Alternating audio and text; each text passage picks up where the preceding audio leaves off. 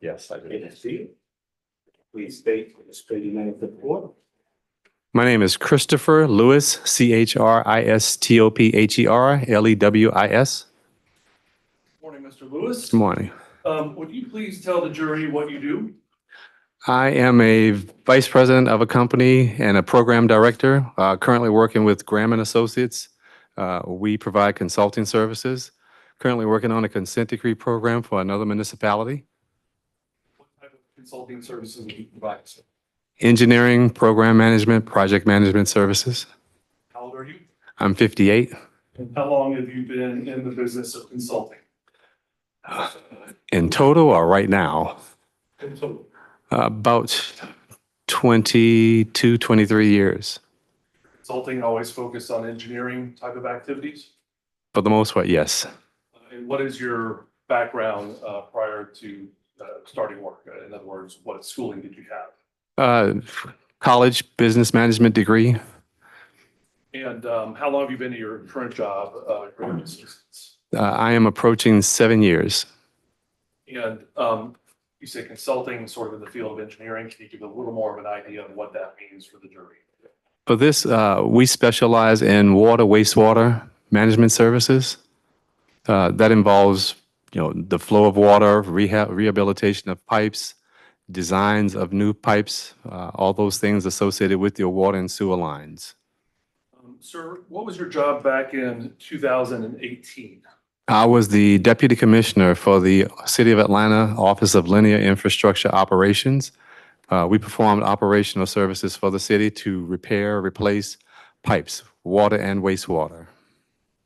When you say the word pipes, is sewer another way to refer to that? Yes, also known as wastewater. And is that part of the Department of Watershed Management? Yes, it is. And is it some subunit of that, or where does it fit within? It's a division of the Department of Watershed Management. You have engineering services, you have compliance, regulatory, and Office of Linear Infrastructure Operations is the operational side where we go out and make repairs. It involved on the water side, installing water meters, replacing water mains, repairing water mains, testing valves and hydrants. On the sewer side, it was providing sewer cleaning, sewer testing, creek testing, all those things to make certain that we would not have any spills or overflows going into the systems of the sewer of the creeks and tributaries. At some point in 2018, did you become involved in a project involving a sewer below the Piedmont Park Community Center? Yes. And what was your role with that project? My group, the Office of Linear Infrastructure Operations, also known as OLIO, received a call or an email or request for assistance to check out the property because they had a collapse inside of the building. And were you in charge of that response? Yes, I was. If we could put on the screen, please, what's already been admitted as exhibits, plaintiffs in right? And it'll appear on the screen. Oh, okay.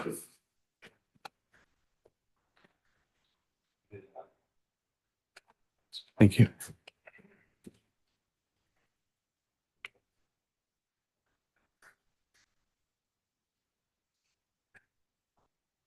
All right, sir. Are you able to see this report we put up on the screen? Yes, I can see the top portion of it. And if we can, first of all, just shrink this down a little bit, then we'll blow it back up. So what is the document we're looking at, sir? This document was the result of some testing that my group and another group within the city of Atlanta performed on the sewer infrastructure that was running underneath the building. Sir, how is it that you're able to recognize this report? I remember writing it. Those are my initials next to my name. And to whom is this report directed? We sent this to Mark Banta. And I want to direct you to a few parts of this report. Now, if we can go down to that bottom longest paragraph, please, and blow that up.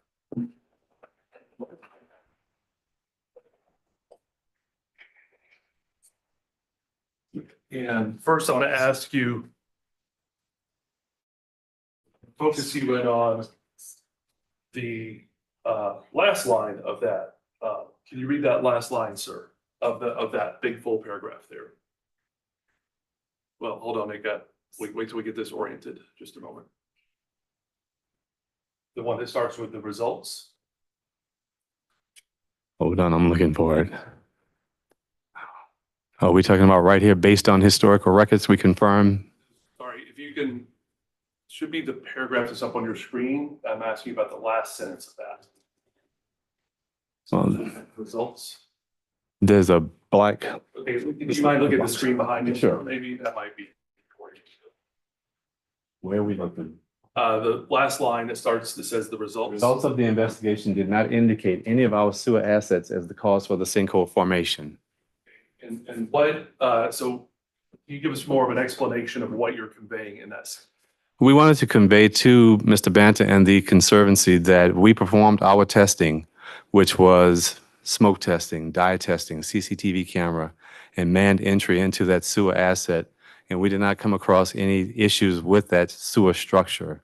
Our scope was exclusively for the sewer structure. Now, the sentence before that, it says, starts with to repair the void. Do you see that sentence? Yeah, I'm going to read it from there because I still have that. Read that to the jury, please. To repair the void, the contractor backfilled the sinkhole utilizing a cellular grout to fill the excavation and stabilize the surrounding soils in subsurface conditions. And what did you mean convey to Mr. That? Objection. Document speaks for itself. Best evidence. Mr. Halsey, any response? Yes, this really, much of this dispute surrounds the meaning of this and what was intended here. And so where we have the author of the report to speak to the meaning of this document. If there's nothing ambiguous about this sentence, and there's no reason for the best evidence, which is documentary evidence, to be skewed. Is central to this dispute. Is the central point of the party's arguments during opening. Is the center of this dispute. So it's absolutely in dispute. This is not, I'm not saying it's not in dispute. This is not an expert, and the best evidence is the report itself. All right. To the extent he's explaining the work that the city did perform and clarifying perhaps what the report says, that is, I think that line of questioning is permitted. But in terms of what he meant to convey, I would say that the document is there and we can take it from there. So with that direction, I would say perhaps granted, sustained in part. You can re-ask the question or rephrase. You were responsible for this project, sir. Was backfill applied to this void? Yes, it was. What was the purpose of applying the backfill? The backfill was to replace soil that we removed in order to perform a part of our testing for the sewer main. And we did not want to come back with dirt, because to come back with dirt, you'd have to apply lifts of dirt, so many inches, and then compact it. We were concerned that it was not in the best interest to compact the dirt because you have this kind of action and it will cause vibratory results. And since there was already concerns about structural integrity of the building, we did not want to do that. So the engineers got together and they decided to use the cellular grout. Was the purpose of this to protect the structural integrity of the building? Is that why you applied the backfill? No, sir. The purpose of the grout was to protect the structural integrity of the sewer main. That was our focus. Our focus was not the building. Our focus was to test for the sewer main to make certain that the sewer main was okay. And if there were any problems with the sewer main, then you would go, to the next step and, hey, you get your engineers, geotechnical, structural, civil, and file a claim with the city if there are any, things that have to be done as a result of the city's sewer main being defective. Why was your focus on protecting the sewer asset but not the building? We didn't own the building. We did not own the building. If we did anything with that building, we start to assume liability and ownership for it. At no time was it a gray area that we're going to do anything with the building. We wanted to do something with the sewer main that traversed across the bottom of that building. How did you reach the conclusion, or how did your team reach the conclusion that the sewer asset was not the cause of the sinkhole? We performed a series of tests several times. Those tests included smoke testing. The reason that we do smoke testing is because if there's any fissure, crack, gap in that system, the smoke will come through. The smoke is applied by way of force. So if it's a hairline fracture in there, the smoke will come through, and you will know that smoke is coming through because it will make this room white. And that's why when we normally do smoke testing, we notify 911, fire departments, schools, nursing homes, all those places that would basically, get very concerned and scared if they saw smoke coming. Before they realize that it's smoke for this test, they will assume that there's a fire. So to keep the anxiety low, we try to notify everyone. It does not smell like smoke. It's just it's smoke. That is our surefire way to find out if there's any fissures in there. And with this stone sewer line, there's no flexibility. It's either intact or it's cracked. And if it's cracked, the smoke will come through. We did a dye test several times. The first time the tests were there, it was inconclusive. There were some concerns. We decided to do it again. We had a manned entry to go in there to perform a visual inspection by a human, as well as the camera to go through and traverse through the line to look at the condition of the pipe. Is sort of the standard testing you would normally do for this type of a project? Yes, with the exception of the manned entry. We normally don't do manned entry on those things, but this was large enough to get a human being to go through the line and look around at a slow pace to examine whatever had to be examined. Would you have been comfortable writing this report if you didn't have confidence in those results? I would not have written a report. In this report, there's a mention of a repair of the void, and I'm not going to visit, Your Honor, have them reread the report. We'll agree it speaks for itself. Did you have concern about the use of the word repair in that sentence? I did. It was in there twice. I wanted to take it out once because when you use the word repair, it just connotates that something needed to be repaired. Something was at fault. Something was broken. Nothing was broken. The work that we did was restoration work, and that was to put the cement grout back in place of the dirt that we removed for the sewer main. One could read this to suggest this fixed the sinkhole. Was this what happened? That was not to fix the sinkhole. That was to stabilize our sewer lines so that it would not collapse further down the line, because we removed quite a bit of dirt that we did not want to leave it like that. And again, we decided not to use dirt because of the compaction requirements. So the grout was the next thing that the engineers recommended. Sir, do you know Mr. Marpanta? Yes, I've met him. Today? Yes. The record reflect he's pointing to the gentleman at council's table. Record will so reflect. And so, do you have communications with Mr. Banta during the course of this project? We did have some communication. I tried to help as much as I could help. There were some emails, there were some phone calls. My goal was to primarily find out, is there a problem with the sewer main? And not to sound disrespectful of the Conservancy, because I like it, but my concern was for the sewer main, not the building, because the building would be taken care of by them and their engineers, contractors, what have you, and they file a claim with the city of Atlanta. That's the way that normally works.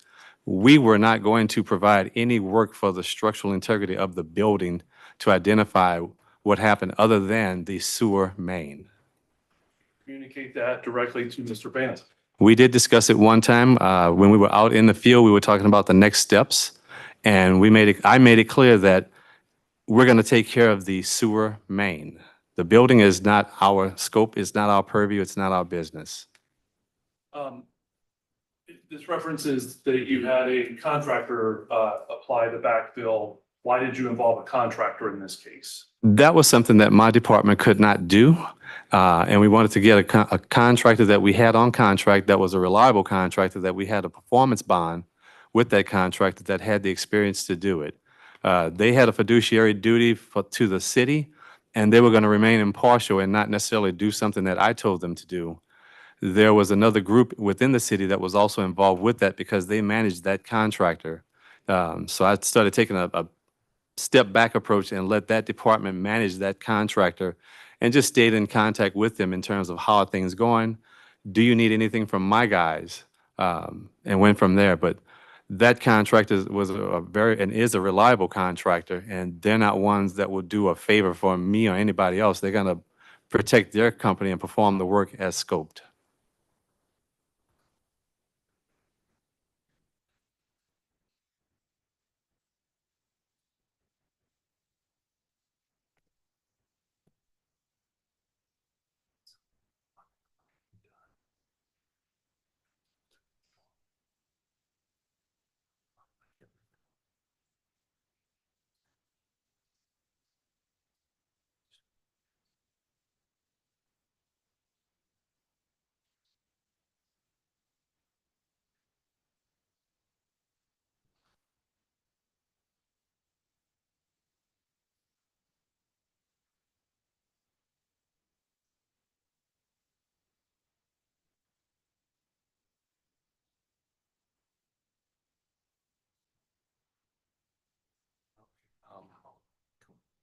Let me just check. Just a moment, Your Honor.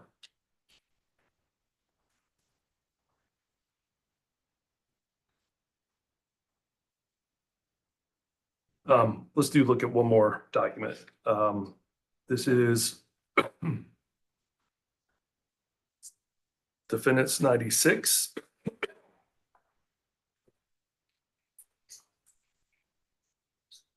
I'll be going to page.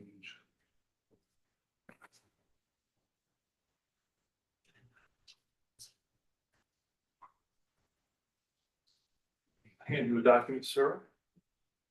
To Defendants 96. Directing to a certain page. This is Bates number for the record, 1138. Thanks.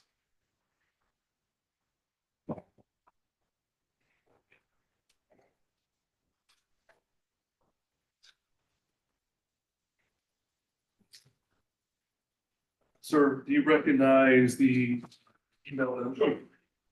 Yes, I do. How is it you're able to recognize it, sir? I remember getting it. I remember reading it. So yeah, I am familiar with it. Author? Mark Banta? And are you one of the people that is the recipient of this? Yes. Is this email a true and accurate representation of the communication that you recall receiving back on September 27th, 2018 at 4:20 p.m. from Mark Banta? Yes, it is. Your Honor, we would tender the evidence. Plaintiff's 96 for at least this one page. We're talking to tender the whole thing. But Okay. So objection. There is an objection, and it goes exactly to the point Mr. Halsey just raised. Mr. Banta is a party representative, and I have no problem with Mr. Banta's being admitted. And looks like conveniently that is all on one page. But I do have the remainder of this is clear hearsay. That's fine. We're fine with just doing the one page. All right. So the partial admission of 97 as identify the parties is admitted. I don't know if for the purposes of the record, we need to separate that, or if you can just tell me what page of it you're talking to. So this is Defendants 96 and it's Bates number be our guest 1138. All right. It's admitted.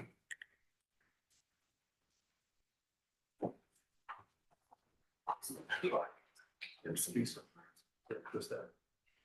We're going to make sure we publish just this one piece.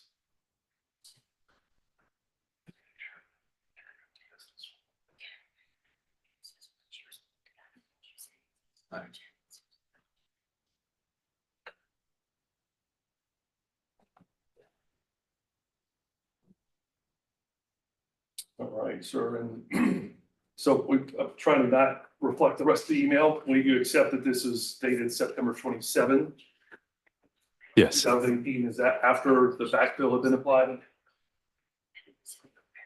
Yes. Yes. Yes. And so my question for you is, does this email that you received from Mark Banta, do you read this to suggest something? Let me think of the right way to ask this question. What did you understand this email from Mr. Banta to be? When I first read it, my thought was this is an incorrect email because it implies that we made a repair. We did not make a repair. We basically shored up our asset.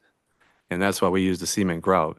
The only repair that would have been made was if we cored a hole, if we, as we were performing our testing, cored a hole in the top of that rock masonry sewer line to drop dye into it, we would put an epoxy back on it just to seal that up. But that's not really a repair that was needed before we did that. So when I saw this, I took exception to it because it's somewhat misleading. And I had conversation with the city's legal department as well as the commissioner to talk about it, and I expressed my concerns.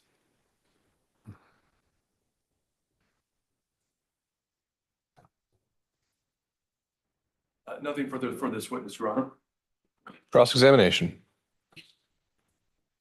If we could leave that page up, Ms. Williams, thank you. Good morning, Mr. Lewis. Good morning. I'm Jason McClary. We've never met. Nice to meet you, Jason. Nice to meet you. Thank you for being here. You were the Deputy Commissioner of the Office of Linear Infrastructure Operations. Did I get that correctly? Yes, you're correct. When did you leave that role? I left in November of 2018. Why did you leave that role? I had some health issues and I'm just ready to move on to something else. Okay, sorry to hear that. That's okay. So you left shortly after this whole incident in question? In November, yeah, Okay. but not due to this. Oh, I understood, just- understood. What did you do, Mr. Lewis, to prepare for your testimony to the jury today? I received some documents from them. I read the documents, discussed some things that I had issues with, had a couple of conversations with them, and just dialogue back and forth. Who's them? Scott, primarily, well, basically exclusively Scott Halsey. You met with Mr. Halsey, or was it a phone call? Phone calls, How many? 2 or 3. Okay. And the first call was I was not interested in the subpoena. So you're here voluntarily? Yeah, I was subpoenaed, and I came. Initially, I was not going to come, but I came. Okay, so you're not here voluntarily, you're here pursuant to a subpoena. Yes, Okay. But nonetheless, you worked with our guest's lawyer in order to prepare your testimony. I wouldn't say to prepare my testimony. I was not. When you say prepare, I look at that as being coached and coerced as to what to say. No, I'm speaking freely for me. So let's go back to this email Mr. Banta sent you. If we could scroll down a little bit, Lisa, just so I can see the date. So scroll it a little bit back up. Yeah, I just want to, just so we can see the date perfectly. Okay. So this is September 27, 2018. Do you recall this is a few days after Ruby Collins had injected the grout? I think Ruby Collins started the work around the 20th or 21st, somewhere in that area. But this was definitely after the grout was applied because the job was basically finished. Okay. And Mr. Banta is conveying his understanding that the crew has found and fixed the problem and backfilled the void with a special concrete mix. Did I read that correctly? You did read that correctly. And you just testified that you found that was not accurate. Well, it's not accurate in my opinion because nothing was fixed, because nothing needed to be fixed. The grout, again, was to stabilize the sewer asset. We removed dirt on top and a little around the sewer line. That is it. Our work did not have anything to do with the structural integrity of the building. Our scope was that sewer main. That's what we were concerned about. Right. But there's a relationship between the stabilization of the sewer asset and the surrounding soils and the building, because the building's foundation sits right on top of that, correct? Correct, but there was nothing wrong with the sewer asset before we excavated the soil around it to test it. And you don't have personal knowledge of that, correct? No, I don't. Okay. So you only know that there was nothing wrong with the sewer asset because that's what someone else told you? That is what the engineers and others in the room, including the attorney for the city, that was what we discussed before I prepared my letter to send out.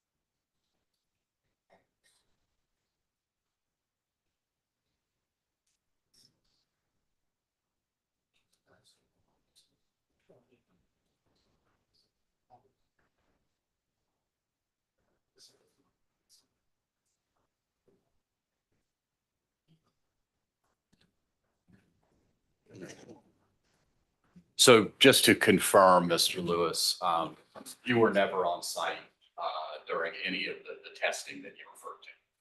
I was on site when they performed some of the smoke testing, but as far as when they did the work on top of the sewer main, I was not there. You know, I was running a department of 500 plus people. You mentioned Ruby Collins, or the contractor that repaired or came out and injected the grout. That was Ruby Collins, correct? Yes, And Ruby Collins has an annual contract with the city of Atlanta where the city can issue task orders for Ruby Collins to go out and investigate and repair voids or subsidence issues caused by the city's infrastructure, correct? yes, And Ruby Collins is busy doing those types of investigations and repairs throughout the city every day. yes, Ruby Collins has expertise on how to investigate and repair a subsidence event. that is correct, yes.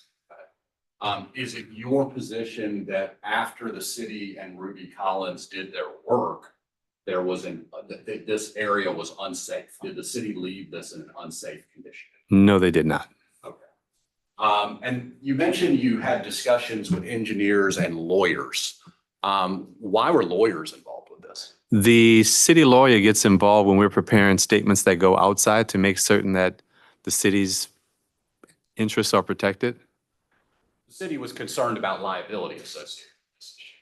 I will say the city wants to make certain that what we're sending out is in the city's best interest. Now, the attorneys have to tell you what that is. I don't want to speak on behalf of the city attorneys. It was in the city's best interest in this case to send a memorandum saying the investigation did not indicate our asset was the cause, right?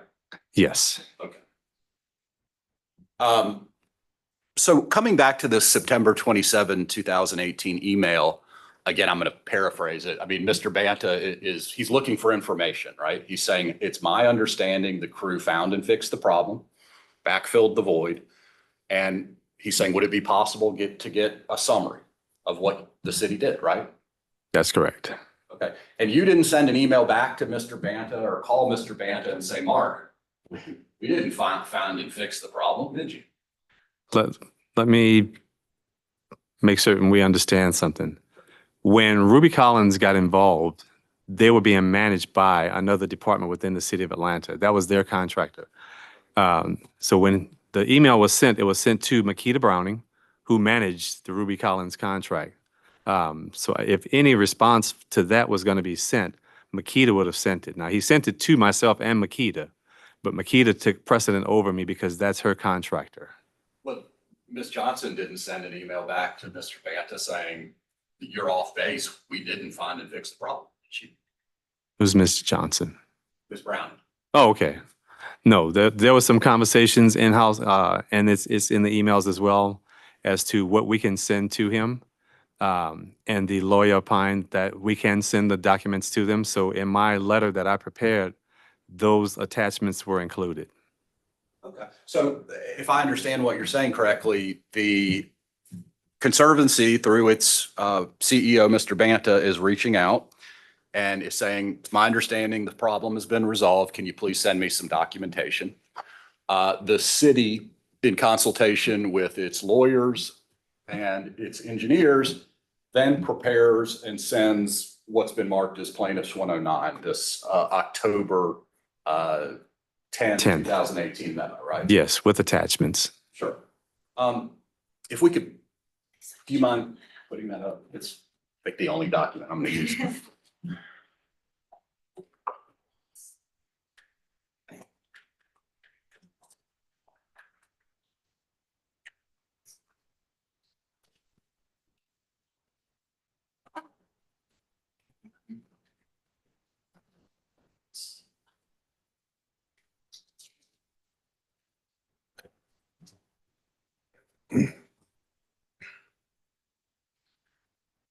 And if we could go down to our favorite third paragraph.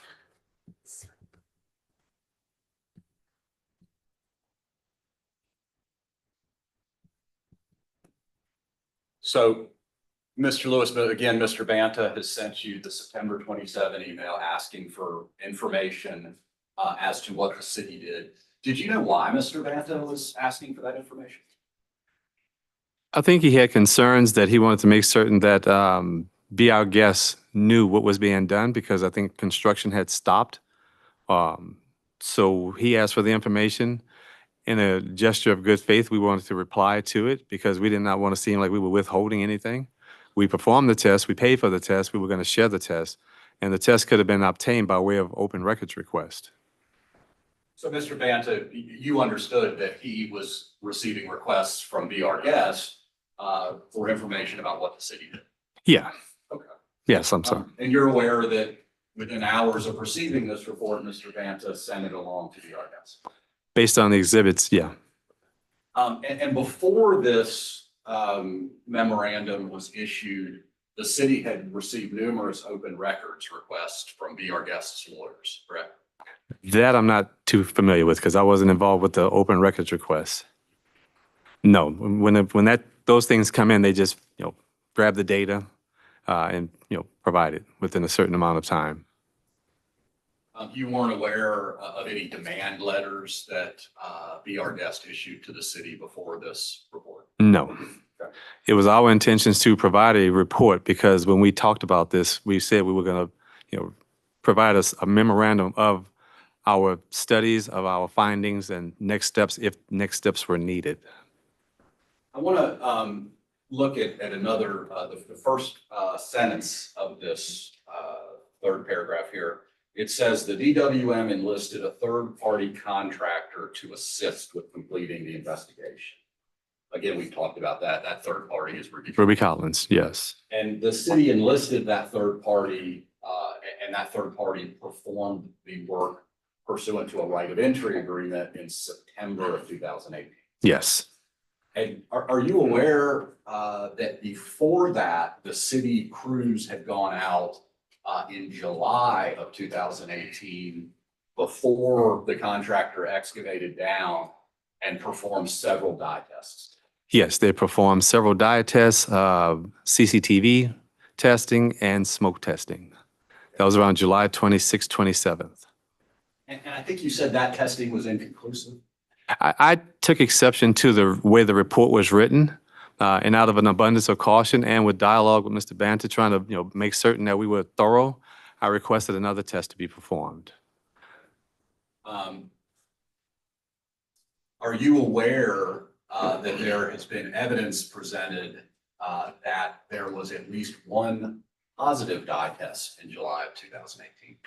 I was not aware that there was a positive dye test in July 2018. I was aware that there were concerns because the dye did not flow all the way down, and they said that it may be because of the mud that went down. My conversations inside were basically, what was the cause of the mud? Was it based on something that we did? The answers that I got, I just wanted to make certain that we was being fair and said, okay, let's do another test. And that's in one of the exhibits. And the mud that was encountered in the sewer, that obstructed the ability for CCTV machine to actually access appropriate areas, correct? I don't know if it was mud that obstructed it or if it was some debris that was in there. People unfortunately flush everything down the toilets. We call them rags, but it's toilet tissue, sanitary products, prophylactics, all those things, and you never know what gets in there. When the city in July was introducing water and dye into the void area, you appreciate that was, I've called it before it was cleaned up, sort of the condition as it existed before any work was done, right? When you say cleaned up, what do you mean by cleaned up? Internal or external of the pipe? No, external. When Ruby Collins came out and sort of excavated down, they created a much cleaner, cylindrical shaft down to the top of the rock sewer. I'm talking about before they did any of that excavation. We can call that condition whatever you want. I just want to make sure you understand what I'm saying. I don't. Can you rephrase that? You understand this void was discovered during saw cutting in the floor in July of 2018. Yes, that's when we found out that, hey, we've got a sewer that's running underneath that. Right. And there was a tilted slab, the slab sort of tilted down into the void, and it remained in that condition until the city's contractor came out, Ruby Collins. Yes. Removed the slab, did the excavation. Yeah, remove 2 slabs, so 2 layers of slabs. Yes. Okay, so you're with me in terms of the condition in July before Ruby Collins did its work. Yes, for the exterior of the pipe.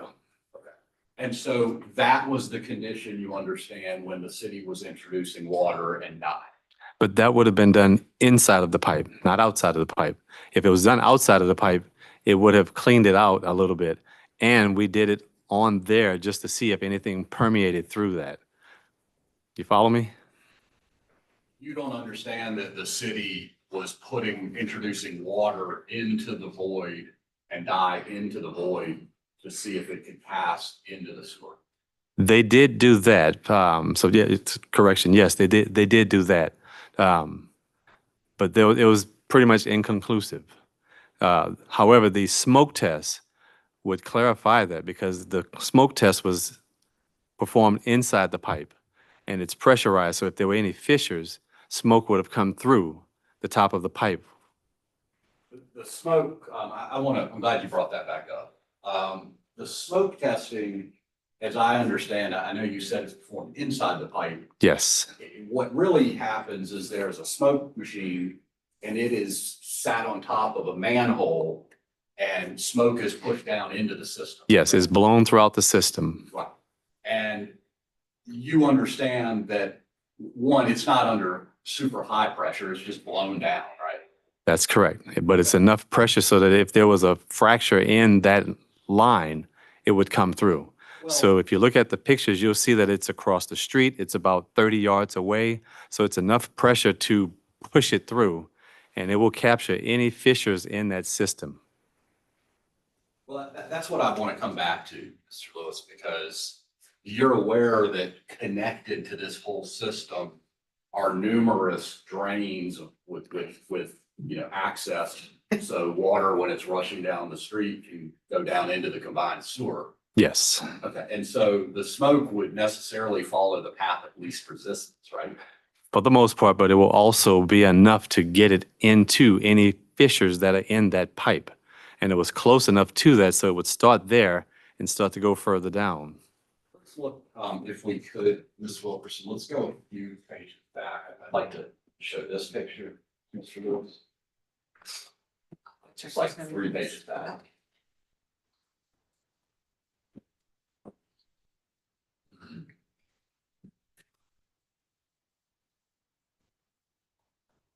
Okay.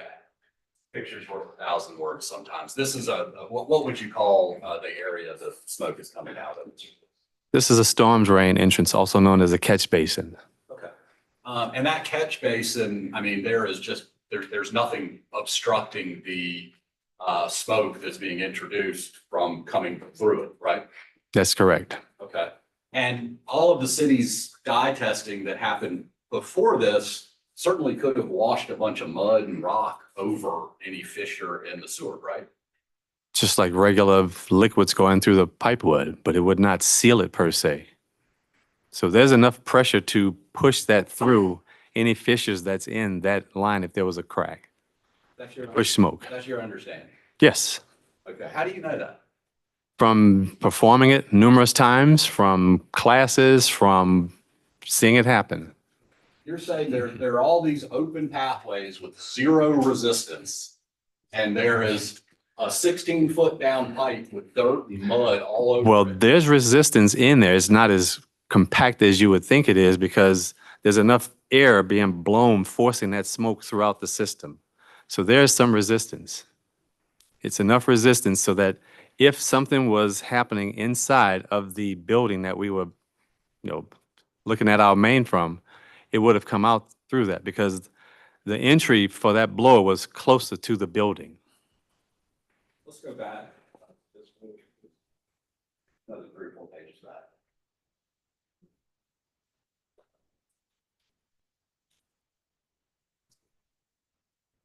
Yeah, we can go down just so this is a wide open manhole. This is another area you would expect, again, the smoke to flow to the path of least resistance, Yep. right? However, when that smoke test first started, that manhole cover was closed.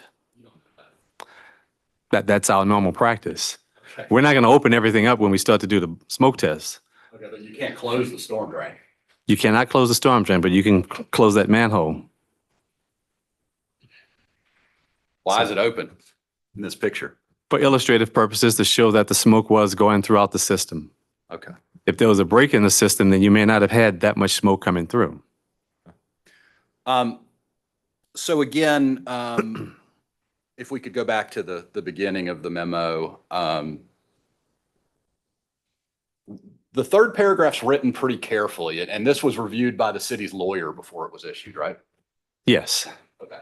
And so what is really being said here is in September of 2018, there were no tests that indicated the sewers that caused the void, right? that there were no tests? No, that the test did not reveal in September of 2018 that the city's asset was the cause of the void. That's correct. Okay. Doesn't say the city's asset was not the cause of the void, right? The testing that we performed made it conclusive that there were no issues with that sewer main that ran under that building. Why didn't the city say that? That I cannot answer. I mean, this is what was approved to go out. And this doesn't say there wasn't an indication that it was the sewer's asset or it was the city's asset in July of 2018. This is talking about September, right? That's correct. This is a culmination of all the testing that was performed, starting with July. And that's why you have exhibits in there that date July. And you never spoke or never followed up after hearing that the crews who were out there in July told lots of people that they saw dye in the manhole downstream from where they were introducing it into the hole. We had internal discussions about it. Oh, so you did know that? Yeah, we had internal discussions about it. And out of an abundance of caution, we asked for it again. Okay. And again, I know we've beaten this to death, but you don't know now. Mr. Bantha asks, I need some information. The tenant's asking, the city sends him something that says to repair the void, the contractor backfilled the sinkhole utilizing a cellular grout to fill the excavation and stabilize the surrounding soils and subsurface conditions. Of the sewer main, not of the property. Subsurface conditions are the subsurface conditions right underneath the community center, right? I think that's debatable. If there were concerns about that, the Conservancy could have hired a geotechnical engineer or a firm to do some testing while we were doing our testing. Our guests could have done that too, right? That's up to be our guest. What?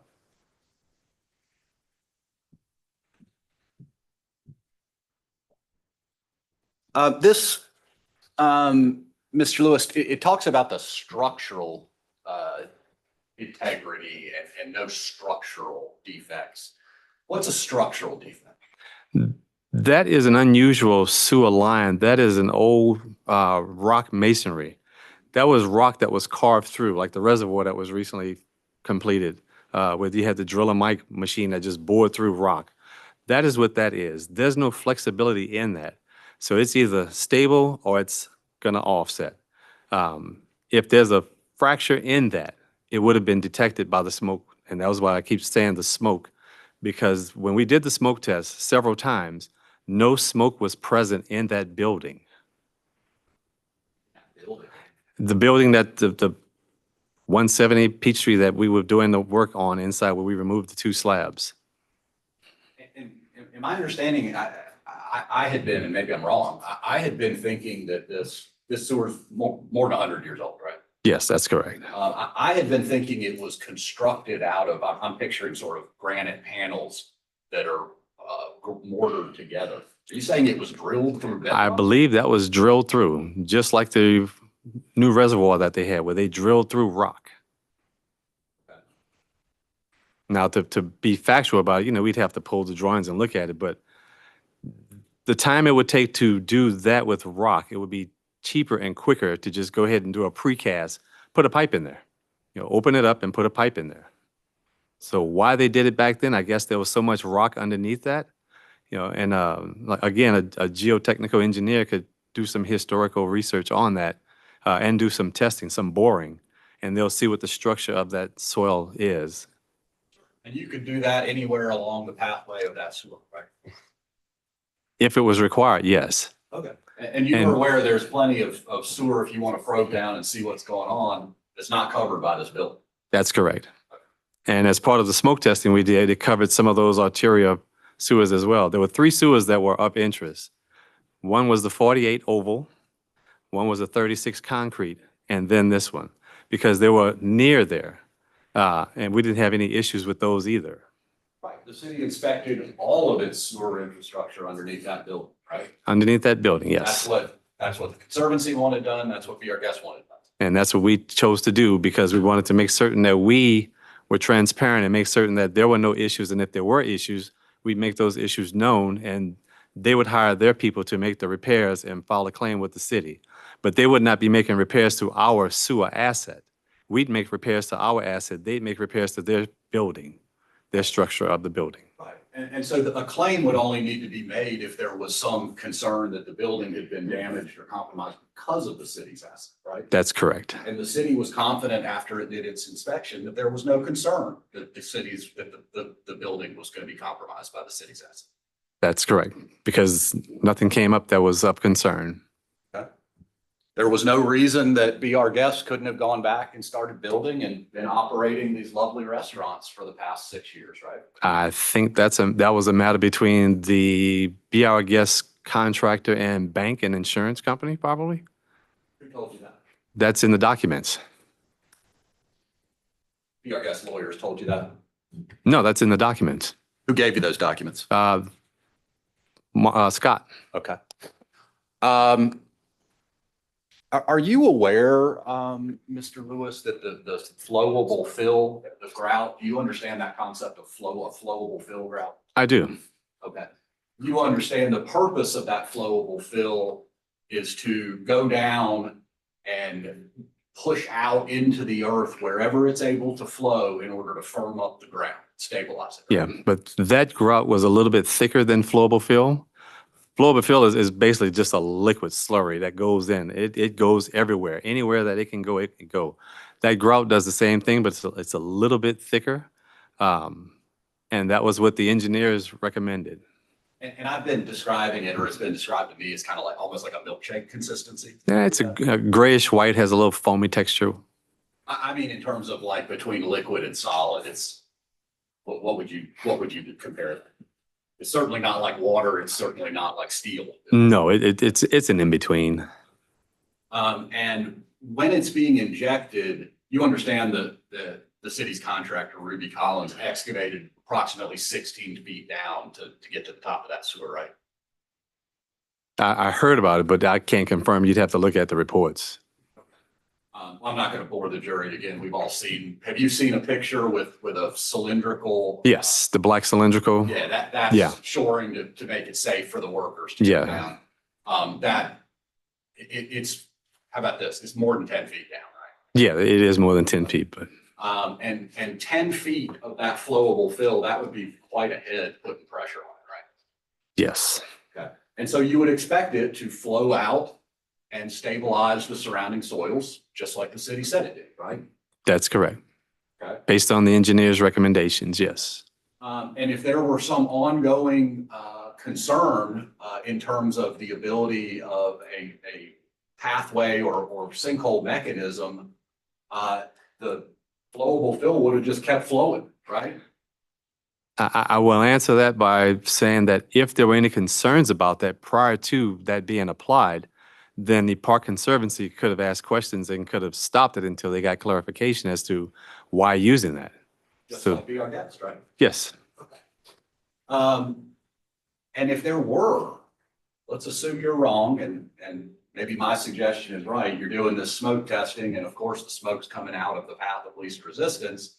If there is some very small hole that couldn't be detected or fissure or whatever you want to call it, something my pinky or smaller, that flowable fill would have fixed it, right?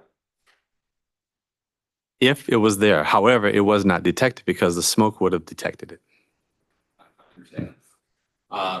Again, let's go with that hypothetical. You understand, sir, when we have heavy rain events, that old sewer pipe can be pressurized, right? Yes, And if there were some small hole or fissure, say 100 years ago, it could have shot water up into the dirt. And as the rain receded, it could have pulled dirt back inside of that sewer, right?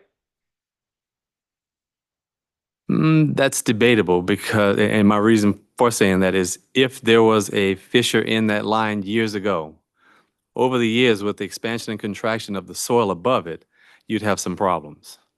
The city's done a lot of work inside these sewers over the past 100 years, right? They've done preventive maintenance. Okay. And are you aware, sir, that in the early 90s, I read this in the paper and I'm curious, that every time it rained 1 inch in the city of Atlanta, 200 plus Olympic-sized swimming pools of sewage flowed into Piedmont Park. Are you aware of that? I was aware that there were some issues with that, and that is what triggered the consent decree that started in 1998 with the city of Atlanta. So a lot of that's been fixed, right? Yes, When it rains 1 inch now, we don't have any sewage in Piedmont. you're not supposed to. And that's because the city's done a lot of preventative maintenance and repair work inside Yeah. these sewers pursuant to that consent decree. That's correct.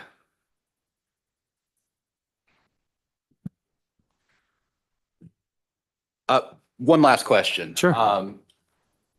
Ruby Collins, before injecting the grout, they submitted a grout mix to the city for approval, right?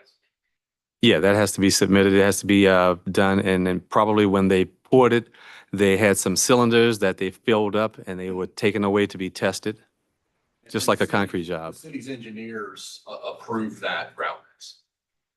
Yes. That's all I have. Okay. Redirect. We just one for straight point, straight technicality problem here. You mentioned an address that I don't think was the community center, but I just want to make sure we're talking about the same thing. Are we talking about the Piedmont Park Community Center near the 12th Street entrance of the park? Yes, the one that had the two slabs that fell into it. That's the property. So if I say the wrong address, that's the property. We're all talking about the Okay, same. my apologies. Any recross on that point? No. All right. Can this witness be excused? All right, Thank thank you, Your you. Honor. Thank you, sir. Thank you. Plaintiff may call the next witness.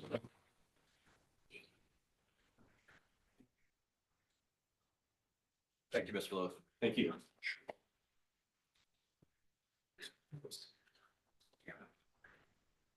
Judge, can we have a 2-minute break? Check on witnesses. We'll hold in place. Thank you, sir.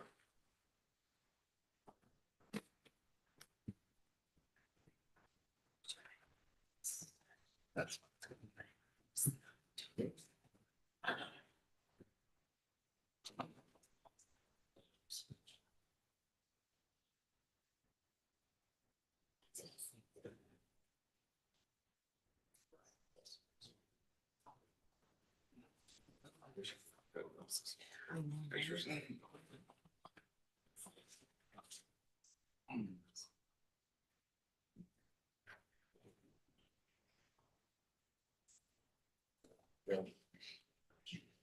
They want to step out? Yeah.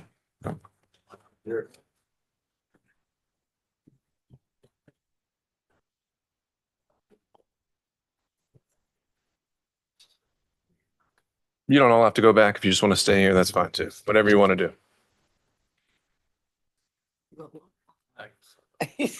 do. Never waste an opportunity. I'll be right back. Jason. I know. Why not? Is there anyone? No? Okay, good.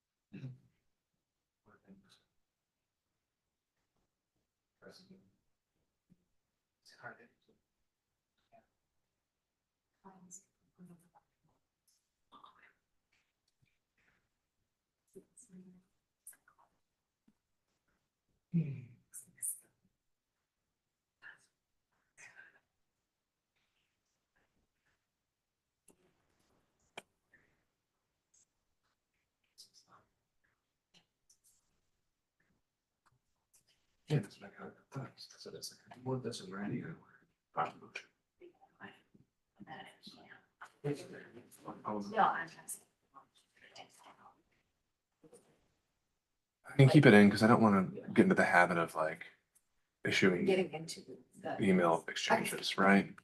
And it also makes them do a little more work, which maybe they'll do, I don't know. But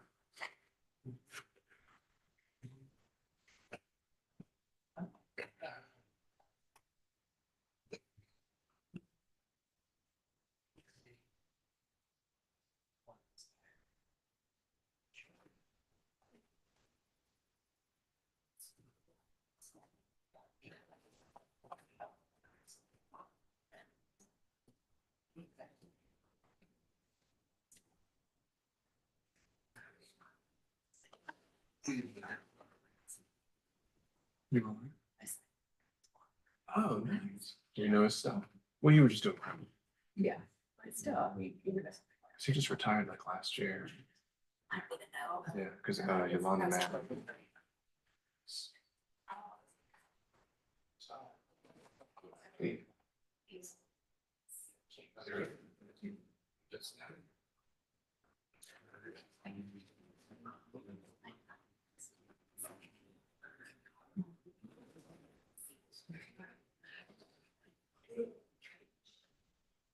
Is that yeah.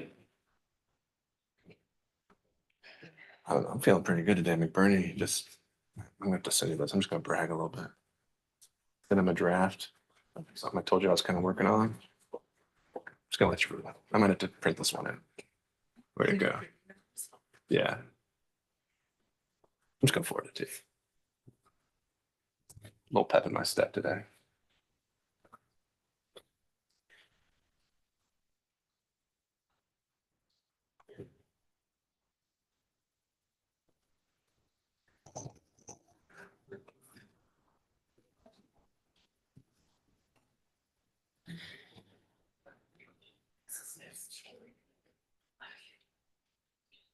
Okay. Sure. There's nothing snarky in there. It's just, just good analysis, I think. So that. Yeah, that was. I mean, I just. Emails subject. Right, they want to show this. Ah, I found somebody.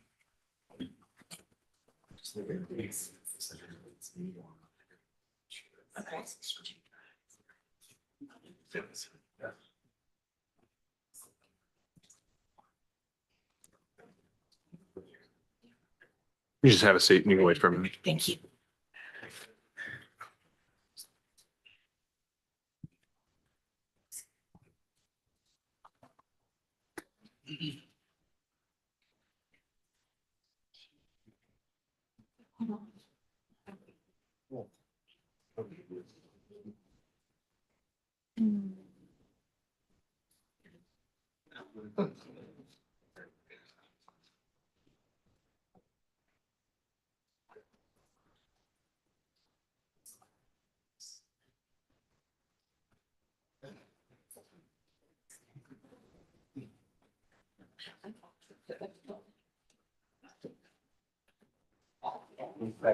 All right, we should still be on the record if we ever went, just in case we ever went off.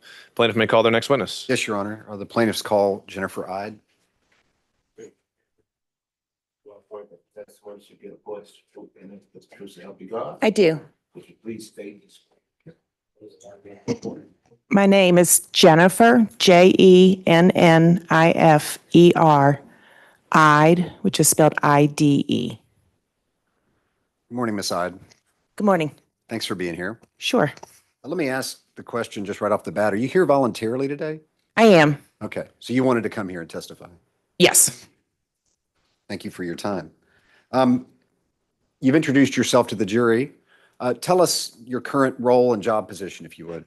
Sure. I'm a lawyer and I work for a software firm that my sister and I started called Remedy Diabetes, and we develop software for healthcare systems. Okay, and how long have you been working at Remedy? Or I should say running Remedy. Since 2012. Okay. And what's your title at Remedy? I'm the chief legal officer and chief financial officer and chief administrative officer. I wear a lot of hats. Tell the jury a little bit about your background, just at a high level, where you went to college, were you, any graduate degrees, et cetera? Sure. So I grew up here in Atlanta. Yep. I went away to college to the University of Virginia. I was an English major. I taught school for a little while, and then I went to law school at Emory. And after law school, I clerked for a federal judge, and then I practiced at the firm that was called Sutherland, Asbill and Brennan for 12 years as a litigator, a courtroom lawyer like you. And then I left to start this company with my sister. Be a smart move to get out of it. Do you do any work in the community in terms of volunteer work? I do. I have 4 children, so I did a lot of work at their school, served on their local school council at Morningside. I volunteer at their current school, Paideia. I have done a lot of, when I was practicing law at a law firm, I did a lot of pro bono work of representing people who may not have otherwise had a lawyer, or representing people on appeal of criminal convictions where they didn't have a competent lawyer. After I did a couple of years volunteering with the Atlanta Public School System at my children's school, and then I ran for city council in 2017, and I served as the District 6 council member for 2018, 19, 20, and 21, and then I did not run again after that. And I currently serve as the chair of the MARTA board of our transit authority. I serve on the board of Park Pride, which is a nonprofit here in Atlanta, and on the board of South Fork Conservancy. And I serve on the board of the Win List, which is a women's voter initiative group. I think that's it currently. Okay. You said that you were elected to city council in 2018, is that right? The election was in 2017, and the term began in January of 2018. And District 6 was your district.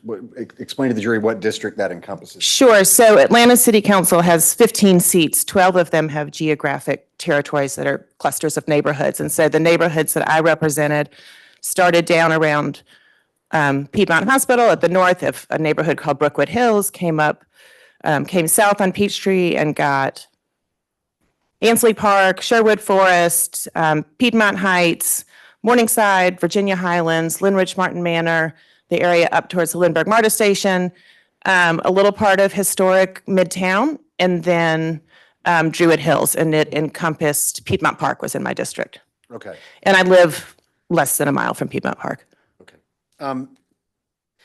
Tell us a little bit about when you were serving as the council member for District 6, your day-to-day, how many days a week were you, is that a full-time job? Tell us a little bit about your.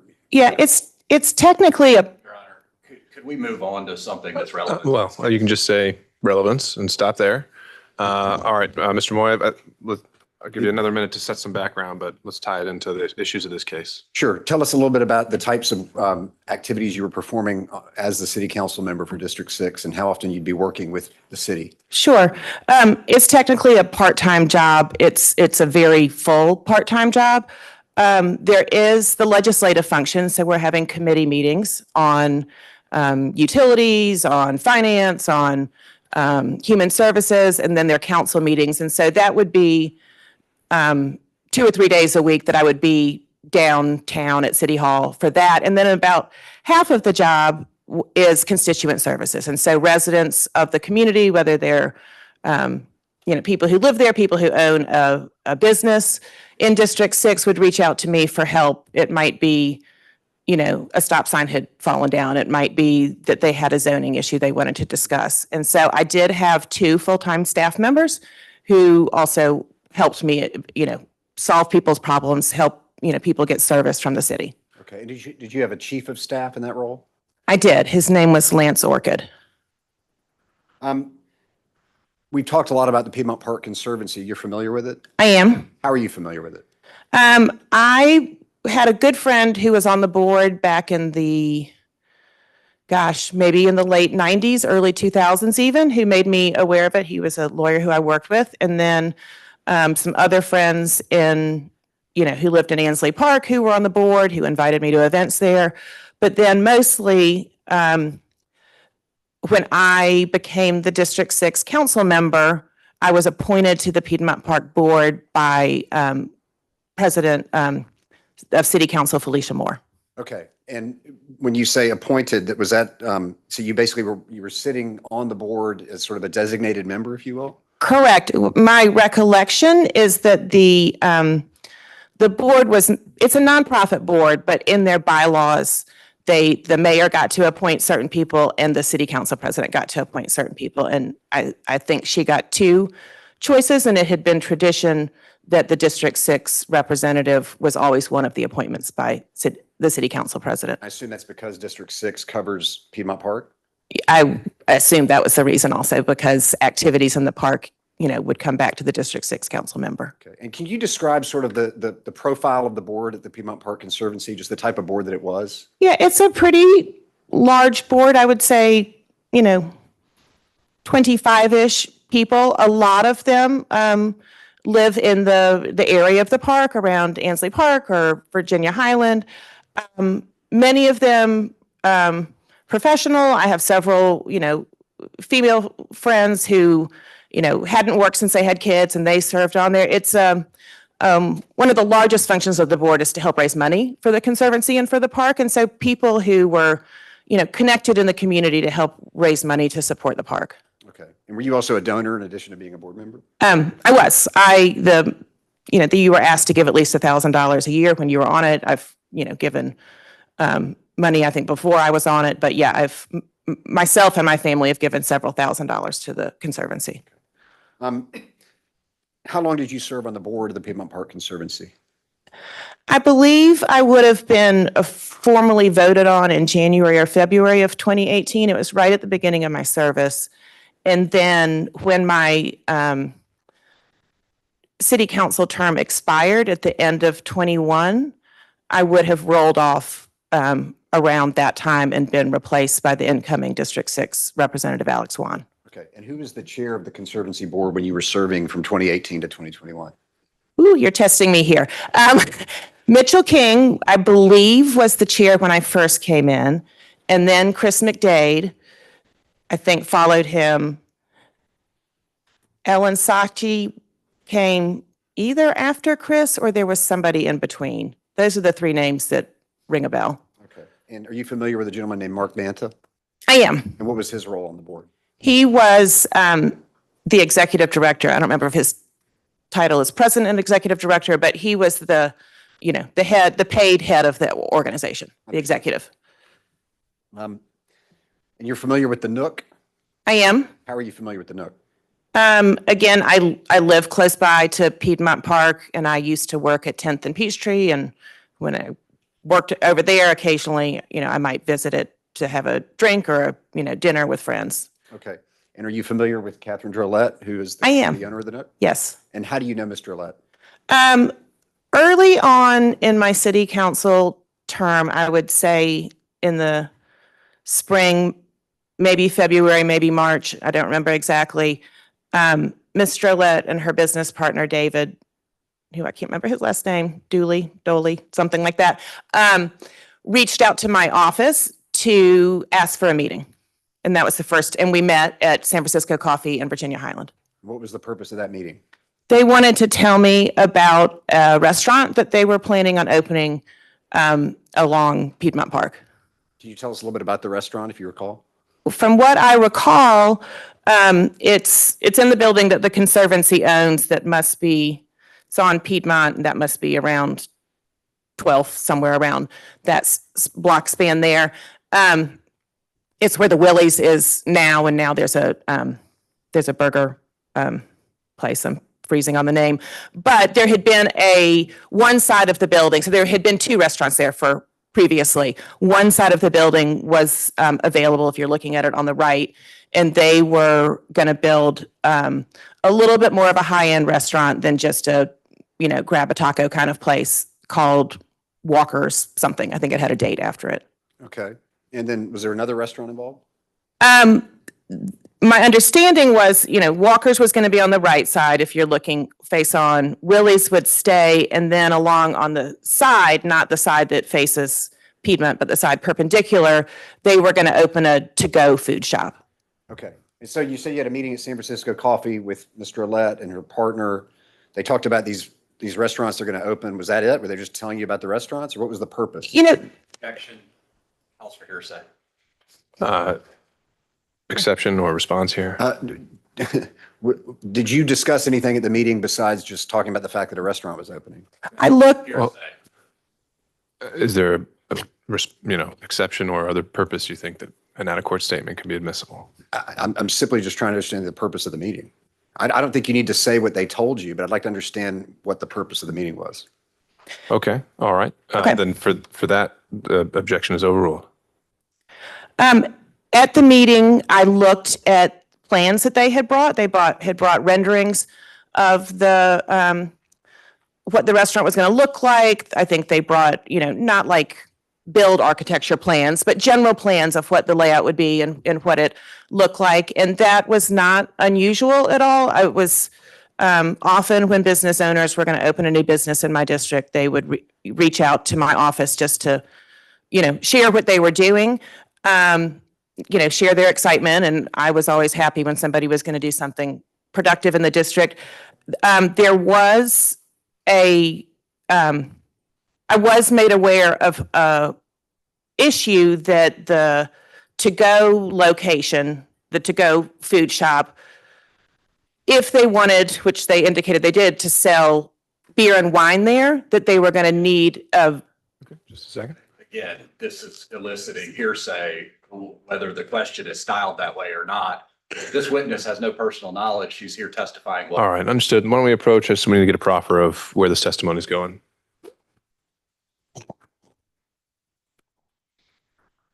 Wait, are you going to try it over here? We're going to.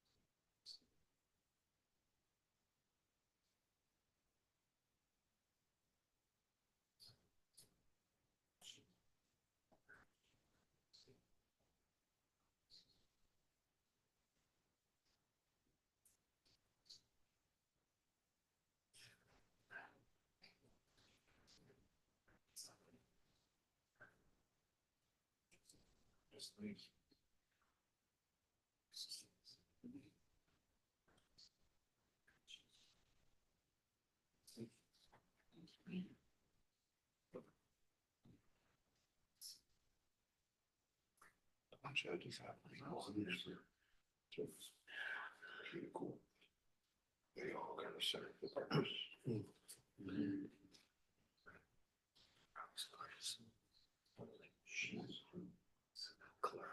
Yeah.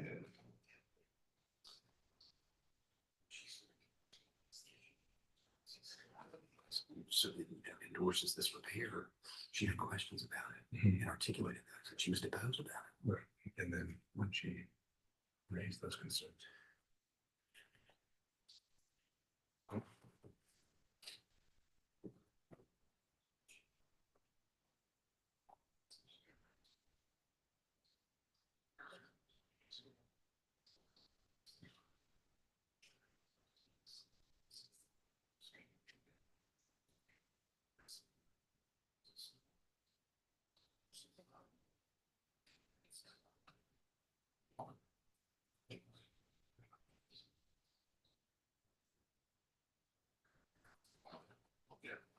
Preserve it for the record. All right. All right, Mr. Moy, why don't you re-ask whatever question you have, and then we'll go from there. Did you leave the meeting with any sort of things that you were going to try to assist with? Yes, that.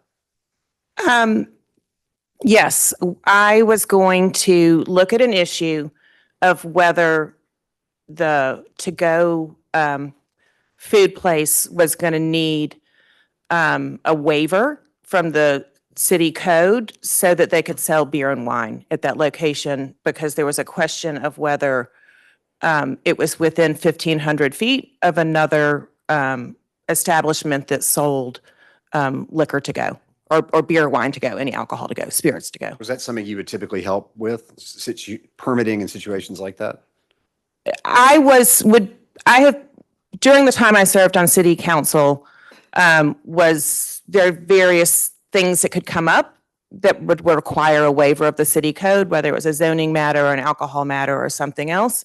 And it wasn't unusual for a constituent to bring that matter to my attention. Did you have a view about whether it was going to be difficult to obtain that waiver for the liquor license for the grab and go place? Objection calls for opinion, testimony calls for speculation. All right. If you could establish more so how she would be able to come to an opinion on that, that'll be sustained for now. Sure. Based upon the experience you've described serving on the city council and assisting constituents with obtaining permits and other waivers, did you have any experience where based on that you thought it would be either difficult or not difficult to obtain a permit in this case? Same objection. All right, if you could flesh out that experience.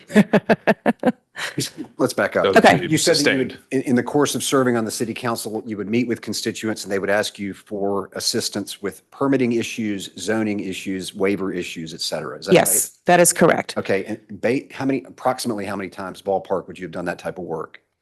A handful, and there's a legislative process that allows for that I would draft a piece of legislation asking for a waiver of the distance requirement. I would, submit that. It would go to the committee that oversaw that area. So whether zoning or public safety, and then it would go on to the full council. And there's, a tradition on city council that if it's a matter that only impacts the district in which you sit in, that it generally is Wait a passed. minute, there's an objection. I got to handle that first.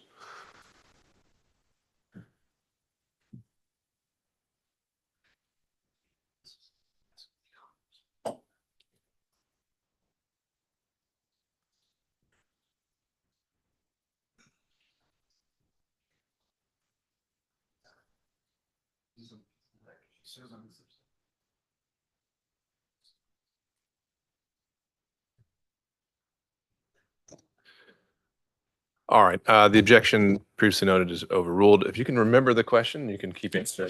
I think I do, what the process was. So generally, if there was a piece of legislation that was very local, like a waiver of a distance requirement or waiver of a zoning requirement, the city council member could introduce legislation, and there was a sort of a collegial tradition that if the city council member for that district asked for it, it would be passed. And in my 4 years there, it never happened to me that my colleagues overrode me. I can think of one instance that people voted against the city council member. Okay, and so you anticipated that being a similar experience with this particular waiver? If I had introduced the legislation, it never moved that far Why didn't it move that far? because the building was never completed. Okay. Are you aware of the sinkhole that's been the subject of this litigation here this week? I am. How did you first become aware of the sinkhole? I believe I first became aware of it as a member of the Piedmont Park Conservancy board and being updated on the status of the restaurant. And what was your understanding based on what you were told by the board? Action. Hearsay, and I'd like to approach, Your Honor, I have another concern. All right.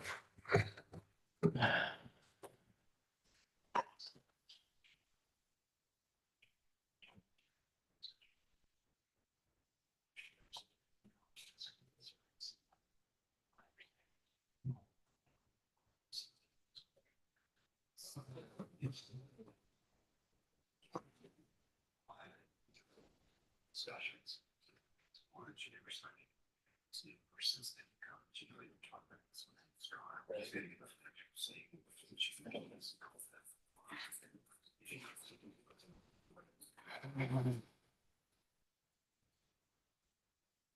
I'm not aware of any.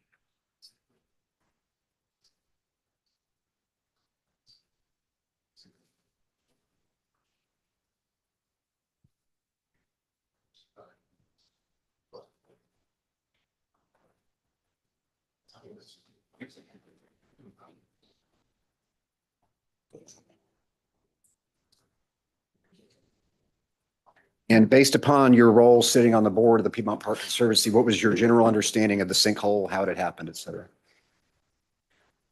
My general understanding in the beginning was that, construction had commenced and there was a sinkhole, literally some cement slab tiles had tipped in and there was a hole in the ground.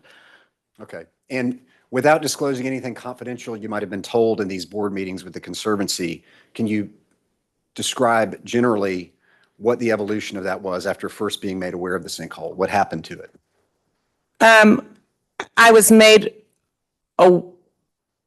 was aware that then construction stopped. Okay. And do you know why it stopped? There was certainly a period of time when there was some analysis, assessment going on of what may have caused the sinkhole. Okay.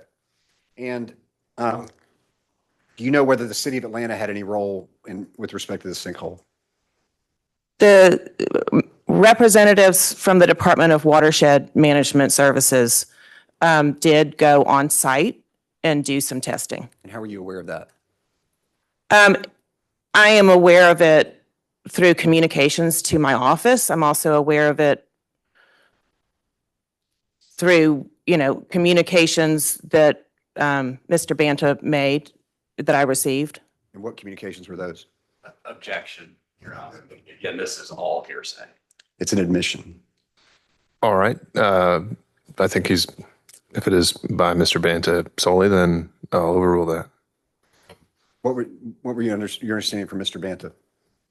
That the city of Atlanta had gone to the site and had done testing to try to determine the cause of the sinkhole. And anything beyond that?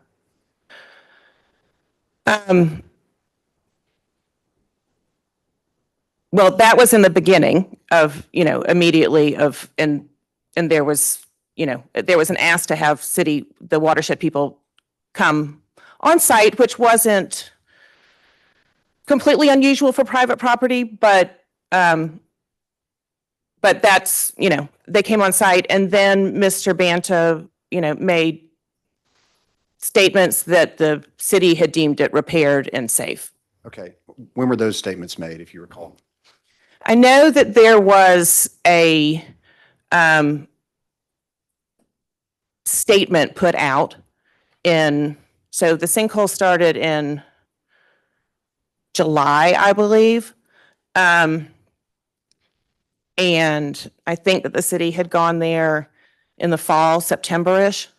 In January, there was a public statement put out by the Conservancy. When you say a statement, is that a press release? I suppose so, something that looks like on Conservancy letterhead. I know, I saw a copy of it, I don't know who else it was sent to.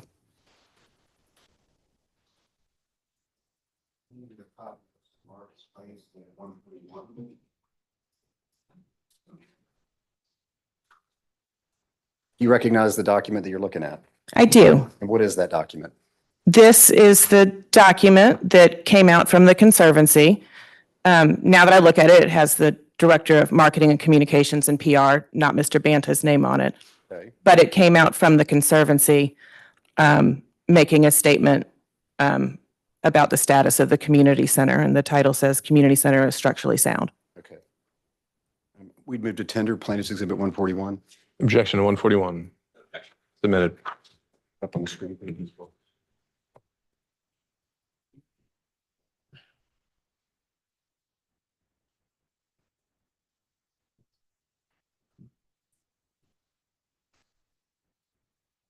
Oh, was there a question? No, I'm about to ask one. Okay. Ms. Wilkerson, if you could zoom in, please, to the fourth paragraph down, please.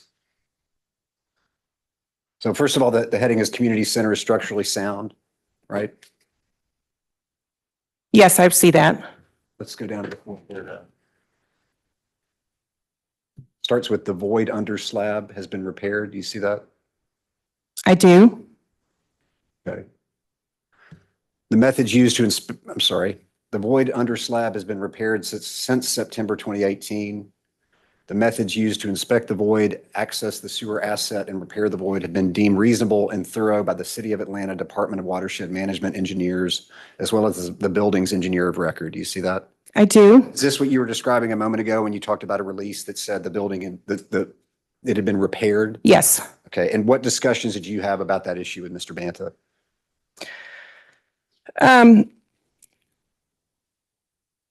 I had discussions with Mr. Banta about that language that the city had. Let me read this real quick. Your Honor, I had discussion. Wait a minute. Okay. Yeah. prior out-of-court statements are hearsay. I think the question was what Mr. Banta may have told her. And so, Responding about what she told him. right. And to that end, if it's relevant to show some knowledge on the part of your party opponent or the effect on the listener, then that's what they'll be admissible for. So it'll be overruled. After reviewing this press release, you discussed the issue with Mr. Banta, is that right? I did. And what did Mr. Banta say about it? Mr. Banta believed that the city had repaired the sinkhole with the actions that they had come out and taken. Okay, and what was your view on that? My view was that the city had come to inspect the source of the sinkhole, the cause of the sinkhole, and had determined it was not related to city infrastructure and therefore had not made any repairs. Okay. And do you know whether after this press release was issued that there was any sort of amendment or a second press release? My office shared this press release with the Commissioner of Watershed. Okay. And then I am aware that there was later in the spring, a slightly modified statement put out. Okay. Yes, to approach.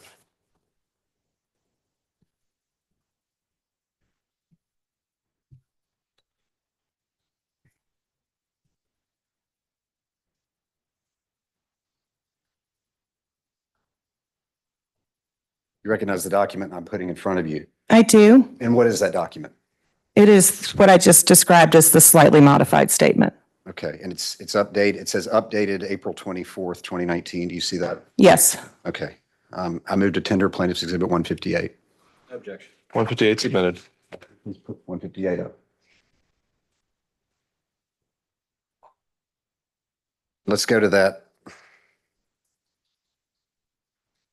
Yeah. I'm looking at the fourth paragraph, Yes, and it says the void under slab has been repaired since September 28, 2018. Do you see that? I do. The methods used to inspect the void, access the sewer asset, and repair the void have been deemed reasonable and thorough by the building's engineer of record. Do you see that? I do. Okay, and you can look back at the prior exhibit 141, but the prior exhibit, same paragraph, had said the methods used to inspect the void, access the sewer asset, and repair the void have been deemed reasonable and thorough by the City of Atlanta Department of Watershed Management engineers. Do you see that? I do. And then in the second press release in 158, it says have been deemed reasonable and thorough by the building's engineer of record. Do you see that?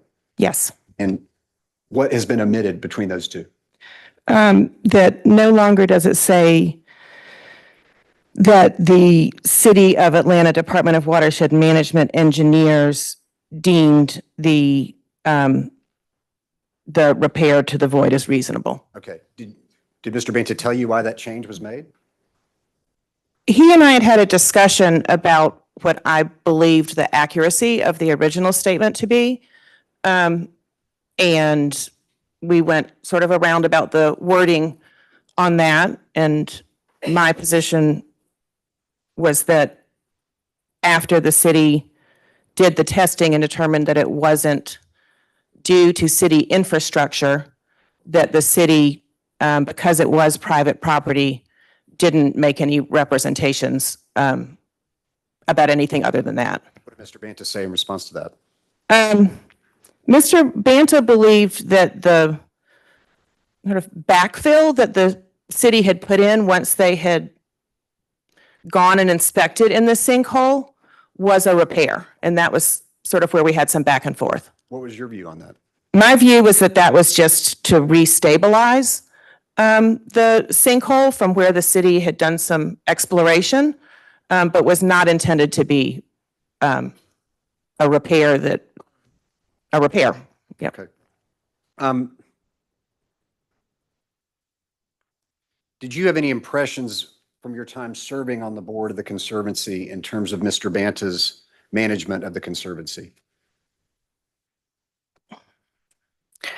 I think Mr. Banta did, a nice job of managing. This is impermissible character evidence. Mr. Banta's character is not on trial. No, I understand the objection. Mr.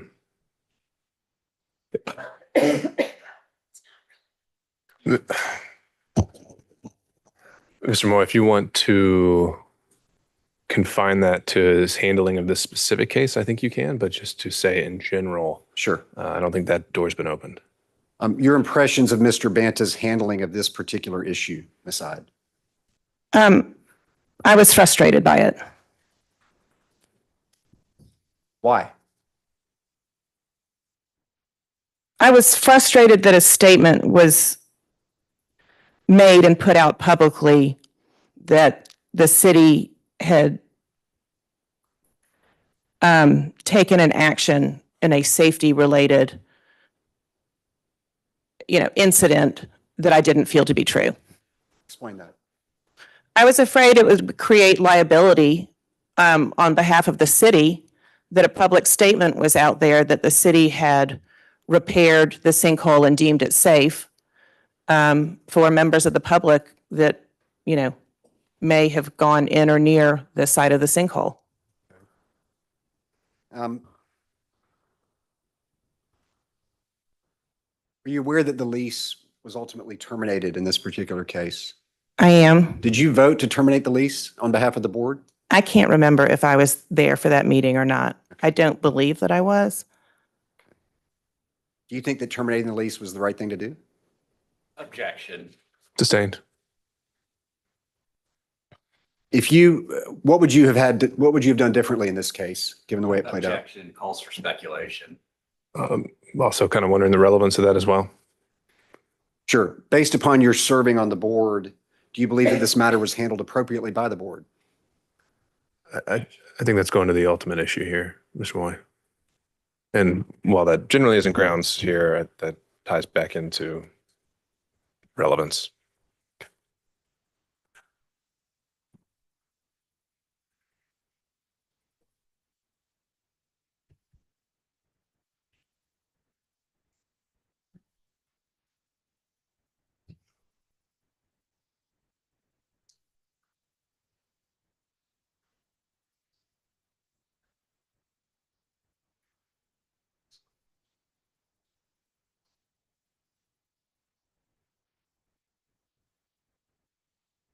I have nothing further for this witness at this time. Any cross-examination?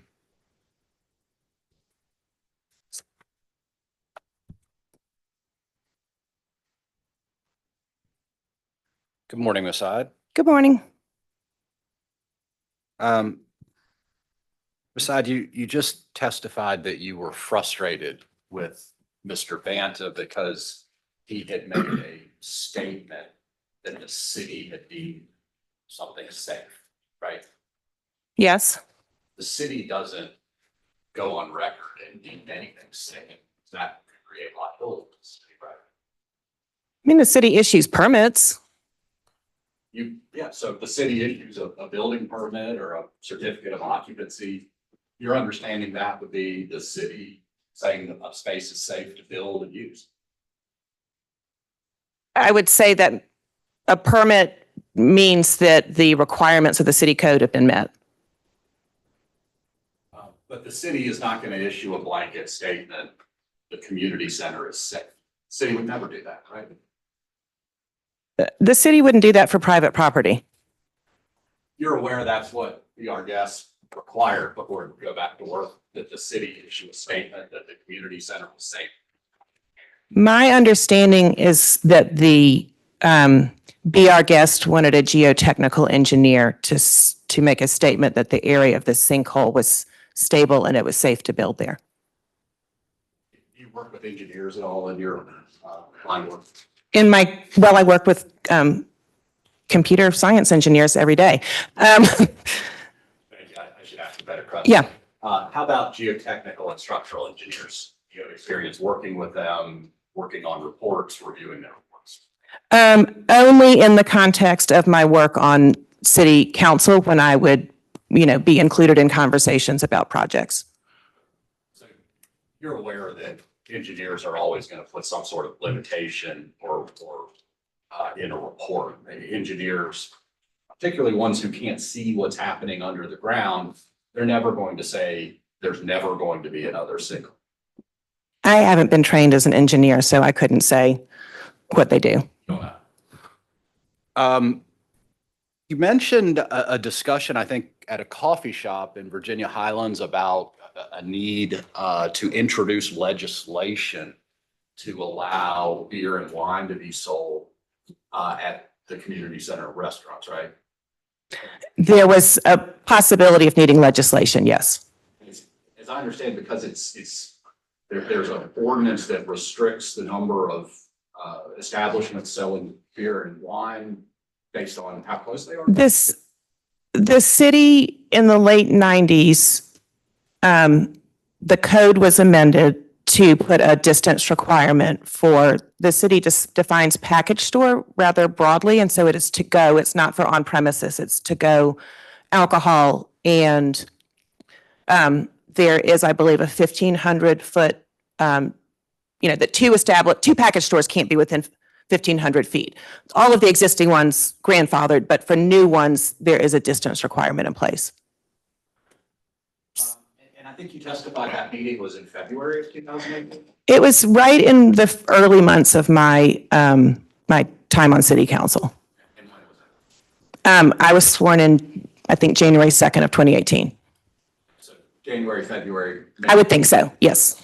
And the sinkhole was discovered in July 2018, right? That's my understanding, yes. That's my recollection. Why didn't that legislation proceed? Because the building hadn't been built. I mean, there needed to be some more definition to the project.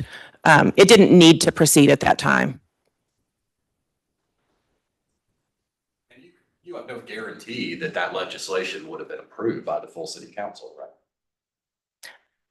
I have no guarantee that that particular one would have been, but as I stated before, these were handled as a matter of local courtesy. So in my 4 years there was only one time that other city council members voted against. It's called ward courtesy, something local. That piece still passed, but 2 people voted against it. But the practice was otherwise to support your colleagues if they put legislation forward.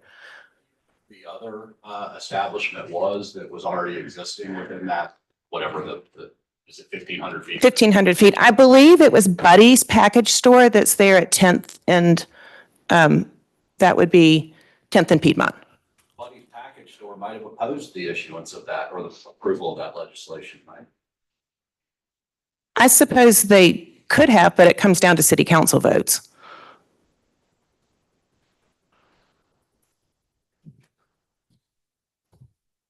You said you rolled off the board after you chose not to run for reelection. When was that? Well, I rolled off the board after I completed my term on city council, which would have been December 31st of 2021. And no one asked you to continue serving? No, I was serving in the seat I wasn't serving in a regular seat. I was serving in the seat designated by the city council president, and the bylaws were actually changed to make that not be a choice of the city council president, but to specifically be the District 6 representative. So there wouldn't have been an option for me to stay in that seat. But you could have served in an at-large or any other board seat, right? If I had put myself forward, but I think you heard from my introduction, I'm very engaged in many organizations. And so it wasn't, I knew I was going to be serving on several other organizations that I worked with. So I didn't volunteer and I wasn't asked. Okay.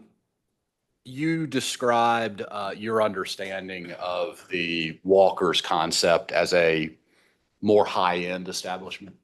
Yes.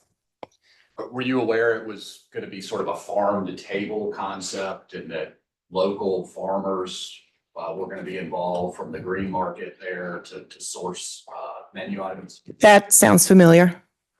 That's nothing like the Nook, right? I haven't been to the Nook in probably 15 years. So you don't know? I don't know. Okay. You don't know if the Nook is a higher-end farm-to-table restaurant? I haven't been there for 15 years. Okay.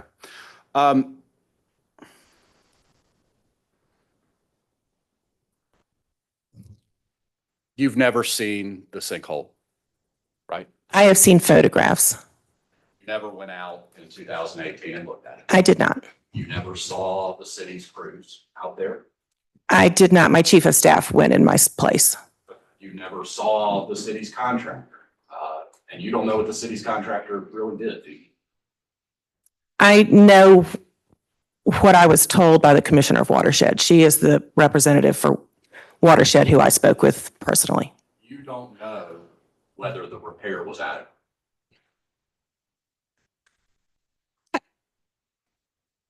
My understanding from discussions with the commissioner is that there was not a repair made. There was an inspection. You don't know that. If someone said this repair fixed the issue, the injection of this flowable fill, whatever caused the issue, has arrested the mechanism for water to transport sediment, you can't say that's wrong, right? You don't know.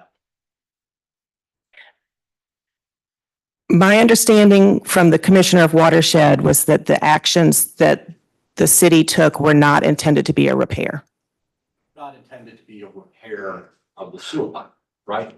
Not intended to be a repair of the sinkhole. But that's exactly what the city's memorandum says.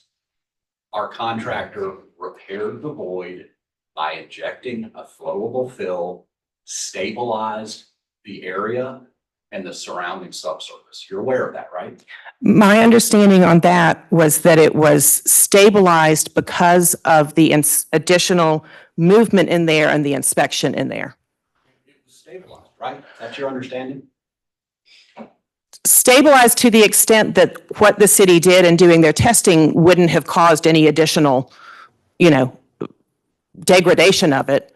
But my understanding from the city was that it was not intended to be, there was no representation that it was a repair that, you know, the sinkhole would never happen again. Right, because no one can guarantee a sinkhole will never happen, right? That's not possible. Sinkholes are weird things. I don't know.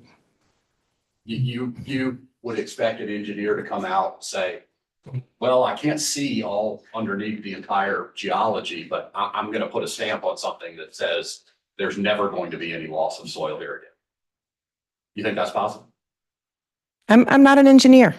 Okay. You think that's reasonable for Be Our Guest to demand as a condition to honoring its obligations under its lease agreement? My understanding from Be Our Guest is that they wanted a geotechnical engineer to give a stamped report that it was safe to build on top of the location of the sinkhole. And Be Our Guest had two of its own geotechnical engineers, and Be Our Guest had care, custody, and control of this site for months if it wanted to do that work, right? You know, you're asking me things that I wasn't involved in. But you really don't know anything about this. I do know what the city Department of Watershed, you know, did and didn't do as far as their position on whether they made a repair of the sinkhole. And who is Chris Lewis beside? Chris Lewis, I believe, worked for the Department of Watershed. Okay, and if Chris Lewis were to come in here, or maybe he has come in here and looked this jury in the eye and said the condition was safe when the city left it after the repair, you have no ability to disagree or refute that, do you? Objection. Is characterized as lack of foundation. You can, overruled, you can answer the question. I mean, define safe to me. I'm not here to define anything. What I'm telling you, and I'm asking you, is if Chris Lewis, the deputy commissioner of the, messed this up, linear infrastructure, if he came in here and told this jury that after the flowable fill was injected and after the city left, they left it in a safe condition, you have no basis to refute that, do you? I mean, if that is Mr. Lewis's, I wasn't here to hear this statement, so I don't know. I don't know what his definition of safe is. I want to know, if he said that, if he told that to this jury, do you have any ability to say he's wrong? I don't know if he's wrong or not. If he said that to the jury, he said it to the jury. Okay, and you're not here to say anything contrary. You're not here saying it's unsafe, are you? You don't know, right? I don't know. I think that was the issue of the city was not there to make a determination of the safety of building on the void at that point in time when the city did it. The point of the city going to the site was to go in and see what the source of the sinkhole was, if it was related to city infrastructure, if it was related to city pipes. That was the ask of the city to come to the site.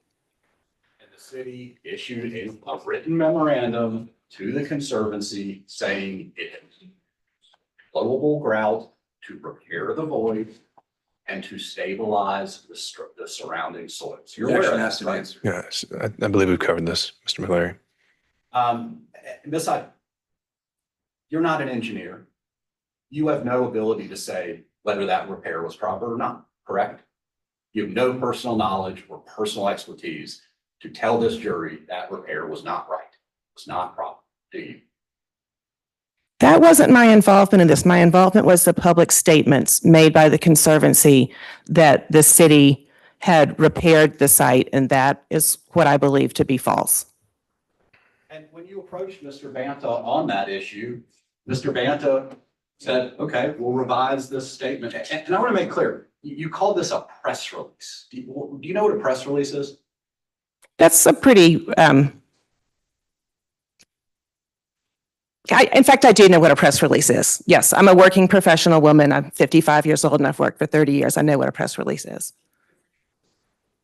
A press release is usually a piece of information that an organization, puts out under their letterhead, and they will put it out to the public sometimes. They will put it out to a PR agency. It is to spread the information of that organization. Purpose is to get it into the media, get it into the press, get it published, right? Yes. Okay, and that's not what this is, right? I don't know what, Ms. Dietrich's, intent was with this. It's set up in a format that, looks like what press releases look like. My company puts out press releases on a monthly basis. This was issued by the Conservancy after Mr. Ouellette went on the local news and accused the Conservancy of endangering camp attendees, endangering children. Action, Your Honor, like a foundation. But it says in the first paragraph. All right. To the extent the witness has knowledge of that, she can answer the question. Well, let's look at the first paragraph. It's the same in both of these. It says, thank you for your support of the Piedmont Park Conservancy's Enviro Ventures Summer Camp Program. A couple of months back, the Conservancy received media attention from a local news station related to the community center. You were aware of that, right? That there was media attention regarding this issue. I do remember that there was some media. And you know that media was interested because Mr. Ouellette's PR firm was pitching stories to them, right? I don't know where that came from. You don't know, okay? But that's why the community center, this was put on the community center's website, or I'm sorry, the Conservancy's website, because people's camp kids' parents were asking questions after they'd seen Mr. Ouellette on the news saying the building's going to collapse, right? Is that your testimony? Hold up. Let me just hear the grounds of the objection. Like a foundation. He's characterizing something that hasn't been presented to the witness. I think he's just asking if she has knowledge of something. And that's it. She does or she doesn't. So overruled. If you remember the question, you can answer. No, can you ask it as a question and not a statement? Did you know that Mr. Ouellette went on local news after setting up those opportunities with her PR agent and said the building is unsafe and Mr. Banta is putting children's lives at risk? Did you know that, ma'am? My recollection from that period of time is that Mr. Ouellette had some individuals who used the park, in that area, ask her what was going on with the building. And she said there's an unresolved sinkhole and that's how the concern started about the camp situation there. As a board member, you're not aware that there were news stories about this accusing the Conservancy and Mr. Banta personally of endangering children. I am aware there were news stories. I don't believe I ever looked at them myself, so I couldn't say what the content was. And it would be perfectly reasonable in light of those news centers to put some information out there to answer people's questions, right? I mean, my opinion on, I wasn't the head of the Conservancy. And I think your mission here in confronting Mr. Banta about this, you just wanted to separate what the city did, what the city said, and what the Conservancy and its engineer said, right? I think there are a couple of reasons why I spoke to Mr. Banta. Okay. One is I felt like there was a misleading statement made about what the city did. Okay. Two, it was in everybody's benefit to have this project move forward. The Conservancy had been long awaiting to get rent from this site. It's one of its revenue streams.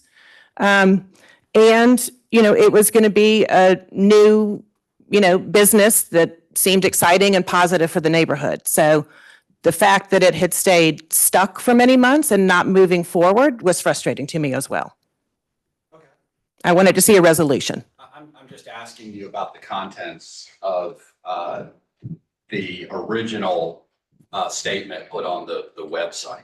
You just wanted Mr. Banta to separate what the city had done and what the Conservancy's engineers were doing, right?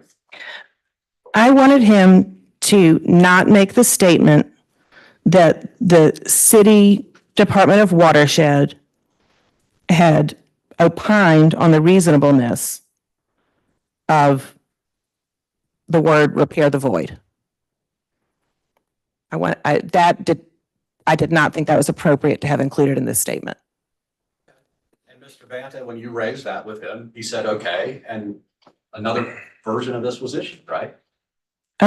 Sometime later, yep. And you're fine with the second version, the one that is marked as plaintiff's 158. You didn't have any problem with that, right? You approved it. I didn't approve it. Well, if you had a problem with it, you certainly would have raised it. That's what we were doing here, right? The issue that I was wearing my city hat when I spoke to Mr. Bant about this, which it was sometimes a complicated relationship of serving as a member of the board of the Conservancy and being the city council representative. So what I was most concerned about as the city council representative, as a, member, a representative of the city of Atlanta, was that statement. Now, whether I had other opinions that were Jennifer-eyed personal opinions, that wasn't what was why I called him about this. I called him about the statement that he had made a representation about the city of Atlanta. The city of Atlanta does not deem private buildings safe, right? We've been around about this. In some ways, yes. In some ways, maybe no. But this was about this particular statement that indicated that the city of Atlanta in this situation had made an assessment that a repair of the void was reasonable. That's why I called him. And Mr. Banta said, thanks for your input, Jennifer. We'll revise the statement, right? That's not the. Okay, what happened? We went around and around of him saying this is a matter of semantics. You and I are saying the same thing. But I believe that I asked him to send me the report that he had looked at on this. So it wasn't resolved in the phone call. It was resolved sometime later than that. He didn't just say in the phone call, sure, we'll change the wording. Mr. Banta believed that the issue was resolved and the city had repaired, right? That is what he was saying, yes. I mean, I don't know if he believed it. It's what he was saying. And he had an engineering report that was stamped that told him that the community center building was structurally sound, right?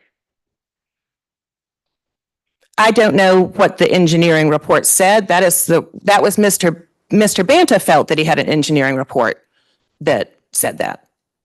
You've not reviewed that report? I have probably glanced at the report, but not in a, technical manner, and I'm not trained as an engineer. Okay. I'm looking at the bottom. This is the Conservancy's just standard letterhead. Is that right? At the time it was. It's its logo. Okay. Well, I'm looking at the bottom. Can you read that to the jury? Which one? Starts with to enhance. No, I'm asking, I have two pieces of paper in front of me. It says, doesn't matter. It says the same thing on that.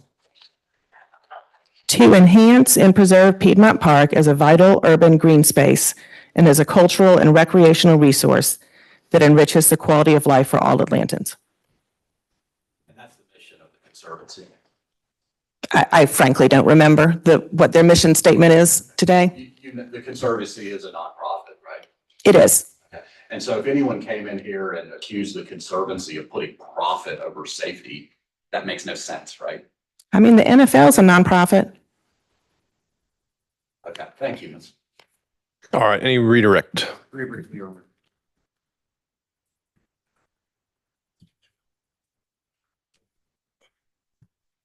Ms. Side, when you just said it's a nonprofit, but so is the NFL, can you sort of explain what you meant by that?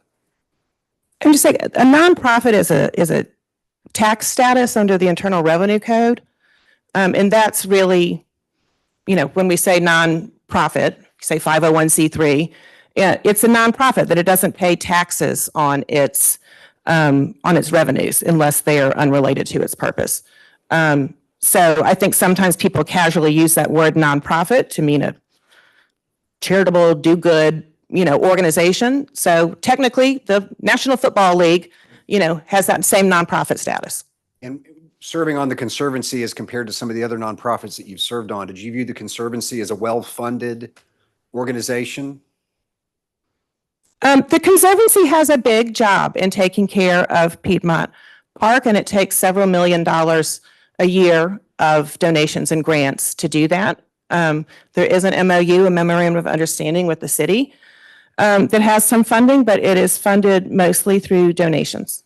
And donations from private individuals, businesses, corporations? Individuals, businesses, corporations, foundations. Okay. You said a moment ago that when you raised this issue with Mr. Banta, and it sounds like it wasn't just a phone call, it was ongoing discussion, that Mr. Banta used the phrase, "This is a matter of semantics." Did I get that right? Yes. Can you explain what you meant by that? Objection, this witness speculation. Why don't you rephrase the question? When Mr. Banta said, "This is a matter of semantics," how did you respond to that?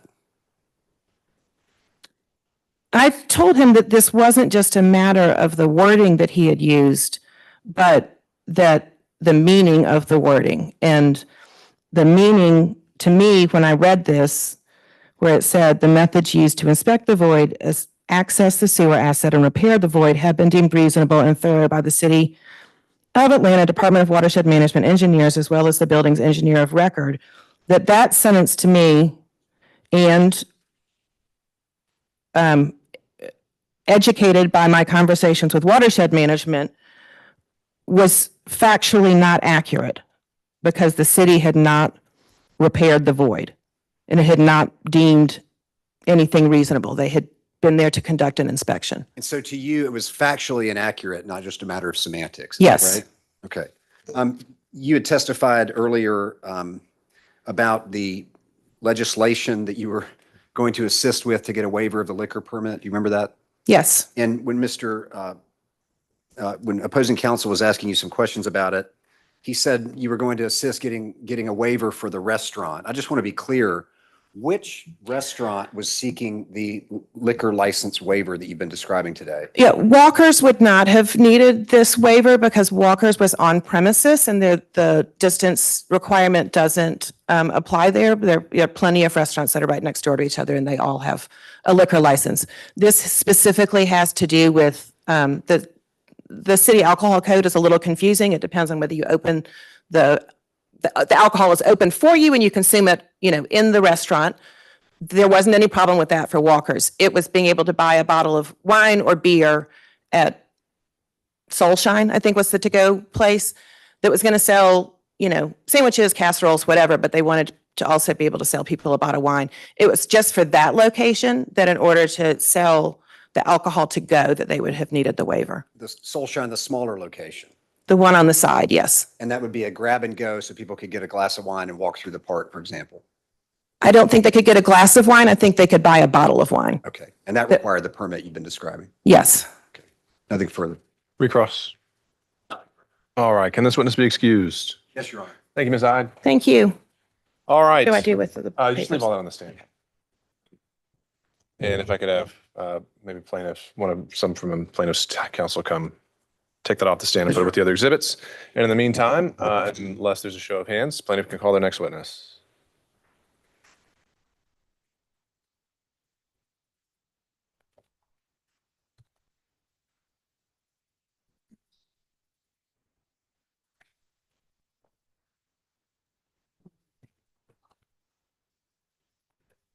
Seconds, Your Honor.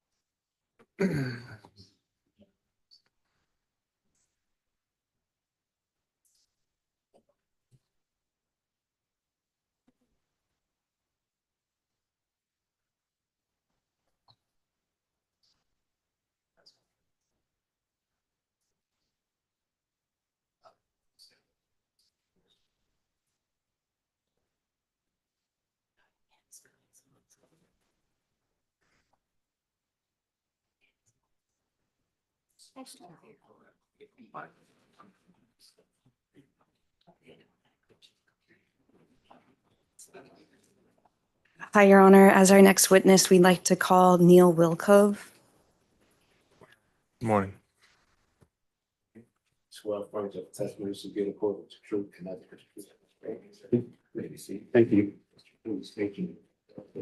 My name is Neil Wilkove, Neil. Last name is Wilkove, Wilcove. Thank you for joining us this morning, Mr. Wilkove. Hang on one second. Counsel, can we approach the bench?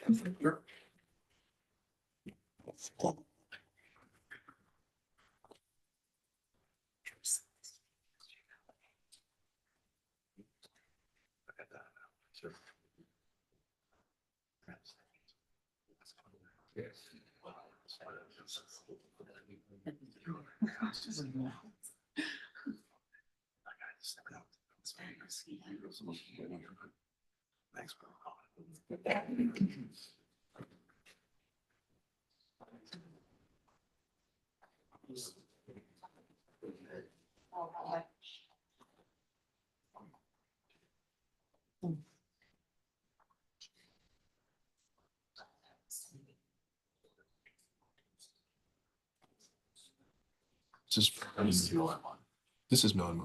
Oh. All right. And do you have any other witnesses on deck?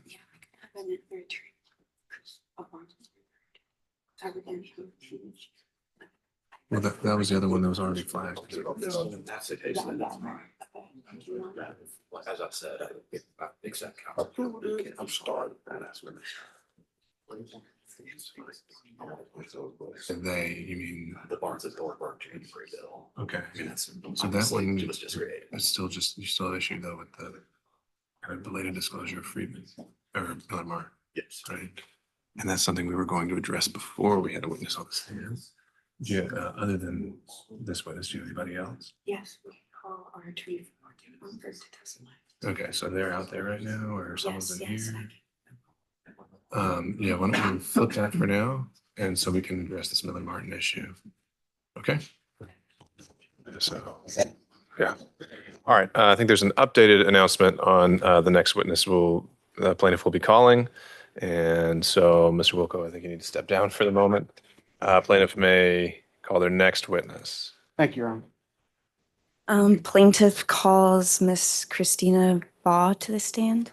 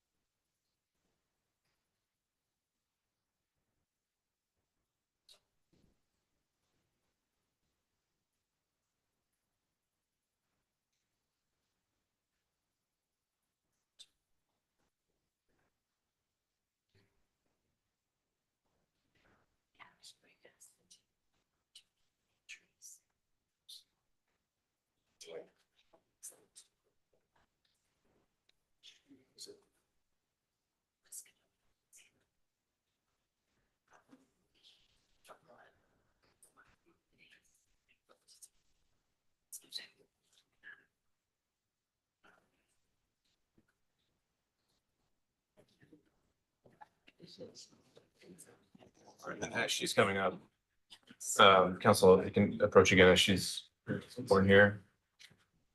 So, yeah. It's not this. It's reduced, but I have to approach. Christina Baugh, first name Christina, last name Baugh, Baugh.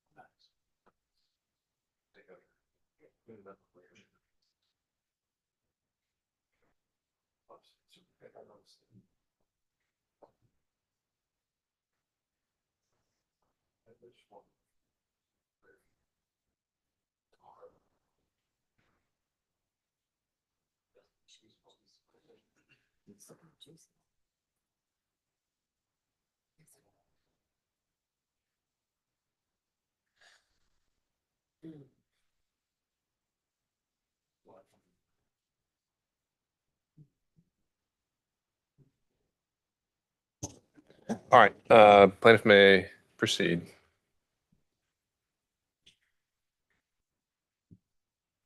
Good morning, Ms. Ball. Can you please state your full name again for this court? Sure. Christina Ball.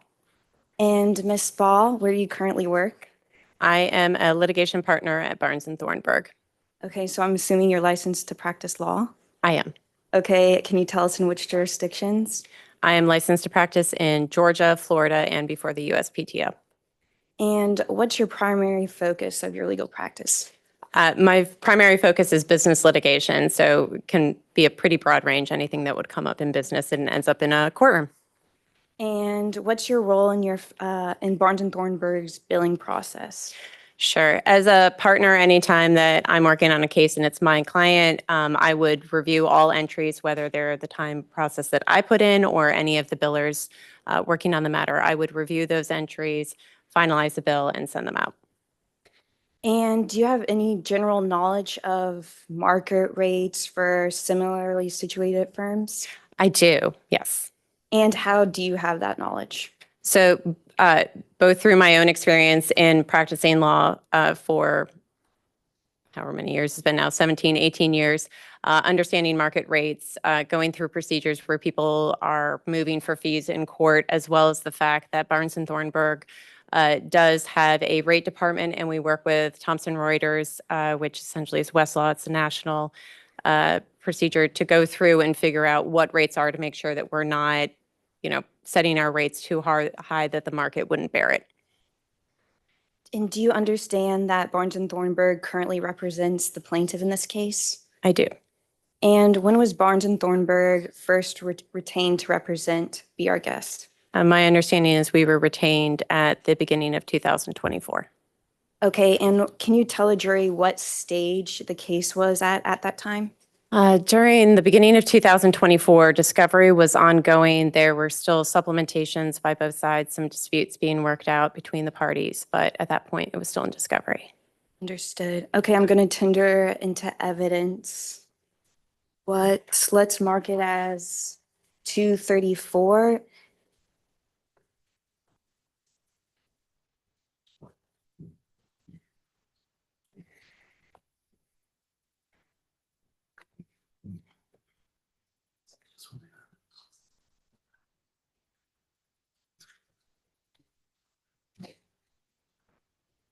Okay, Ms. Baugh, do you recognize the documents I just handed you? I do. And how do you recognize them? These are a pretty standard format that our firm uses for our invoices, and they identify the Be Our Guest LLC as the client and the matter number on it. Okay, and what are those specific documents you're looking at? These appear to be invoices for time worked on the matter between January of 2024 and the end of December of 2024. Okay, and I'll come back to those invoices later, but can you generally talk about how this case was staffed? Yes, so similar to the way we would do most cases of this size and complexity, there were two partners working on the matter, and then usually two associates as well as paralegals. We also will use what we call our litigation support. So for instance, when we're doing large document productions and such, they are non-attorneys, but staff who are accustomed to helping us bring in large amounts of documents, process them, get them loaded in the system so that we're not billing for attorney time or even paralegal time on that. Okay, and you briefly touched on this in your answer just now, but can you tell me why it's important to have multiple timekeepers working on a case? Yes, so there are multiple reasons why we would have many timekeepers working on a case. Some of it is to layer in different levels of experience. We have some of our partners like Mr. Halsey and Mr. Moy who have a lot of trial experience. So they're very great for strategy and understanding things, but particularly with their rates, you don't want them going through a bunch of documents. That would become exponentially expensive. Instead, we have our associates who are very intelligent, very detail-oriented, and understand the law, who can go through and identify relevant documents, raise them to the level of the partner where you can then deal with things on more of a strategy level. Additionally, things like legal research we would normally do at the associate level. You would then have paralegals who can help with a lot of the management, make sure we are keeping things in order, we know where they are, and trains are on track. And then additional support like litigation support or library research that can help with some more discrete issues. You mentioned in your answer, Mr. Moy and Mr. Halsey. Can you tell me more about the individual attorneys involved in this case? Sure. So just very briefly, Mr. Halsey has over 30 years of experience. He has tried over 60 cases. He's been a prosecutor. He's also been in-house counsel, and he's been an outside attorney, so very experienced. Mr. Moy is also very experienced, about 19 years of experience, has tried many cases, and has a broad civil background. Jeff Morgan was a partner who was with our firm for a good amount of this case, but left and joined a different firm by the end of the year. So he's not on the trial team. He had about 29 years of experience, also very experienced with trials, broad civil practice, and intellectual property as well. And then, sorry, both yourself and also Sydney Zachary are our two associates. You've got about 4 years of his experience, and Ms. Zachary has about 2. And so can you walk me through how those attorneys' billing rates compare to other attorneys with similar experience in the Atlanta area? Absolutely. We may. We don't have any objection to the rates charged by the attorneys in this case. All right, so if you want to ask that summarily or just as kind of a summary or even leading, you can do that, or we can move on. Up to you. I can move on. I want to go back to the invoices I handed you earlier. Can you tell us how much B&T or Barnes & Thornburg billed through these invoices?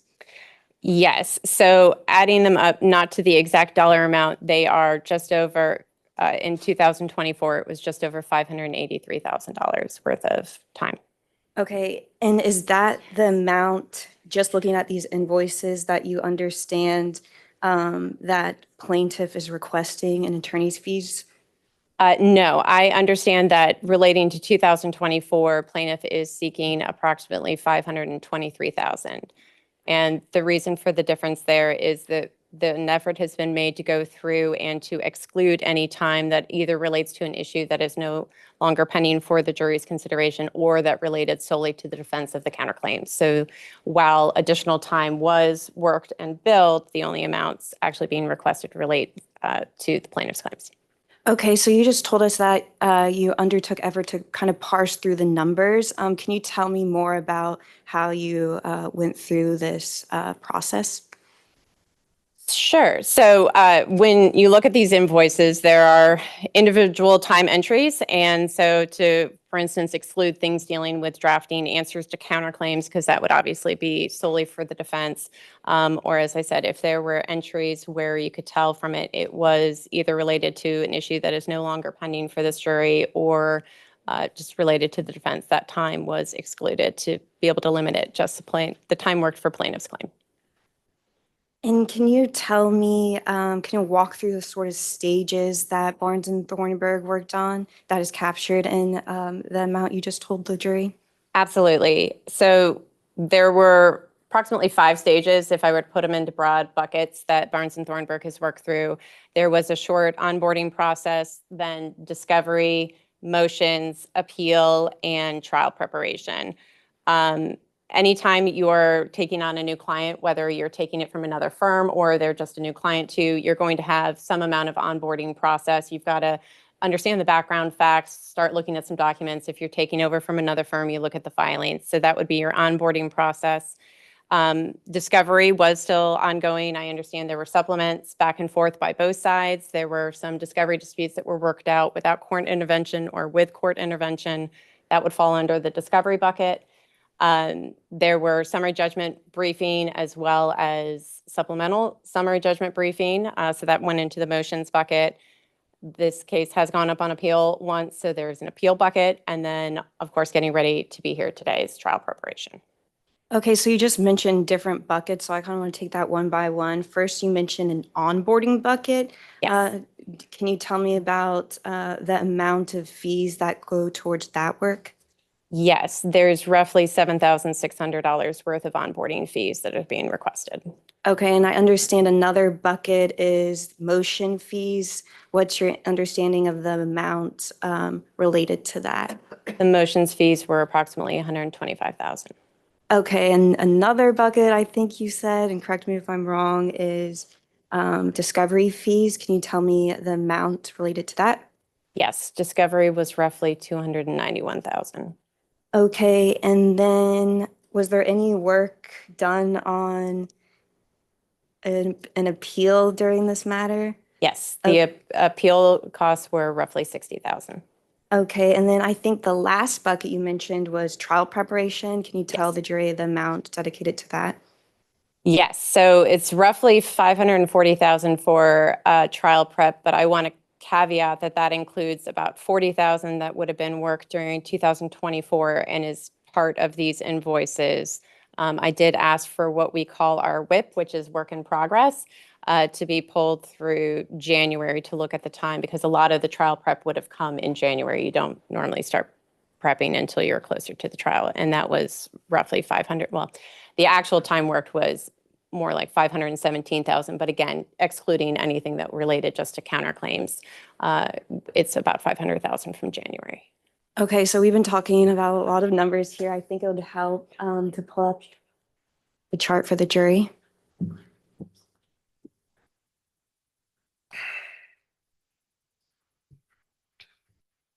And as that's pulled up, you mentioned something called WIP.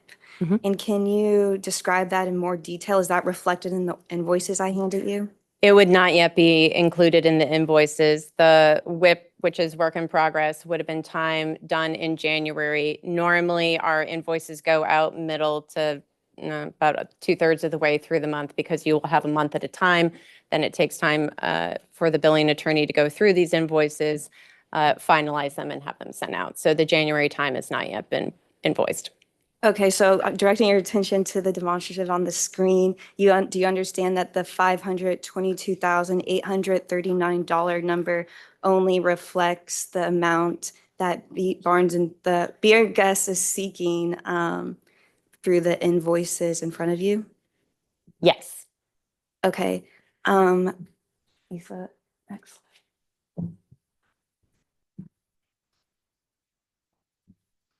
And I'm not going to go through a whole math procedure here, but can you tell the jury what the total quantum BR Guest is of attorney's fees BR Guest is seeking relating to the legal work performed by Barnes and Thornburg? Including the work in progress? Yes. It is approximately $1.1 million. It would be, I think it was 1,100,023. Yeah, we'll just say 1.1 million. Yes. And is this amount reasonable and customary for the type of work done? Yes. Okay, and is the amount of time captured in this amount and in the invoices reasonable and customary for the type of work done? Yes. Okay, can you explain on that just a bit? Yes. So litigation, unfortunately, becomes very expensive. The instant you have more complex cases, whether both documentation, lots of witnesses, anything like that, it takes time.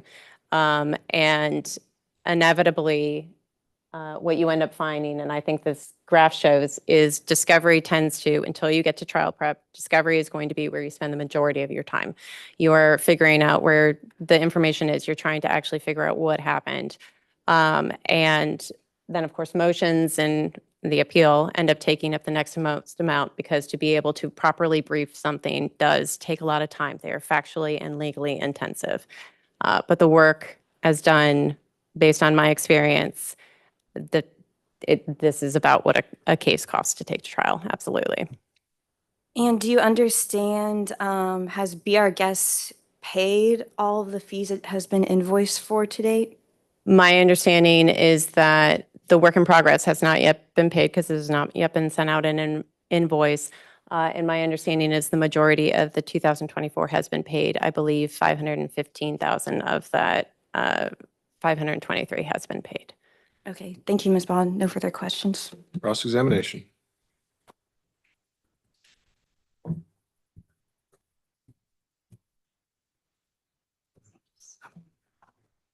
Good morning. Morning, Is it Miss Barnes or Miss Ball? Ms. Ball. Miss Ball, nice to see you.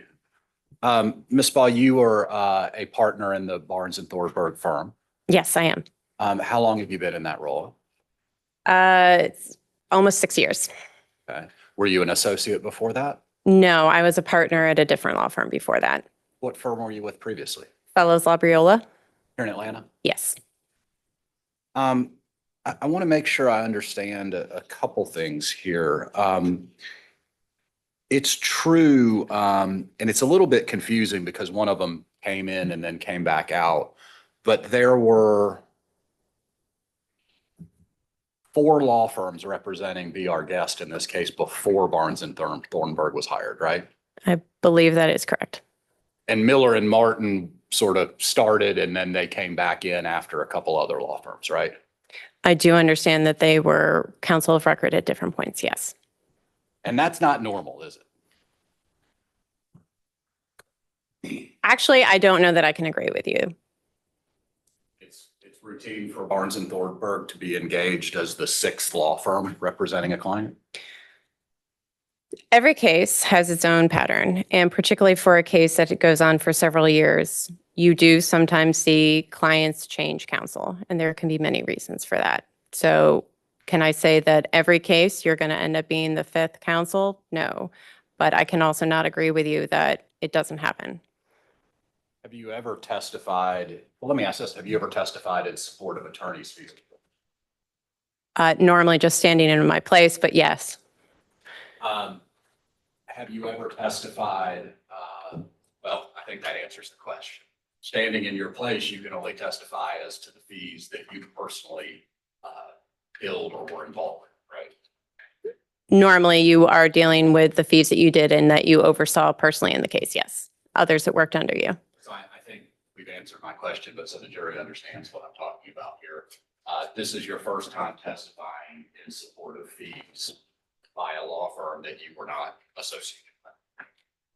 I am associated with Barnes and Thornburg. You're only here to testify to Barnes and Thornburg. You don't have. Correct. I am not here to testify as to the other law firm's fees. Thank you for that clarification. Yes. Hear from them. So I think I just saw you talked about discovery. And I wrote down that Barnes and Thornburg, I think the pie chart you put up is only through December, right, of 24? Yes, the pie chart related to 2024. And I wrote down that Barnes and Thornburg had billed $290,000 for discovery in the year 2024.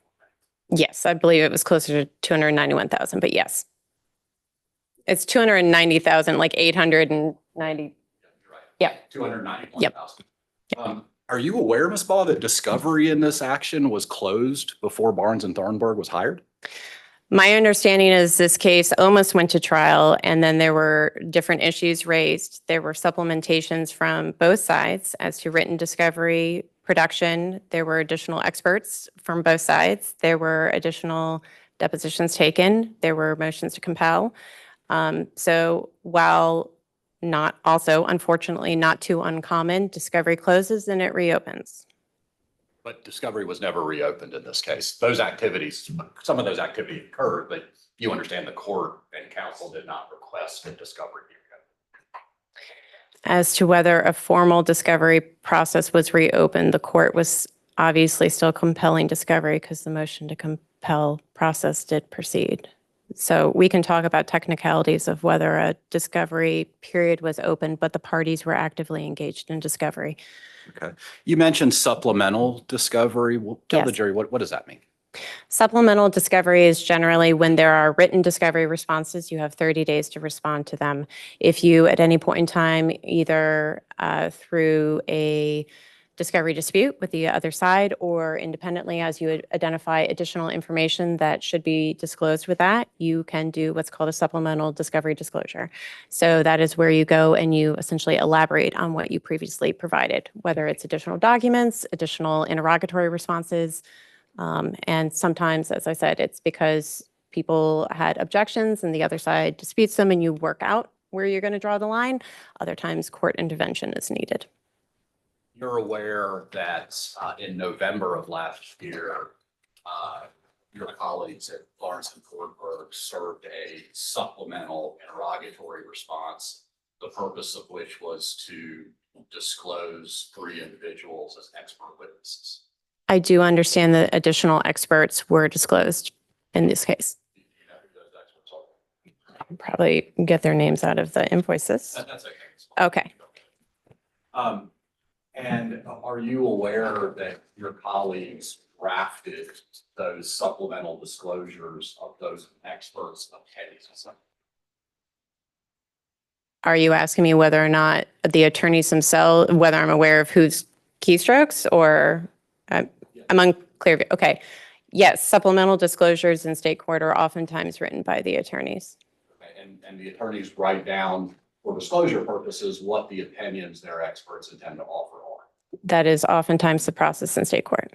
Do you know that your colleagues drafted those expert opinions for disclosure to my firm without previously consulting with those experts? Objection relevance. You want to proffer here where this is going? Well, Yeah.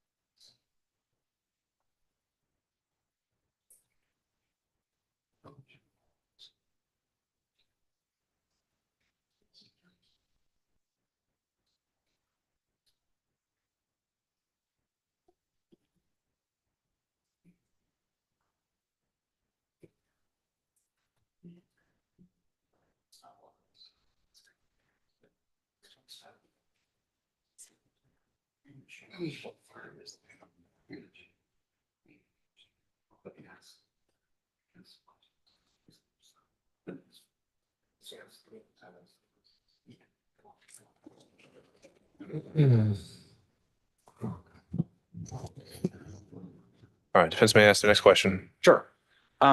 So I want to go back because I think I heard this correctly, Ms. Baugh. In January of 2025, in just 1 month, Mhm. Your law firm is going to send a bill to be our guest for over $500,000. Yes, that is the work in progress amount. Yes. it's a lot of work. It is a lot of work to get a trial ready. Yes. You think that's reasonable to spend $500,000 in 1 month getting ready for this trial? I don't think that the fact that it was done in 1 month weighs into it. What I think is the reasonableness of the amount of work that is necessary to properly prepare your case, to make sure that you are abiding by all of the requirements, to be able to meet elements, to be able to ensure that you are doing your professional obligation to your client, to put forth their case in the best way possible. And yes, we have a talented team who spent a lot of their time and did not sleep very much to make sure that they could do that for this trial. So yes, I do. You are aware that the Conservancy is also seeking my firm's fee services. I am aware the defendant is also seeking fees. Have you reviewed the invoices or any information that we've disclosed for those purposes? I am not here to testify as to the reasonableness of your fees. I understand that. Have you reviewed the invoices that we provide? No, I have not reviewed your invoices.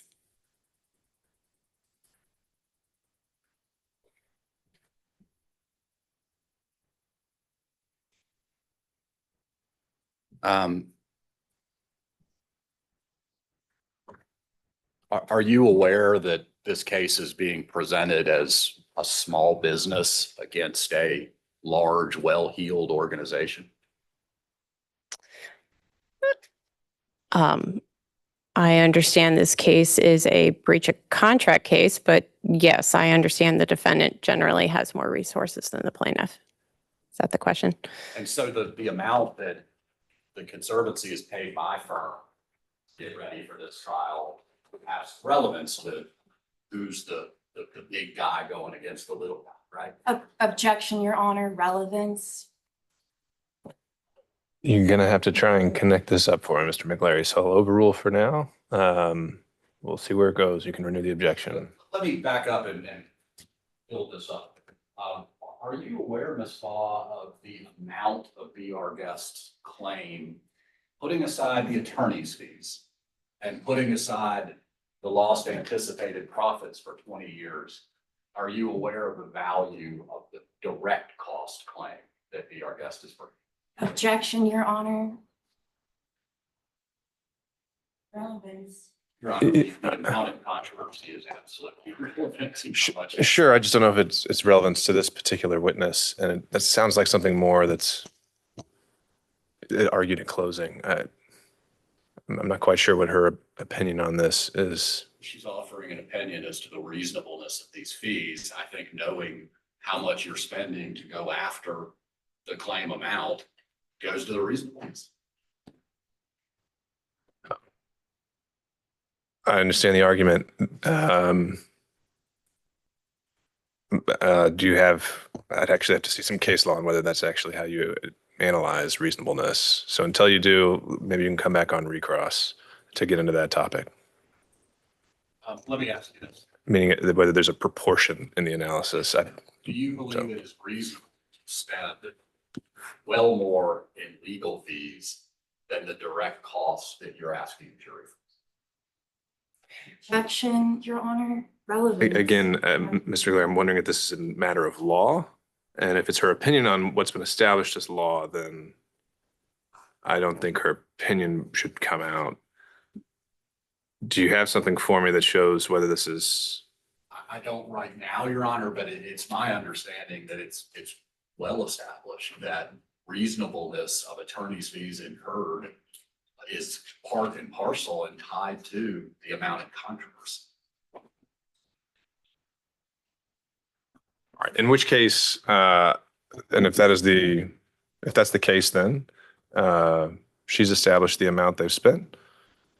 She can answer, I guess, what the total claim is, and then it's up to the jury to determine whether reasonable in her opinion would be invading the province of the jury. Well, she's here to say it is reasonable. And I want to know if her opinion in considering the reasonableness of these fees, All right. consider the amount. Anything from the plaintiff? Any other response from the plaintiff? Yes, Mr. McClary keeps saying direct damages, but there's multiple facets of that. There's Okay. All right. Well, to that end, I guess, Mr. McClary, you can try to maybe make more of an all-encompassing question and the objection's overruled. You know how much, what is the value? What's the amount of controversy in this case? My understanding is that there are multiple damage theories, and if I recall correctly, the total amount being sought without attorney's fees is around $6.5 million, I believe. And what is that comprised of? I believe it was in part lost profits as well as the costs incurred for the construction, and I don't remember all of the elements of the damages. I am not here to testify as to the full amount of damages. I do believe there has been an expert that provided testimony as to damages.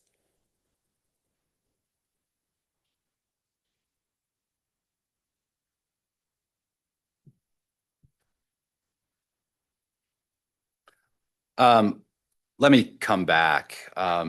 You talked a little bit about onboarding and litigation support to receive and process large volumes of data. That's a cost that was incurred by our support. Onboarding is separate than litigation support that helps with the documents, but yes, those are both costs. Okay. You consider the onboarding of documents separate from onboarding of the case? So if we're talking about onboarding of documents and simply taking in the volume of documents, that would oftentimes be done by our litigation support team. If what you're talking about is reviewing documents either from the client and or from prior law firms, that would generally be done by the attorneys. Where in our pie chart here would that cost of onboarding the documents fall? So if what you're talking about, the onboarding of fees, the blue one, would be where the attorneys were getting the background, reviewing the previously filed filings, understanding where the case stands and the positions that have been taken by the parties. If what you are looking at is where within this pie chart you would have simply absorption of documents, processing them in production, that would be part of a very small part of the discovery costs. And that would have had to have been done before Barnes and Thornburg incurred those fees by 4 other law firms, right? Not necessarily, because my understanding is there were supplemental productions done by both parties, and that would have been done for the first time by our firm. Okay. But all of everything that was done in discovery that wasn't part of the supplemental process, do you understand that was very narrow? If it was a supplemental discovery aspect, it's going to be in the discovery fees. If it was literally just we're coming into the file, that's going to fall under onboarding. So do you know how many documents have been produced in this case? I do not know the total document production from both sides. Do you have any approximation?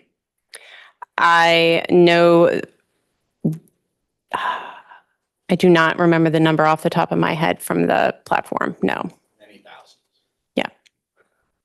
And those many thousands were produced to Miller and Martin for the first time back in 2020, right? Some of them were in the original discovery, yes, absolutely. And every time a new law firm gets involved, they need to get those documents and review them, right? So there is some transfer of knowledge between firms anytime you take over from another firm. So that amount of time would fall under the blue wedge with the onboarding. So what I'm talking about, that process happened 5 times. I wouldn't think it would happen 5 times, particularly where Miller Martin was involved. My understanding is for a great portion of the case. What happened at least 4 times, and if we don't want to count Miller and Martin, they came in and out. You agree with that? There would be any onboarding anytime you take on a new client, whether originally or from another firm. Yes. Okay. Redirect.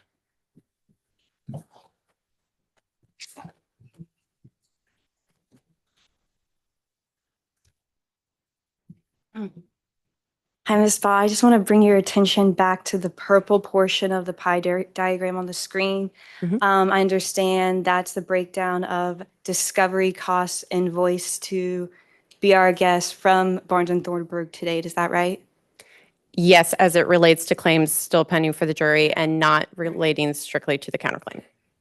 Okay, do you understand that defendant filed a motion for protective order against the plaintiff in this case?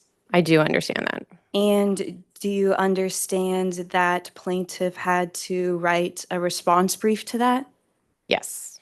Okay, and do you understand that the court ultimately denied that motion for protective order? Objection, Your Honor. Relevance. I'll deny it, but I'll just instruct the jury, members of the jury, the only thing you're to obtain from this is assessing whether the work incurred was reasonable and not for any other purpose. All right? You can proceed. Okay, I'll ask that question again. Do you understand that the court denied defendant's motion for protective order? Yes, I do. And do you understand that the court then ordered defendant to produce a privilege log? Yes. And then do you understand that that privilege log reflected documents that defendant was still withholding as privileged? I do. And do you understand that plaintiff tried to confer with defendant to get those documents?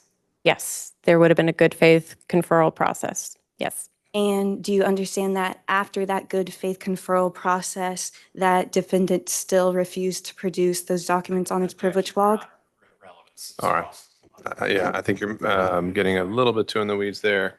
And so Okay, I can There was ask. no response to that. So again, the jurors are reminded that the questions of counsel are not evidence.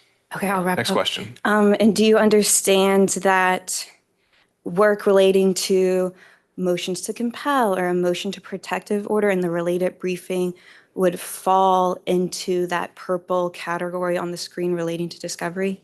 Yes, the purple discovery category would include anything relating to disputes between the parties, whether done through good faith conferral or whether court involvement was necessary for the documents, the supplemental productions, and any continuing discovery as a relation for that. So as you get additional information, sometimes there are, as there were in this case, additional depositions and other discovery acts afterwards.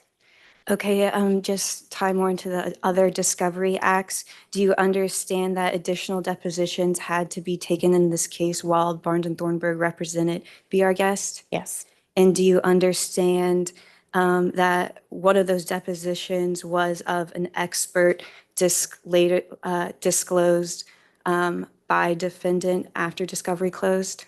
Yes, I understand that there were experts that were deposed by Barnes and Thornburg. Okay, and do you understand that Be Our Guest had to take the depositions of other witnesses during this time frame that's reflected on the screen? Yes. The Okay. the discovery fees would have included depositions as well, yes. Okay, no further questions. Any recross? Just a little bit. Ms. Paula, Ms. Whitaker just asked you if you were aware that Be Our Guest had to conduct additional depositions. Be Our Guest chose to conduct additional depositions, right? My understanding is based on the additional documents that were received as a result of the discovery disputes and the rulings from the court, there were key documents that were very important to the case. To not have conducted additional depositions, frankly, would have probably been borderline malpractice. So yes, I would actually say they had to take additional depositions. Okay, but I mean, there's nothing nefarious here that the testimony could have been, understood as, there's some withholding and then there's some additional fee that needs to be incurred. This is pretty normal in litigation like this, right? It is normal to have discovery disputes in litigation. I'm not sure you actually want me to opine as to the reasonableness of defendant's position in the discovery, but we'll just say it is normal to have discovery disputes in this case. And you understand that there have been discovery disputes where my client has contended that Our Guest has not met its discovery obligations. There are always going to be discovery disputes in case. Okay. And you're aware that certain documents Our Guest has been ordered to produce and cost would have been associated with that, right? Yes, and my understanding is that, again, to the extent that there are things that are either not pending still for the jury's consideration or relating solely to your counterclaim, those are not those fees. So to that extent would not be included in that amount. Okay. And you testified that most of the 2024 fees have been paid. Yes. Can you give me any more? I believe I testified that $515,000 have been paid. So of the amount, there's a portion of I guess it would be the January invoice of December's time that has still been unpaid. So you're testifying then that all of the 2024? The vast majority of it. I have not done the calculation. I think that would be like 95% of it has been paid. What'd you do to confirm that? We have a billing department that can run to say where our accounts receivable are versus what the amount has been paid on the matter, because our firm takes in lots of payments, obviously, and have to apply them to the different matters. And so we track them by the client and matter number on it. And does your firm keep a record of who pays the fees? Yes, we would have we have a record of the source of the fee. So, whether it was a wire, if there's a check, et cetera, yes, we would have that information. You testified that Our Guest paid these fees, right?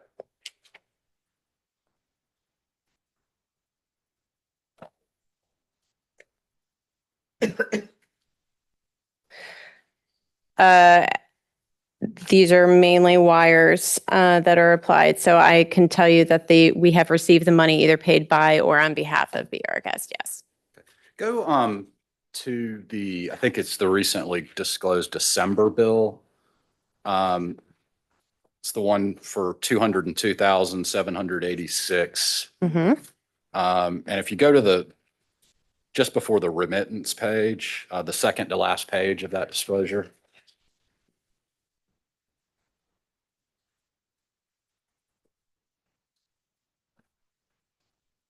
There. I believe so. These fees were paid by Nook Acquisitions, correct? Oh, sorry, this page.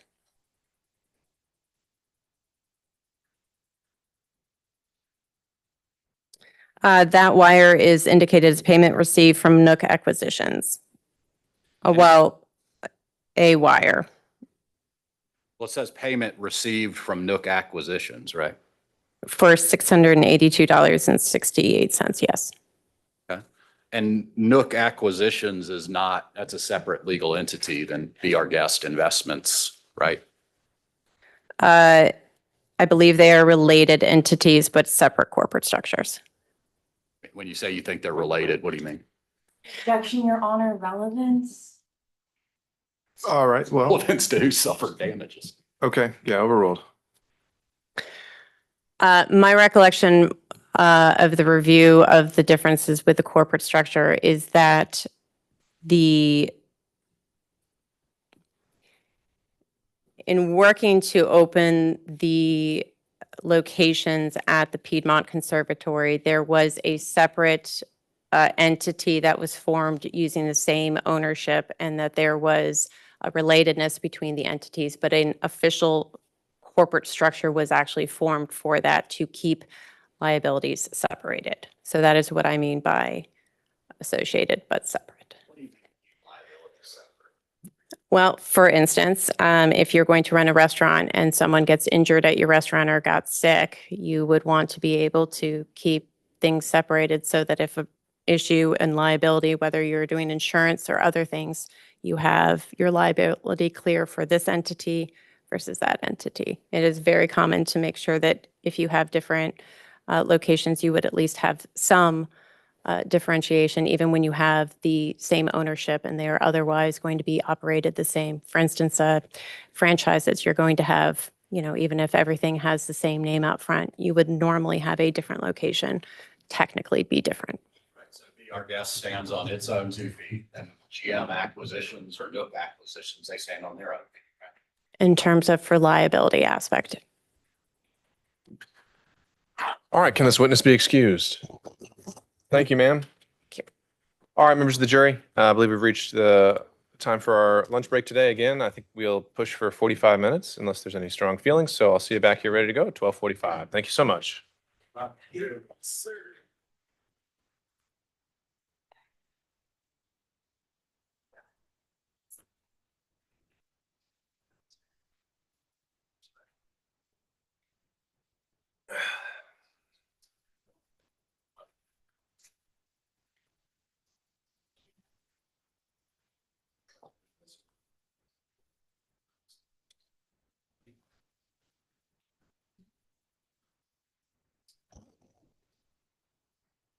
All right, council, before we break, I want to do 2 things.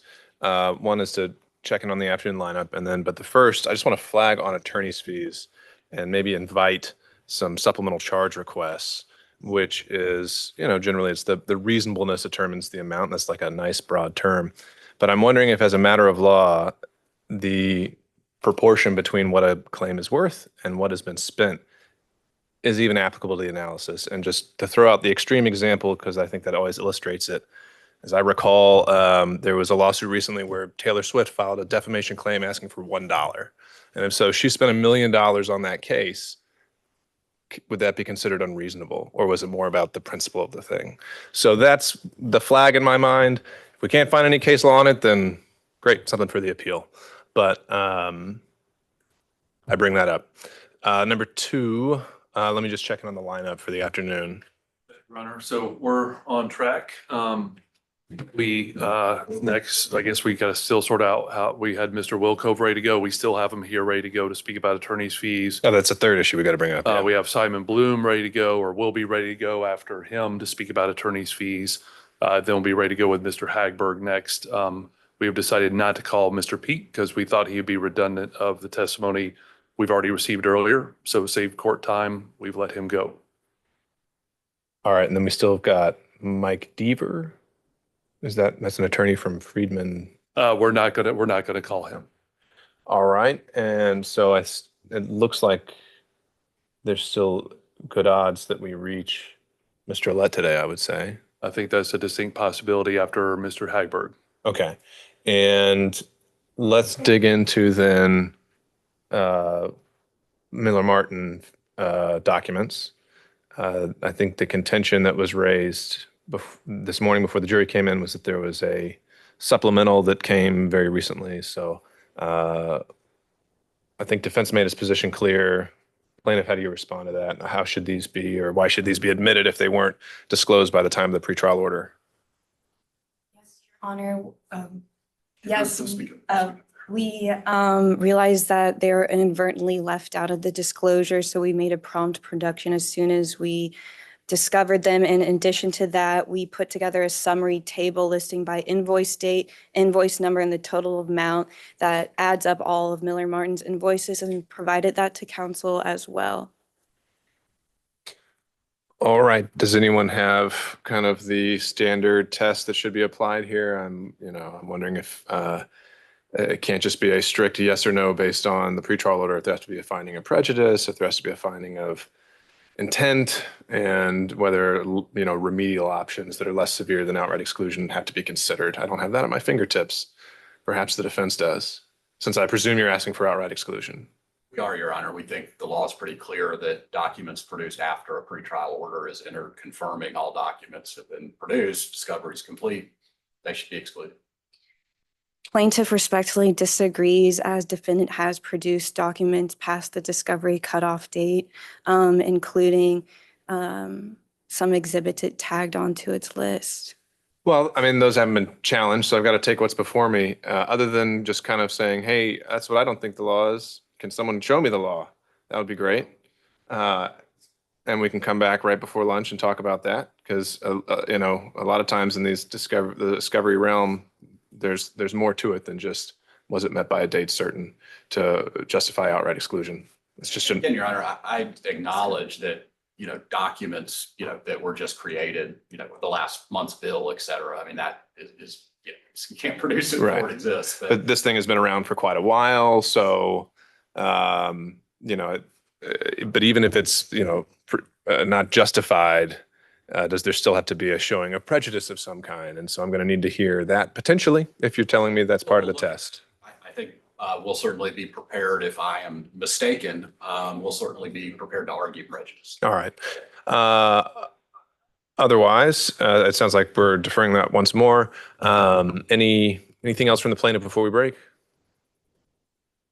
Nothing from us, Your Honor. All right, turning it over to the defense. Your Honor, just one thing. I think I've heard Mr. Wilcove and Mr. are next on deck. We had asked per the plaintiff's request for Mr. Hagberg to be here at 2 o'clock. I know we can't, conduct things perfectly, but I would request if we get, if it's getting towards 2 o'clock, or if Mr. Hagberg's here, let's do him and then the next attorney. If that's We're amenable to that. And that's still, I mean, if we're getting back at 12:45, that would be just those two attorneys in an hour and 15 minutes. We think, I mean, the last couple have taken maybe 20 to 25. I'll just throw that out there. So maybe if we could get Mr. Hagberg here just a touch earlier, if that's possible, because I think there'd be some dead time. I suspect there will be a little more cross than you're expecting. Okay. Well, is the anticipation that Mr. Bloom is going to testify that he removed anything, or that you're not asking for the fees related to the withdrawn counterclaims and anything related to that emergency injunction? Right. We are not asking for things that are not permissible by law. So claims that have been removed, claims that we're defending, those types of things we have removed. Okay. Well, to be clear, Okay, sorry, we did that for that was the case for Barnes and Thornburg's, but we're bringing up Mr. Bloom to testify as to the amount of his fees that were related to the breach of contract claim. Right. And so just like you mentioned with, I guess, with Barnes and Thornburg, how you removed issues that are no longer present for the jury, I know we talked about this at the pretrial conference, that would obviously be a source of cross. It sounds like it should not be, perhaps, We're going to have to ask Mr. Bloom. I can't tell. from the documents themselves. From the invoices, it certainly looks to me like he's billing for all of the time spent on the tort claims, the press conference, the injunction, all of that. Okay. So, All right. I mean, I guess we'll take his testimony as it comes. And if you have nothing else to show in the documents or his testimony that suggests otherwise, I mean, I think you'd be able to ask a few questions on it, but I don't see you being able to dwell on it and go through every aspect of the work he did, unless you can point to me a good faith basis to believe that he has not excluded those fees, I guess is what I'm getting at. Documents, Your Honor, they have not removed. Yeah. Well, that would be a good faith basis. And Your Honor, just to be clear, I mean, we're bringing a 13-611 claim, and a lot of the testimony that we think supports that is going to come from Mr. Bloom. Okay, understood. All right, and then I forget, we also still had the issue of text messages. And so I guess we heard defense's initial position on that, and I deferred so I could hear from plaintiffs as well. Any thoughts? Is this, are you claiming that there's something that should be brought up in cross or produced before cross, or is this just more of a flag of the charge conference? Produced, well, I think it could be either. If they're produced before cross, that's acceptable. We'd like to get, I think the cross might be tomorrow, so that's not a lot of time to look at them. I honestly don't expect they're going to be produced. I think that they certainly existed, had been not preserved. And you believe you're going to be able to produce evidence of that in some way? Okay. All right. Well, any thoughts or input from the plaintiffs here?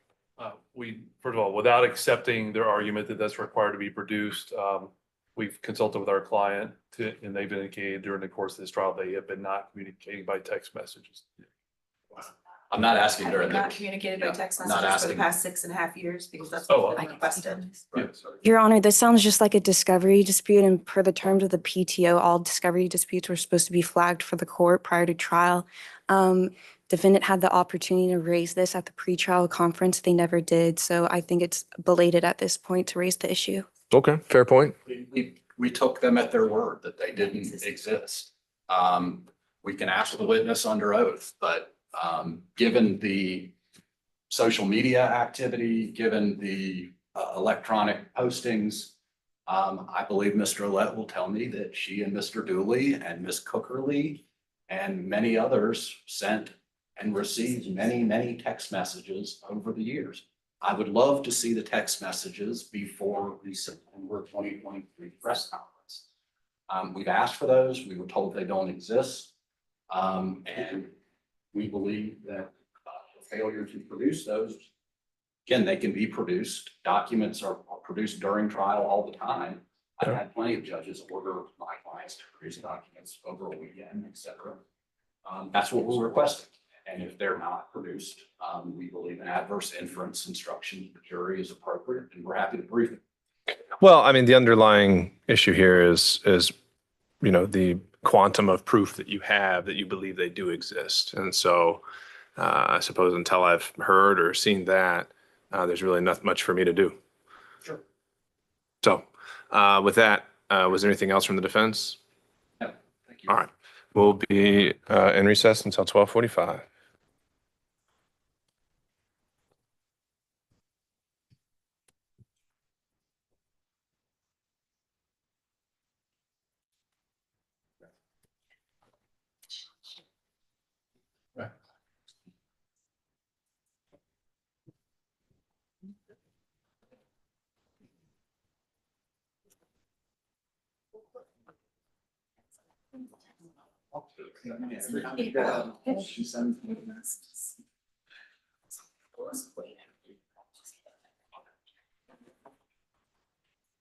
All right, ready to go?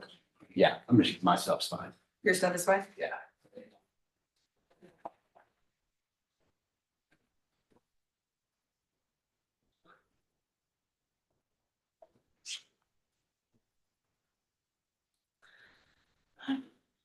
Ready? I think it's a lot of work. I'll drop some.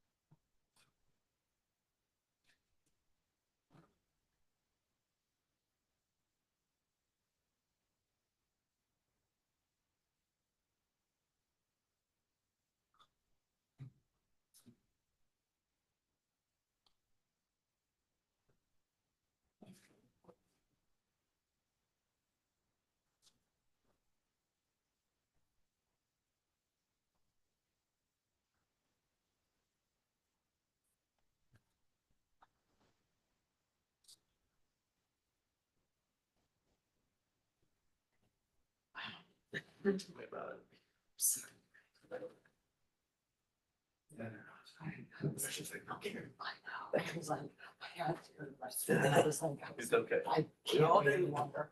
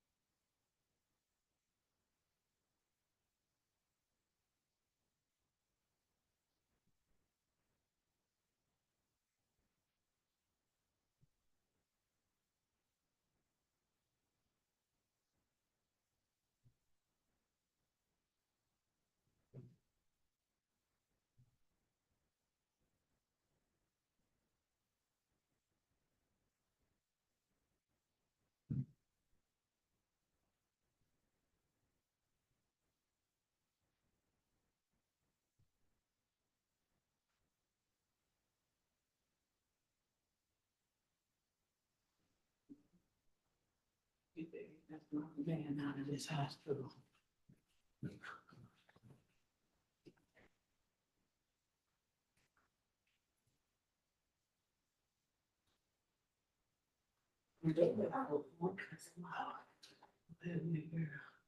Come on, yeah, no, they found, they ain't been bothering. Yeah. Oh, well, how she get over there? I'm talking about, Keisha.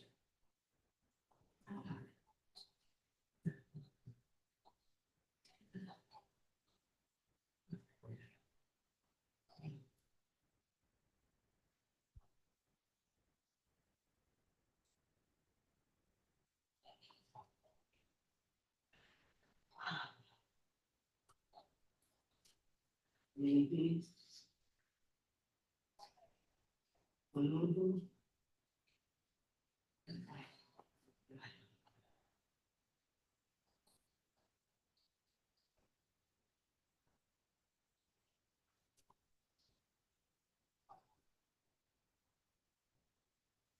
Yeah,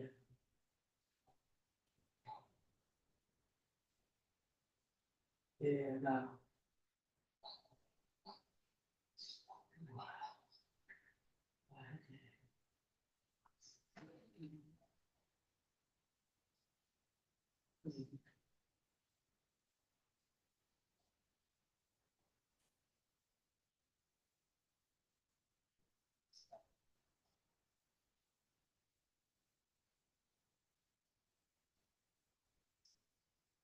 Yeah. Yeah.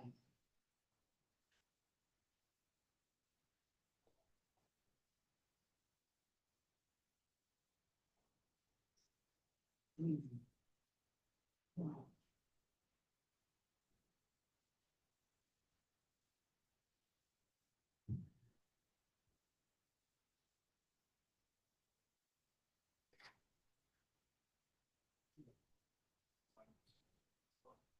I'll call you back.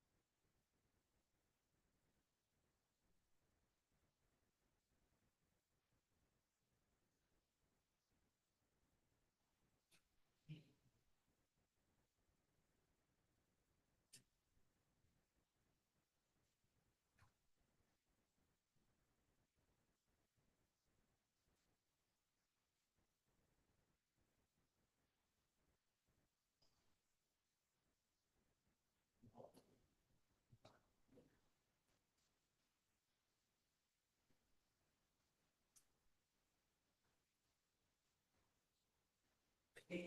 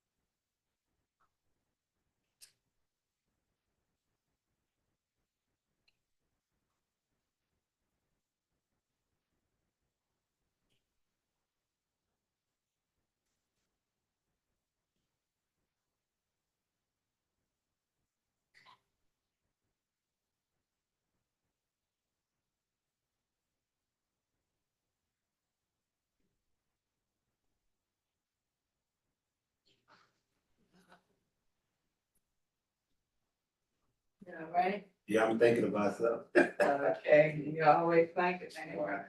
You got so much going on. I know, You got it. Trust me. Like stuff. I know.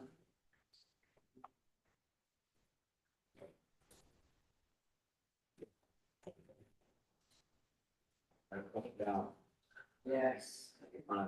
Maybe they worked it out.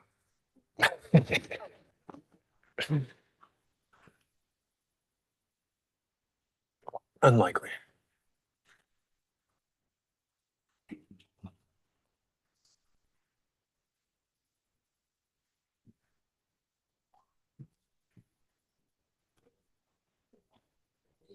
Once you get it, it's like, so just sign, I just said, look, you agree to.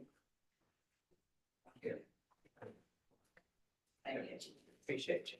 Thank you. Write my contracts. Yeah, that's right for you.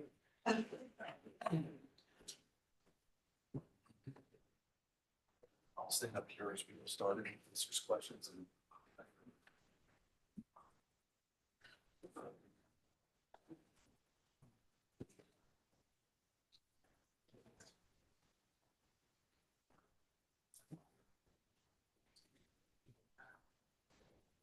All right, who's the next witness anticipated? No, Neil Wilkov? no, I need. Okay, that's the Miller Martin issue. Yes. All right. Y'all ready to argue that? Yes, Your All Honor. right.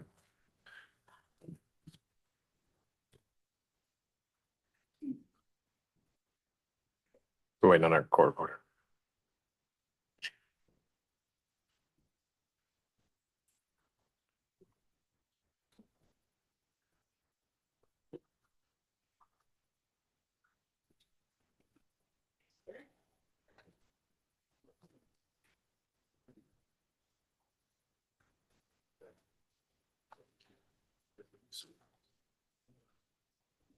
Yeah. Yeah.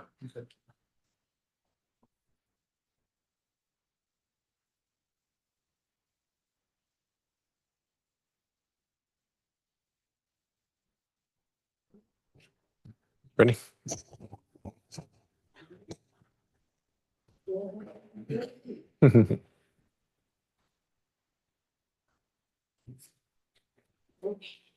All right, we're back on the record. Let me start with Defense Counsel. You've moved to exclude some documents from Miller Martin. I suppose there's a separate issue of whether they could just testify to the contents, even if they are excluded. But I'll turn it to you and telling me why you think this meets the appropriate test. Your Honor, these were requested some time ago, in fact, some years ago. We, again, as I have said repeatedly, we understand recent invoices for recent services necessarily will come in late. But these are for invoices, I believe, for the period 2021 and 2022. I don't understand. We were, until very recently, as of, frankly, I saw them for the first time last night, have not had a chance to go through them in any detail. I honestly don't know the quantum of what we're talking about. And so to be able to be required to cross a witness on something that, was received overnight is highly prejudicial. We believe inappropriate, and we don't believe there's any reasonable grounds as to why they were produced so late. All right, turn it over to the plaintiff. Your Honor, the invoices, of course, were from a past law firm, and as you know, where the recent law firm represent them, we discovered them and produced them as soon as we found them. And it's our understanding that in the absence of deliberate withholding for improper purposes, the general rule is that exclusion of trial evidence is not proper. But of course, Your Honor has the discretion to. Is that a case sign? Yes, Whitley versus Gwinnett County, 221, Georgia Appeals, 1996. Okay. All right. At this point, I would say, unless you've got another witness on deck that you would call right now in their place, I would exclude them. But if there's somehow a way you can fill the entire day and perhaps mitigate the prejudice until that witness comes tomorrow, we could discuss that at the end of the day. Otherwise, that's where we are.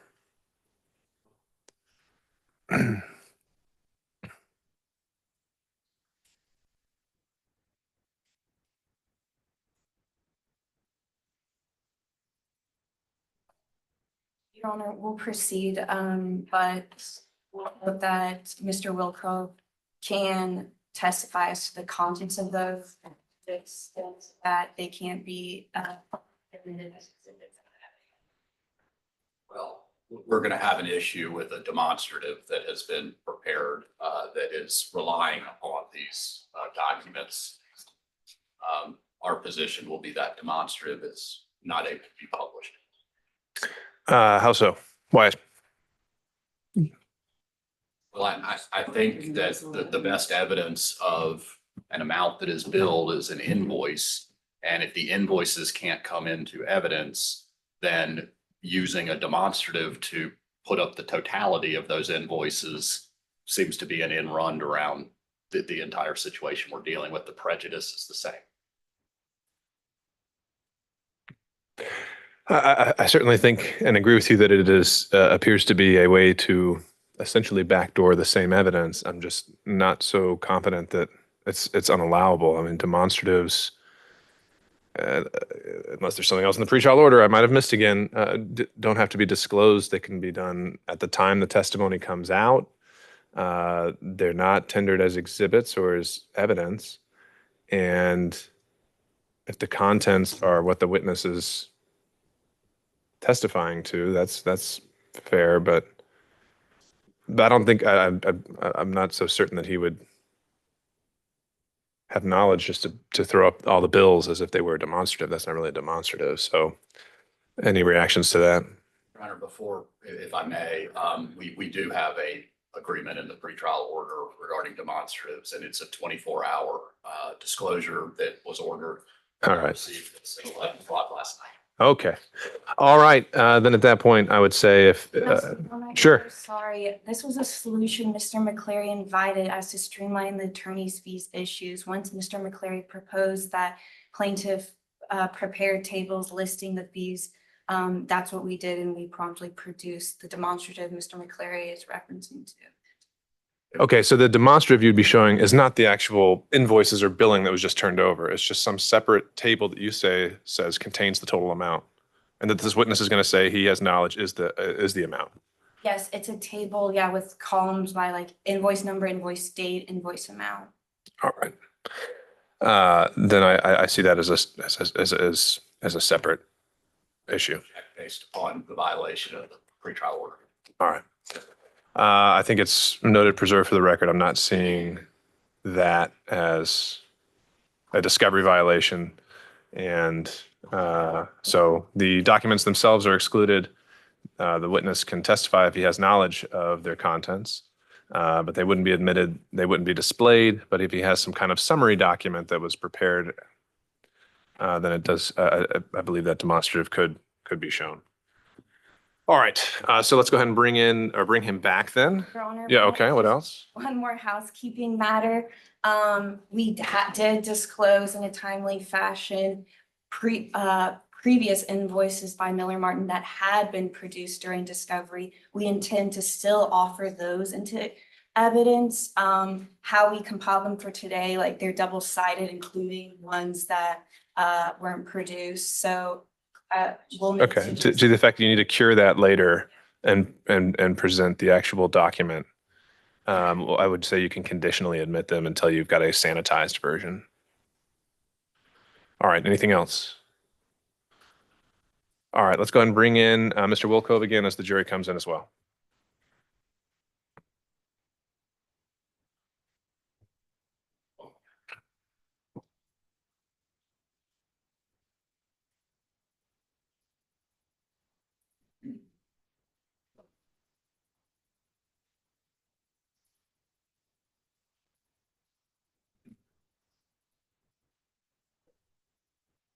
All right, Jerry.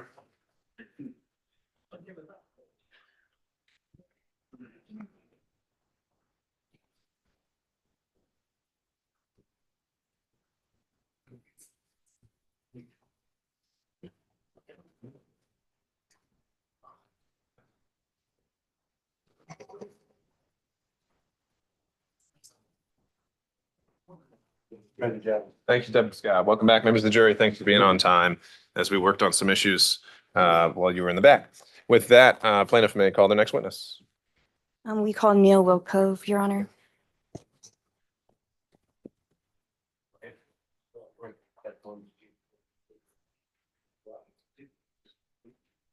Please state your name and spell it to the court. Neil Wilcove, Neil, last name Wilcove, Wilcove. Hi, Mr. Wilcove. Thank you for joining us today. Can you state your occupation for the jury? Yes, I'm an attorney with Miller and Martin. And are you based in Atlanta? I am. Okay, and I'm assuming you're licensed to practice law? I am in Georgia. Okay, Georgia only? Yes. Okay, and what is the primary focus of your legal practice? My practice is about 95% construction and real estate related, both transactional and litigation. Okay, and what is your role in your firm's billing process? Well, our billing process is automated, so each lawyer would normally, when they're billing time, put it into the system. But it's an Adirant system. I don't know if most law firms use Adirant, but that is an automated system that you put into you just use your computer. And at the end of the month, once the bills are ready to go, I get a pre-bill for all the timekeepers for that particular file. And then I review that pre-bill. Once I approve it, make changes or whatever I'm going to do with it, I then send that back to our administration. They then generate a bill, and then I will send that bill out to the client. And Do you have a general knowledge of market rates for firms similar to Miller and Martin? Yes, And how do you I have, do keep tabs on that. and how do you keep tabs on that? I just look at the market through either the trade papers that we get, the legal news, or talk to friends, see what they're charging, things like that. And what's your understanding of Miller Martin's rates based upon that comparison? In this case, or just generally? Let's start generally. Generally, when we're competitive with the market, we're a smaller firm, so we don't charge what large firms do. So we're more competitive for middle market is what we're leaning towards. Okay, now we can turn your attention to this case. Did you represent plaintiff B. R. Guest Investments in this case? And Catherine individually as well, yes. Okay, and when were you first retained to represent B. R. Guest and Catherine? It was in the summer, late summer of 2018. And what stage was the case at that time? We were engaged right after the sinkhole formed. And what was the scope of your representation? At the time, it was try to get PPC to get an engineer to look at the hole to figure out what happened. That was really the scope of what I was engaged to do. Okay, and did you, at that time when you retained B. R. Guest and Ms. Strolette, did you enter into any type of fee agreement or payment agreement? I believe we had an engagement agreement. I did not take part in that aspect of it. That was a different partner, but I believe there was an engagement letter. Okay, and before you were retained to represent B. R. Guest in this case, did you know Ms. Strolette? I did not, but Mr. Roulette was a lawyer in our law firm, and the partner that provided me the case also was involved with the lease negotiation with the PPC a year and a half before the sinkhole formed. So he was well aware of the situation, and he asked me to get involved. Okay.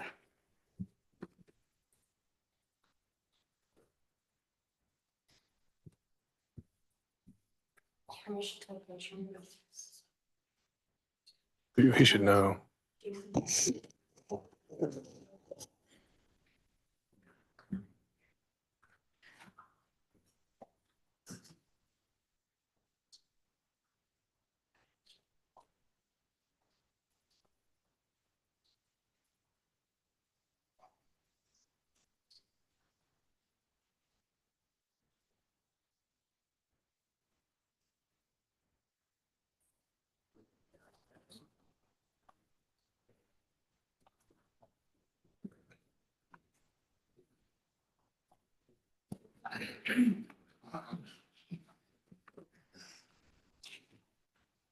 Mr. Wilco, do you recognize what I just handed you?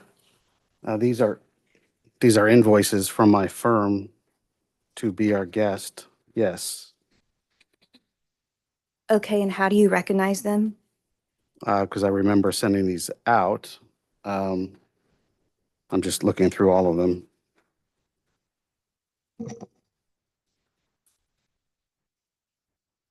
And we set these, we generated these bills and sent them out to Catherine, yes. Okay, I'd like to tender into evidence a subset of invoices as discussed with counsel into evidence. We'll sanitize the document later. Which, what's the plaintiff's number? We'll mark it to, I think we're at 235. All right, 235, conditionally admitted. Any objection from the defense? None other than previously discussed. All right, admitted over objection. Mr. Wilcove, do you recall how much in fees your firm billed to be our guest and Ms. Roulette during the time of your representation? I believe we billed approximately $204,000. Okay, and what, can you tell me more about what legal work is reflected in that number? Oh, well, we worked with her on the PPC pre-suit, so we were trying to resolve this issue before it got to litigation. And then I was then hired to actually file the complaint in the lawsuit. And then with any lawsuit, we went through the discovery process, motions, a lot of motions. And then we were almost ready to go to trial. And then that's when my engagement ended. So we saw this case through a good, big chunk of the case. So I can get the specifics if you really want me to. No, I don't think we need to dive into that today. Okay. Can you tell me, based upon that number you just gave me, I think it was 204, is that right? That's correct. 204,000. What part of that is related to the contractual dispute that you referenced earlier? All of it. Okay. I mean, the fight was the fight over the sinkhole and who breached the lease. So there isn't a single part of it that wasn't involved with the alleged breach that we were contending. And then obviously we had to defend the counterclaims that were filed by the PPC. Okay. Lisa or Ms. Wilkerson, let's pull up the demonstrative. Okay, while Ms. Wilkerson pulls up the demonstrative just for the jury's view, and we'll go back to that later. Mr. Wilkov, can you just tell me how was the case staffed generally? In this case, it was staffed originally with, I had an associate working with me, a paralegal, and then we had lit support people that helped organizing documents. As we got closer to trial, I then brought in another partner to assist me with the trial if we were going to try the case. So for most of the time, it was just me, an associate, paralegal, lit support. And do you view that as reasonable? Yeah, certainly. Okay, and are you familiar with the billing rates that were charged at the time of your representation of Be Our Guest, Mr. Olet? Yes. And can you tell me more about those rates? Yeah, we have our market rates. And then, again, the senior partner in the file who had worked with Catherine at the firm asked me to reduce my rates a bit for this case. So we did. So we actually didn't charge Catherine market rates throughout this case. Other than one person, there is one billing rate that was actually market, and that was Eileen Rumfeld when she came into the case. Her rate was market. The rest of us were below market. And then, so we were probably, I would say 20, 25% lower than what we would normally charge a client under the circumstances. Understood. And it seems like, correct me if I'm wrong, you represented, well, I'll just ask the question. What was the time frame you represented Be Our Guest, and how many years, I guess is what I'm asking? So we represented Be Our Guest from, I think it was either July or August of 2018 until January 2019. And then I came back on board in October or November of 2019 until May of 2023 or June of 2023. I guess it's in front of me. I guess I could just look.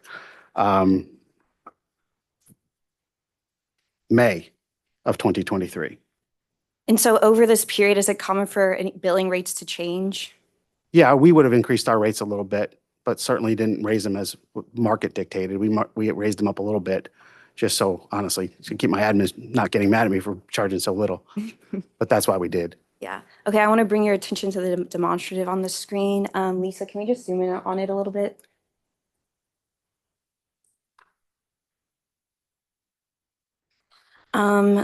Mr. Wilkov, if you could just take a look through that real fast.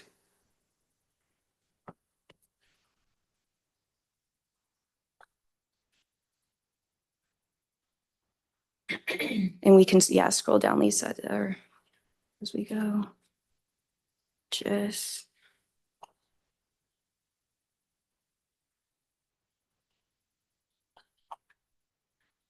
And let me know when you're done, Mr. Wilkov, and I'll ask my next question. I am done. Okay, is that table a fair and accurate representation of the invoices that you understand that Miller Martin issued to Be Our Guest during the time of Miller Martin's representation of the same? I would have to add up because I don't Yeah. see a number at the bottom to make sure that adds up. But if that adds up to the 204 that I was testifying to earlier, then that would be accurate. Yes. Okay, I'll direct your attention, I know, to the top left total billed. Oh, then yes. Sorry, I can't see that. If that would be the amount that if you added up that far column on the right, you would agree that this was the total amount billed during your services rendered to Be Our Guest? That's correct. Sorry. Okay. Yes. And to your understanding, has BR Guest and Mr. Roulette fully paid on these invoices? Yeah, we're not owed any money. Okay.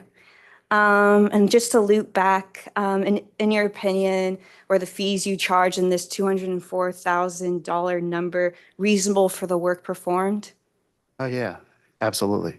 and reasonable for the time spent on the case? Yeah, they made us work. PPC made us work, absolutely. Okay, no further questions at this time. Cross-examination.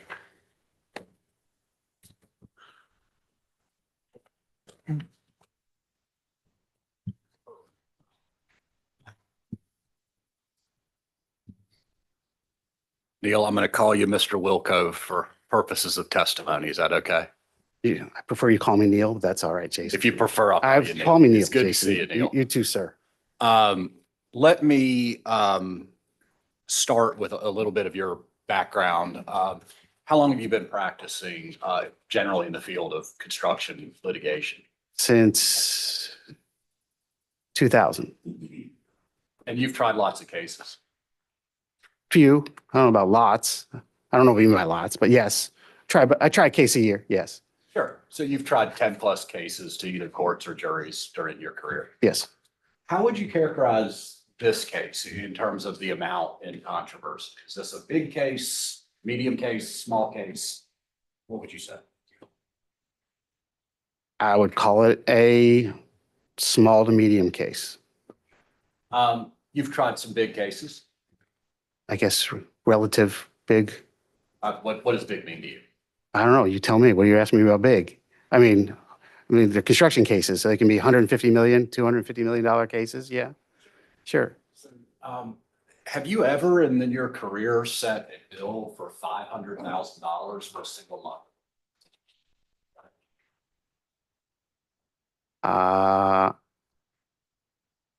I believe I've come close to that on certain cases. Yeah. Yeah, that'd be a case with hundreds of millions of dollars this year. Large construction case. Yes.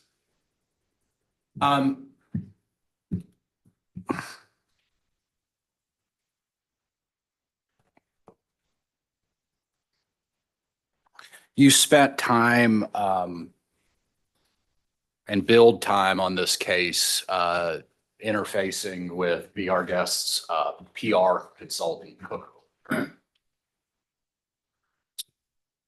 I believe I did. I don't know if I billed for it, but I definitely talked to them at once. At one point, counsel for the Conservancy raised an issue regarding the Conservancy's concerns that Ms. Strolette, through her PR firm, were pitching stories to the news media. They believe that was inappropriate. Do you recall that? I do remember you making that allegation. Yes. And you let me know that, yes, you believe that was appropriate. And in fact, Ms. Strolette had been trying to get media coverage for this issue, right? That's not accurate. Well, no, what actually had happened was there was concern about the sinkhole, but PPC was still using the building, not knowing what caused the sinkhole, and you all weren't listening.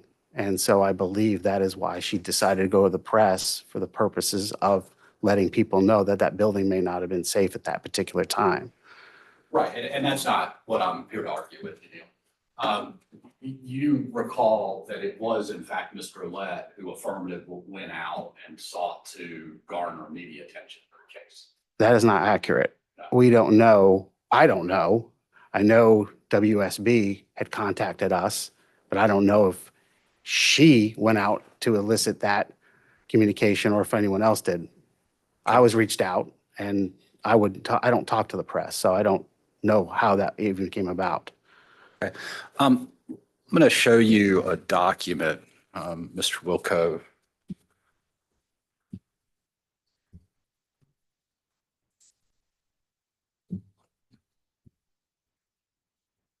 Apologies in advance for the size of the text. You think I can read this? We're going to put it on the screen. All right, good, because I can't see that. And these were the way we are down to lose them. So again, apologies on their behalf for it being small. Before we do publish this, Mr. Wilco, are you able to identify what this document is?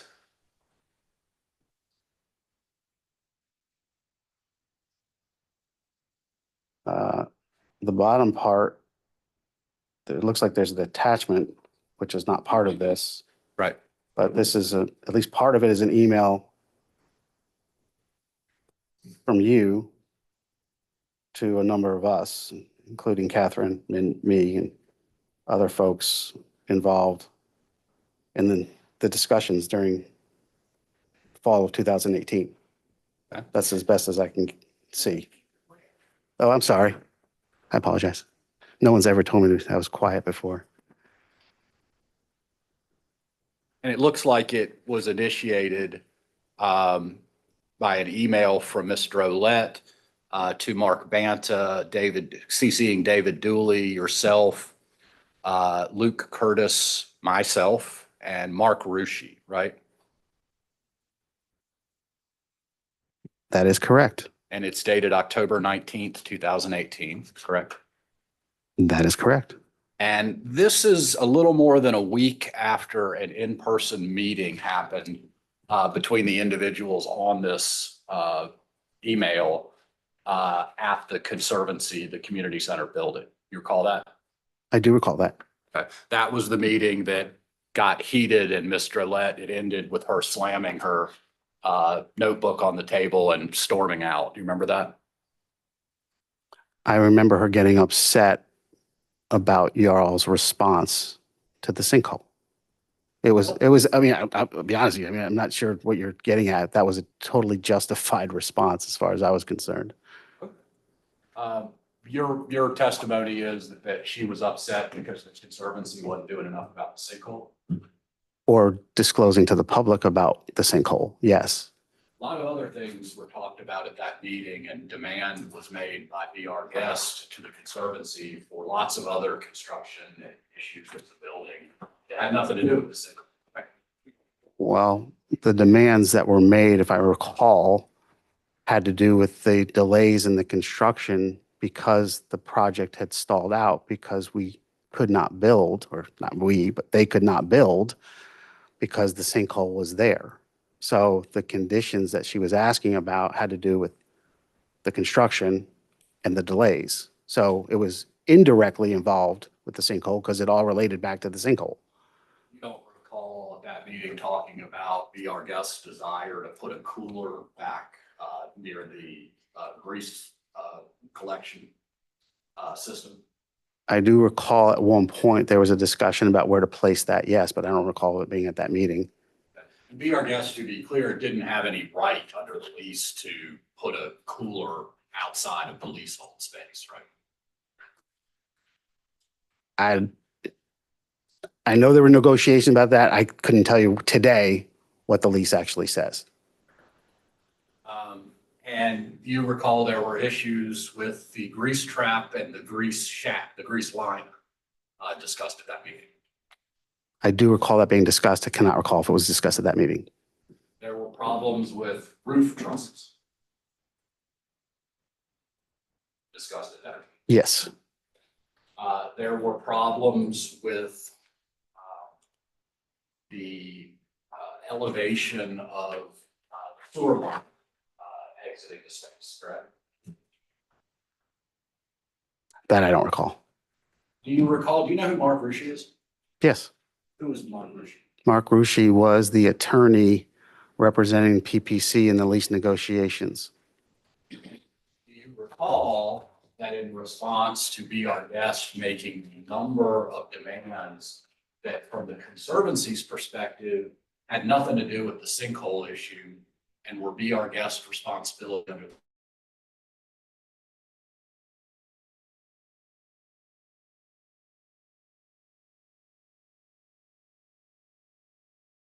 before Mr. Olette stormed out of the meeting? She didn't storm out of the meeting because of those demands. She stormed out of the meeting because of the sinkhole. How do you know?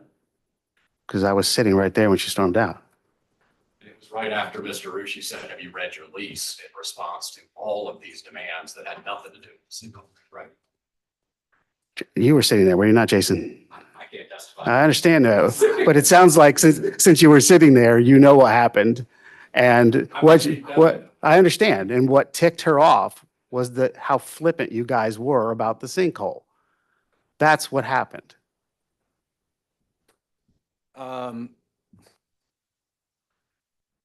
We're going to move to admit defendants 218. Objection, Your Honor. Based on? Hearsay, It's a statement of a party. not the top of the page. Not the what? Oh.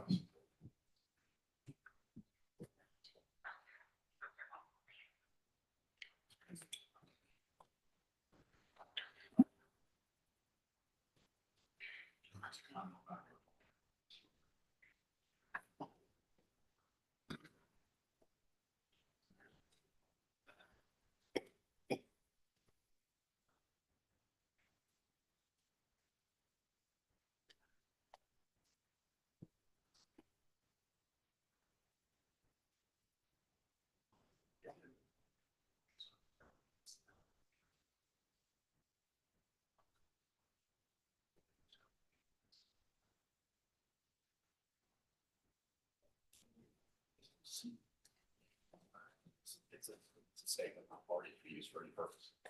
Well, I don't know about any purpose, but all right. All right, objections overruled. 218 is admitted over objection. Defense 218. Okay. Permission to publish, Your Honor. You may.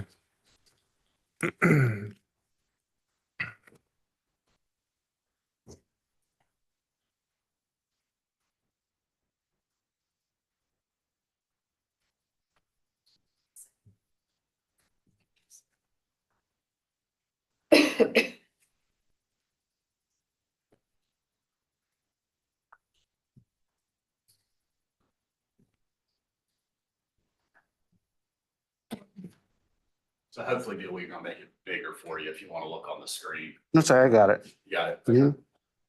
So my email to Catherine Drolette says, please see attached correspondence. Thank you. Right.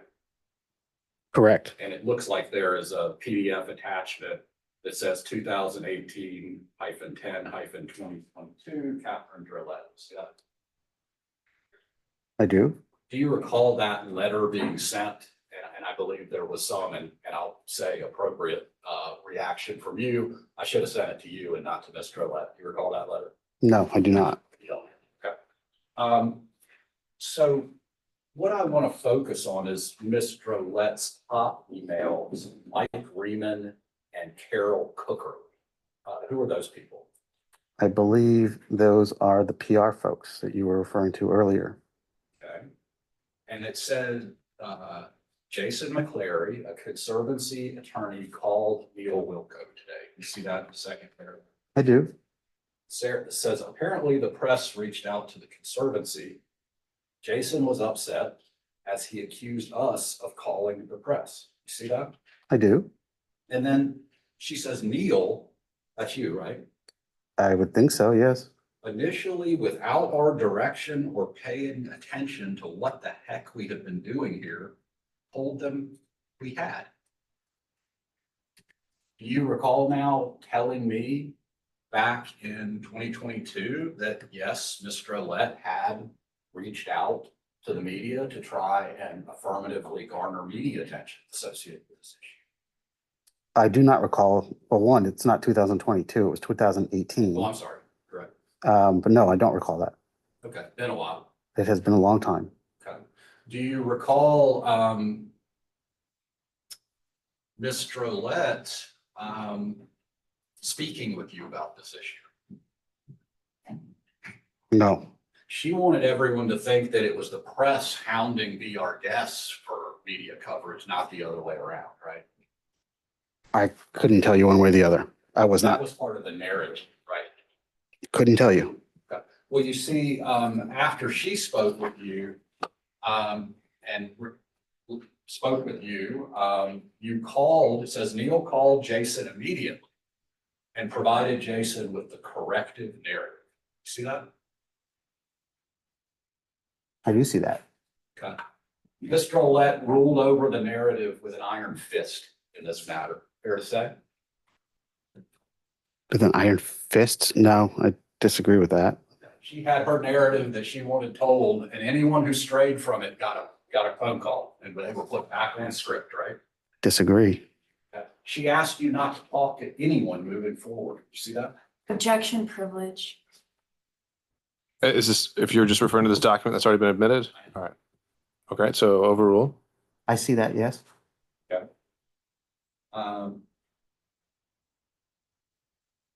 She says to you, the letter shows. You think she's probably talking about whatever letter was attached?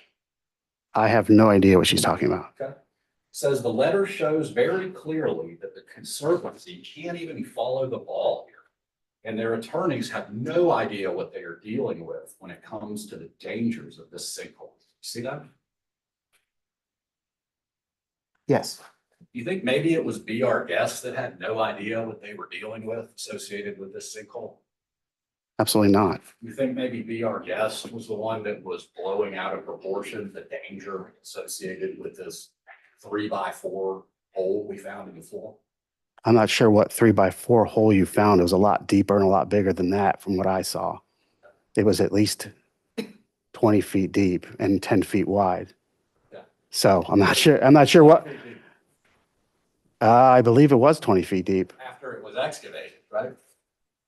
No, Okay, I don't believe it was 3x4, my friend. okay. You were there. I sure was. All right.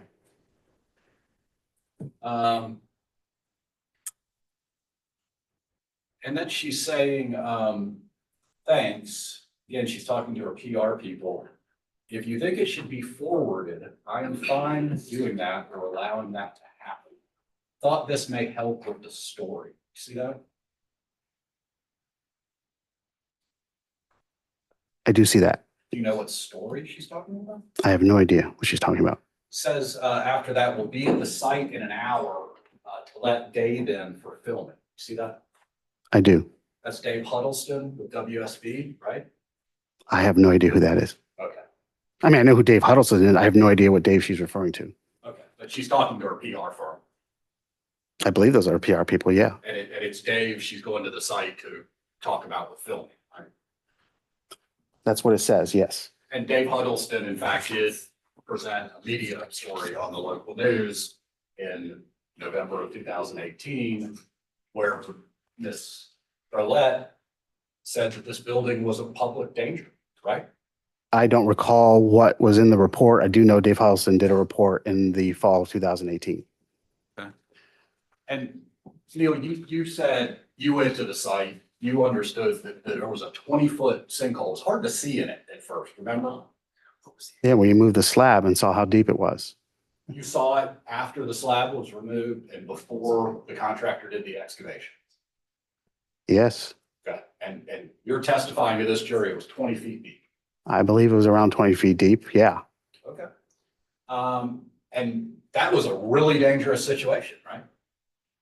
We believed it was a dangerous situation because no one could tell us what caused it. And because it was coming up against the wall, I believe even some of the structural elements of the wall, we were concerned that it was actually no one could tell us it was going to stop. So yes, it was a very dangerous situation. And you personally believe that, right? Yeah, You've had some experience with sinkholes. I have. You had some experience with sinkholes where people were docked, right? My firm did, yes. I was not involved in that case, but yes. And you said there were some structural elements that were near the void location.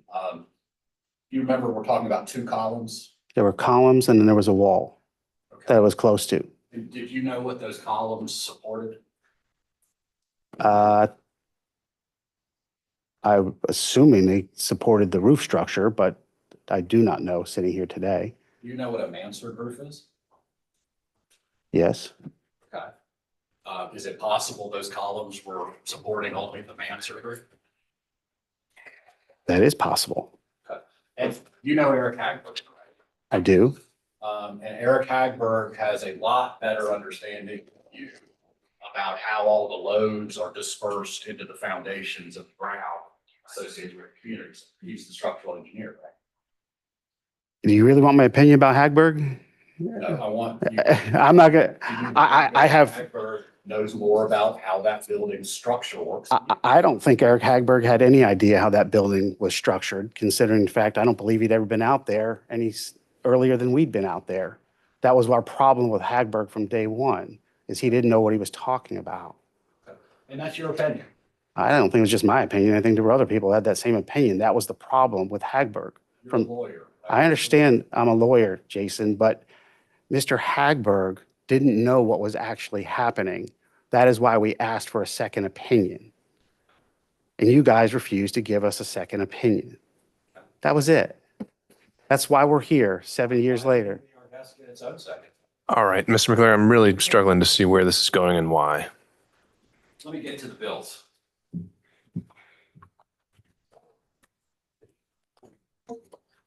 You were one of the people, Mr. Wilcove, that was telling Mr. Olette how dangerous the situation was, right? I was telling her that the concern over the sinkhole, considering nobody knew what caused it or whether it was still moving, could cause a very dangerous situation. And considering the fact that we had been involved with previous sinkhole cases where people had died, we didn't want anyone to get hurt or killed. So I thought it was justified in saying there was a danger if we didn't know what caused it. And you know Mark Banta, right? I do. And is it true that in the summer of 2019, or maybe sometime before then, you were actually out at the community center and you saw Mr. Banta and you told him he could be criminally liable based on what he had done, criminally negligent if someone got hurt because he was not doing what Be Our Guest wanted to address the sinkhole, right? I don't recall that at all. You billed your time for that, right? Well, if you don't recall, let's pull up a document. Summer of 2019? We'll go through it. Maybe we're counting something earlier. That's why I said a little earlier.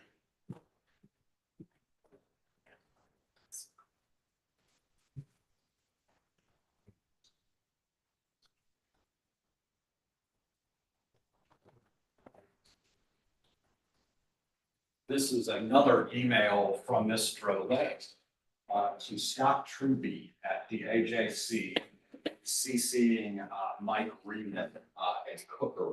You see that?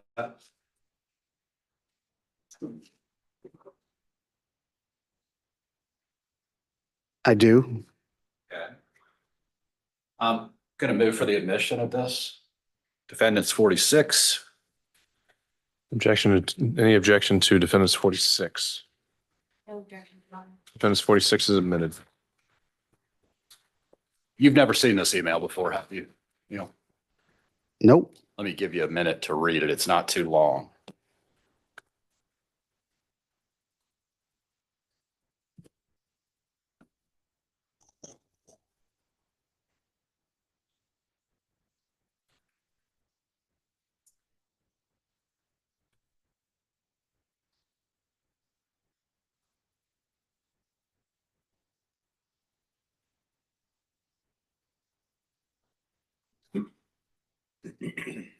And now that I'm looking at this, Neil, I think you're right. It looks like Mr. Olette is referring to activities back shortly after the sinkhole was discovered in the summer of 2018. Does that jive with what you're reading?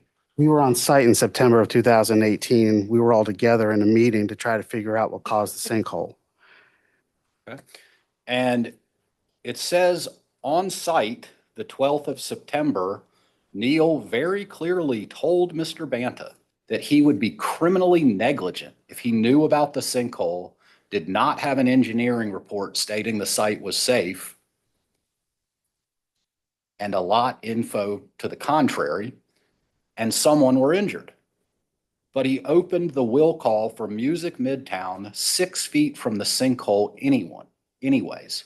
You see that? I do. Okay. And that was because the contractors and the engineers, she says, and they had all said I think she means they, could not say the site was safe. Do you see that? I do. Does that refresh your recollection that you were on site the 12th of September and very clearly told Mr. Banta he would be criminally negligent? That's not what was discussed. You were in that meeting as well, my friend. So I'm not sure what you're getting at. At the meeting, we were talking about the fact as a group that if in fact people know about the sinkhole and people are hurt or killed because you covered it up, that there could be criminal components to this. This was a discussion. It wasn't a threat or anything of that nature. We were all having those discussions. You're talking about the October meeting. I thought it was a September meeting. I thought you were there as well. I only remember one meeting. I only remember one meeting as well. So I'm not sure this is right on September, but the meeting that we were talking about that was in the meeting you were there. It goes on to say the Piedmont Park Conservancy was provided all of our reports directly after they were made available to us. Do you see that? No. Very end. Oh, yes. That's not true, is it? I couldn't tell you whether that's true or not. Chris Settles, who the jury's heard from, issued some recommendations of things that could be done in the event the cause of the sinkhole could not be determined, right? I do not know. You don't know? No. You don't remember Chris Settles of Grounded Engineering? He's the guy who wants to have someone come out and put grout in the ground, and monitor the pressure. I do remember Chris Settles, but I don't remember what he said in this case. Okay. You know, he issued some recommendations as an engineer. I do recall that. I don't know what they were. And those recommendations were never provided to the Conservancy until litigation, right? Till after litigation. Couldn't tell you one way or the other.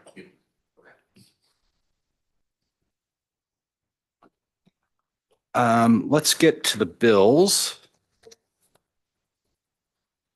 If we could pull up.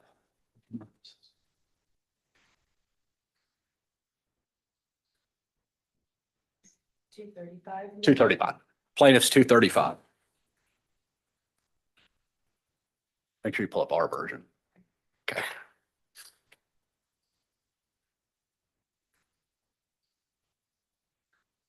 And again, this is a lengthy set. We'll go to just a few of the entries. I don't want to spend a lot of time on it here, but you said that your firm was involved representing BR Guest for the bulk of the case, right? Well, at the time, yeah. Sure. I mean, I think you said that you were involved from July of 2018 to January of 2019, right? I said summer. I don't know what the exact date was in 2018. The bills would reflect that. Okay. But yeah, from middle part of 2018 to January 2019, and then from October, November of 2019 till May of 23. Okay. So fair to say that adds up to a little over 4 years? Give or take, yeah. Okay. And we did lots of depositions, remember? Yeah. Probably over a dozen. Yeah.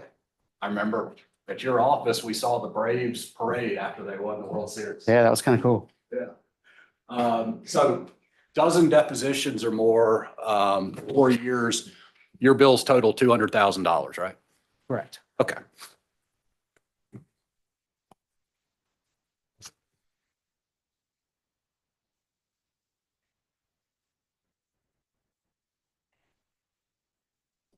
You issued a number of open records requests to the city of Atlanta and the Department of Watershed Management, correct?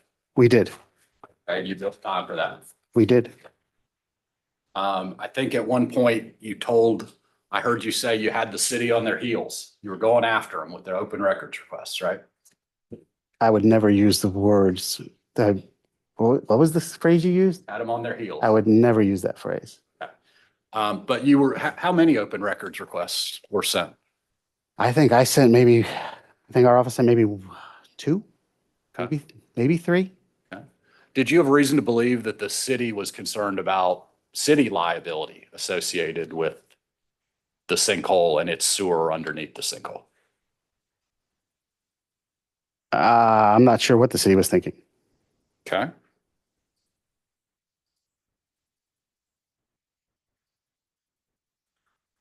Let's go down if we could. I'd like to go to the page ending Bates 4318. It's a ways back, and this appears to be an invoice dated December 9, 2020.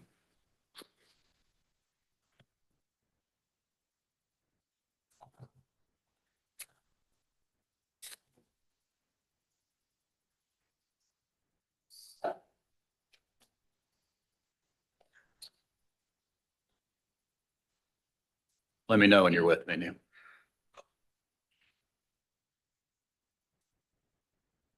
I think I'm with you. Go ahead. Okay. I see a November 17, 2020 entry for REM. Who is that?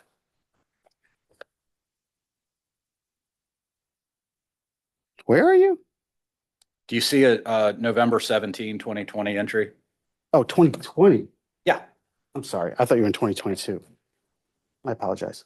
Yeah, it's 4318, Neil. It's a ways back towards the end. No, I thought you were in 2022. Okay.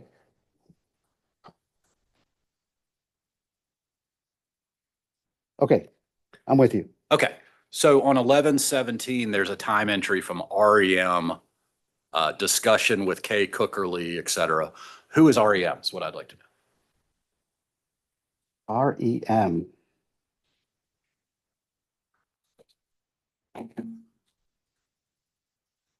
I do not know who REM is. That may be someone in our litigation support group. Okay. That actually has to be someone in our litigation support group. Okay. Do you know why someone in Miller and Martin's litigation support group would be having a discussion with Be Our Guest PR firm? Objection, honor, mischaracterization. I don't see where that says that. Hold up. Yeah. Oh, is this someone else? I'm sorry. You're right. Mr. Cooley is our paralegal, and there's nothing in I here that apologize. talks I about. misread it. You can withdraw that. Okay. Let's go up. Thank you, counsel. Let's go up. There are several entries about drafting a reply brief in support of a motion to dismiss. You see that? Yes. Okay. And it says, if you look at the 11/4 or November 4th entry, ACV, that's Alex Vey, right? That is correct. He was your associate at the time working on the case. Correct. And he was drafting a reply brief in support of Drolet motion to dismiss. You see that? Correct. Do you recall Ms. Drolet directing you to file a motion to dismiss her as an individual defendant in this case? Yes. Okay. And that was done because Ms. Drolet's a party in this case only as a guarantor, right? I have no idea if she's still a party in this case or not. At the time. At the Ms. time. Drolet was sued as a guarantor, right? Correct. The lease would be between Be Our Guest, the entity, and the Conservancy, right? Correct. And Ms. Drolet was a guarantor of that lease. He was listed as one, I believe at the time, yes. Okay. And I don't want to bore our jury with the law, but in Georgia, a guarantee has to be in writing and signed by the party guaranteeing another party's obligations, right? Correct. Statute of frauds is what that's called. Correct. And at the time, when the Conservancy filed its counterclaim, it attached a copy of the guarantee that had initials on it, but it wasn't signed. You remember that? I do remember you guys providing a unsigned guarantee, excuse me. Yeah. Yes. And because of that, being the good lawyer you are, you file a motion to dismiss because we did not have the signature of the guarantor, right? I believe that's correct. And at a deposition, a lawyer wanted to ask Ms. Drolet questions about that. And you, again, doing your job, instructed the witness not to answer those questions, correct? I don't remember what we did, but I believe that may be right. I need to see the deposition to be certain. Ms. Drolet authorized and directed Miller and Martin to file a motion to dismiss, dismissing her individually from this case. And that was done, right? I believe we did file that, yes. And the court granted that motion. Yes, they did. And Mr. Let was dismissed. Correct. Okay. And then and again, Mr. Olet, that was a success story for you guys, right? Well, it wasn't a success story. We're still in the middle of this case. So, But at least Mr. Olet was out personally, right? well, yeah, because you guys didn't attach a signed copy of the guarantee, excuse me. And Mr. Olet wouldn't admit that she had signed the guarantee and had a copy of it, and it should have been produced, right? I don't know what happened with the signed copy. Well, you do know that ultimately, Mr. Banta went and looked in a different file cabinet, and lo and behold, here's a signed copy, right? Right, but you guys never produced a signed copy until after that. So we weren't sure it was actually signed because we weren't sure what Mr. Rushi had done, whether it was in fact a signed guarantee or not. So until you guys produced it, we didn't know whether one had actually been done. And considering Mr. Rushi was doing this work pro bono for the PPC, we weren't sure. You guys didn't produce a signed copy. We didn't. And is Neil Wilco and his law firm didn't know that there was a signed guarantee, right? Mr. Olet knew. I have no idea what Mr. Olet knew. All I know is what you all produced to us, both in discovery and in your counterclaim, was an unsigned copy of a guarantee. Okay. And Mr. Olet, again, I don't want to carry on with it, but she directed you to file a motion to dismiss. Objection, Your Honor. It goes to attorney-client privilege. Well, I'm looking at the time, and that's fine. I'll withdraw it. The time entry says Mr. Vey was drafting a reply in support of a motion to dismiss. This was the motion to dismiss Mr. Olet as an individual, right? Based on a guarantee that had no signatures that you guys provided in your counterclaim, yes. Let's look a little bit further up, be our guest, and then 4283. We're now in March 2022.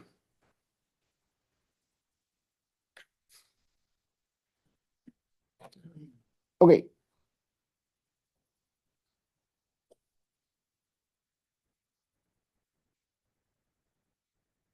And let's look at your time entry on February 3rd, 2022. You're NLW, right? I am.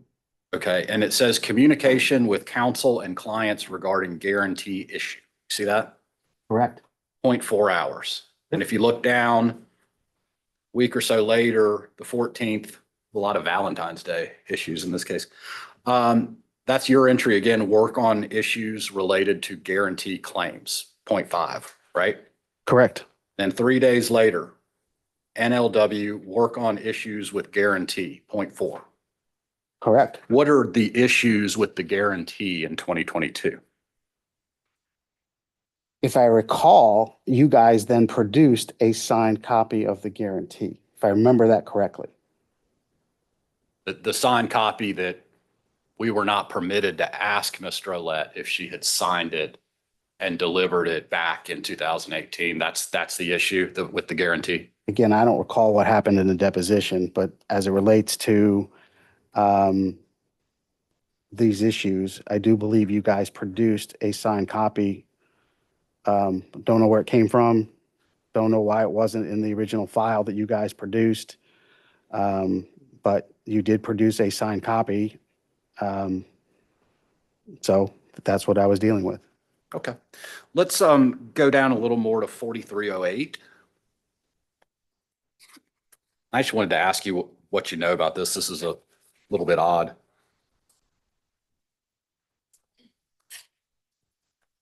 $43.08. Yes, sir.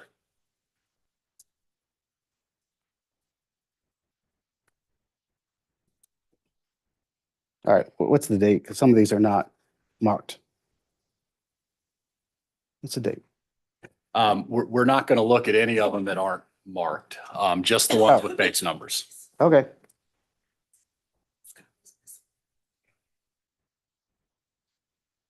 We don't have 4308. 43, I don't have 4308. Oh, I may have it. It's not marked. 43. Okay, well, let me. Or if you want to, well, I don't know. If that's I it. may need to correct this, but this is what was provided to me. Have a look here. And I don't need it. Well, this wouldn't have been one of my bills.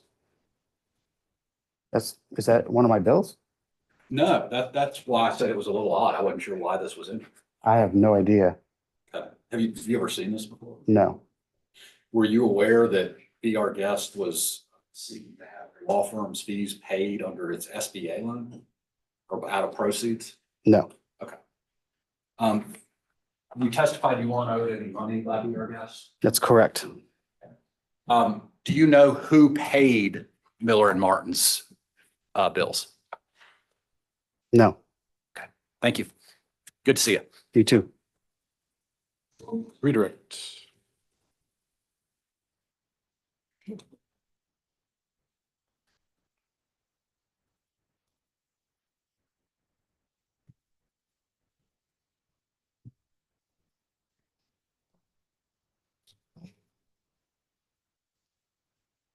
Mr. Wilcove, you just told Mr. McClary that you have dealt with several sinkhole situations in the past. Can you expand on that more?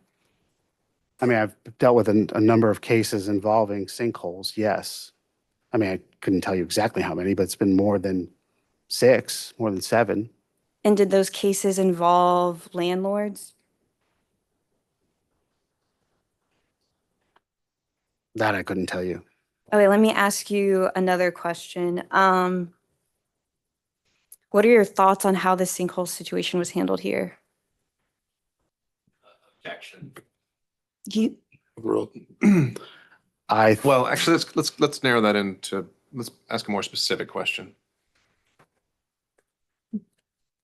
Mr. Wilcome, do you agree with how the Conservancy addressed the sinkhole issue?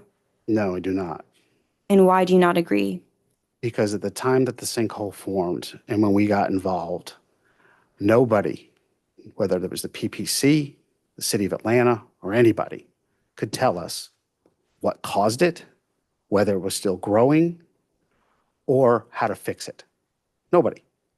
And that had been the biggest frustration from us. And so we simply asked, get an engineer out here, not Hagberg, because everyone agreed Hagberg couldn't be that guy. Get an engineer out here to tell us what caused it, how to fix it, get it fixed. And instead, the City of Atlanta comes in the middle of the night, pours grout in it, and says that's the end of it. And the PPC takes the position that, look, it's fixed, guys, done. And I just thought that was poor on every level from my standpoint and my experience, how the PPC handled this entire situation. But that's just my humble opinion. And you just said that, something along the lines of everyone knew Hagberg couldn't be that guy or something. Why do you say that? Because everyone knew that Hagberg was brought out there to say one thing and one thing only. And then when we unpeel the Hagberg onion to try to figure out whether he actually had the experience to discuss sinkholes, he admitted he doesn't do sinkholes. That's not what he does as a professional. And that's why we asked to get someone else out there. And do you know whether the cause of the sinkhole to this date has been identified? I mean, I haven't been involved in the case since May of 23, but as of May of 23, nobody knew what actually caused the sinkhole. Okay, and do you know whether the Conservancy provided all of its reports to Be Our Guest? At the time that I left the case, we knew that there had been drafts of Mr. Hagberg's reports that were not produced to us, that we were fighting with the Conservancy about. And you're aware that in order to obtain those documents, that plaintiff had to file a motion to compel? I heard that, yes. And you're aware that that motion to compel was granted? I have no idea, one way or the other. Do you have any idea, I know you testified earlier, you have some knowledge of market rates in the Atlanta area. Do you have any idea how much a firm like Troutman would charge by comparison to Miller Martin? I mean, from other cases with Troutman's probably billing double what I bill even now. So maybe. I mean, it's significantly more. Okay, I want to redirect your attention, just a few more quick questions, just bear with me. Defendants, pre-marked exhibit 218. Yes. Okay, yes. Oh. Yeah, can we pull it up? Pull it up.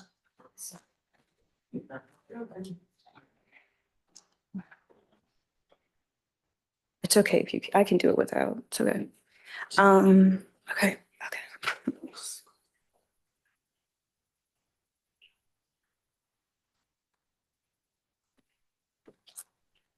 218? Yes.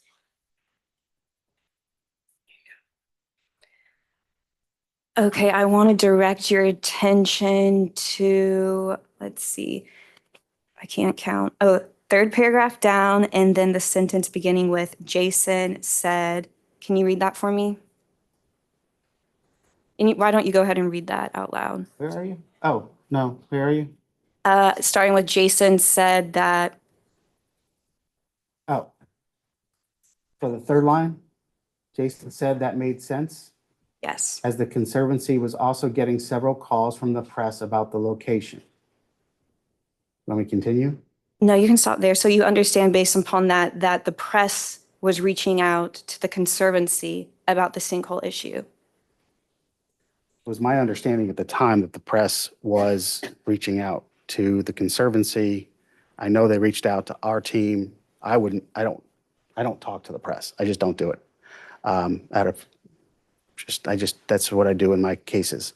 So I don't know, other than what Jason was telling us at the time, I do know that they had hired their own PR firm and that they were putting out press releases about what they thought caused the sinkhole. And why was there so much press about the sinkhole at this time? Objection. Calls for speculation. I'll rephrase. What's your understanding of why press was involved with the sinkhole issue at this time? Because at the time, you have this sinkhole in the building, right? We're not talking about a sinkhole, because I think they had a sinkhole in the park, oh God, 2014 or 2015, but it was in an area that was off in one of the fields. But this was actually a sinkhole in the actual building. And there are people in the building, both, you have the restaurants in the front, we're doing construction work in the back. Then you also have the offices, ticket offices and so forth. And I just think people, sinkhole does not form, sinkholes form, but they don't form in buildings very often. So from our standpoint, people were very interested into what was happening with the sinkhole, what was the cause of the sinkhole, how is it going to be repaired? And you said something interesting right there. I just want to touch on it more. You had an understanding that there was another sinkhole in the Piedmont Park area prior to when the sinkhole we're talking about in this case was discovered? Yeah, I believe there was a sinkhole. Again, I'm going from memory, 2015, 2014-ish, in the field over by where they do the concerts. And do you know how that was addressed? I do not recall how that was addressed. Okay. I want to bring your attention back to, you'll have to remind me, Jason, what was the 2019 email? Assuming I'm organized. I'll see. 40, the other document. Yes. 46. Yes. Can we put that up for a second? Wait.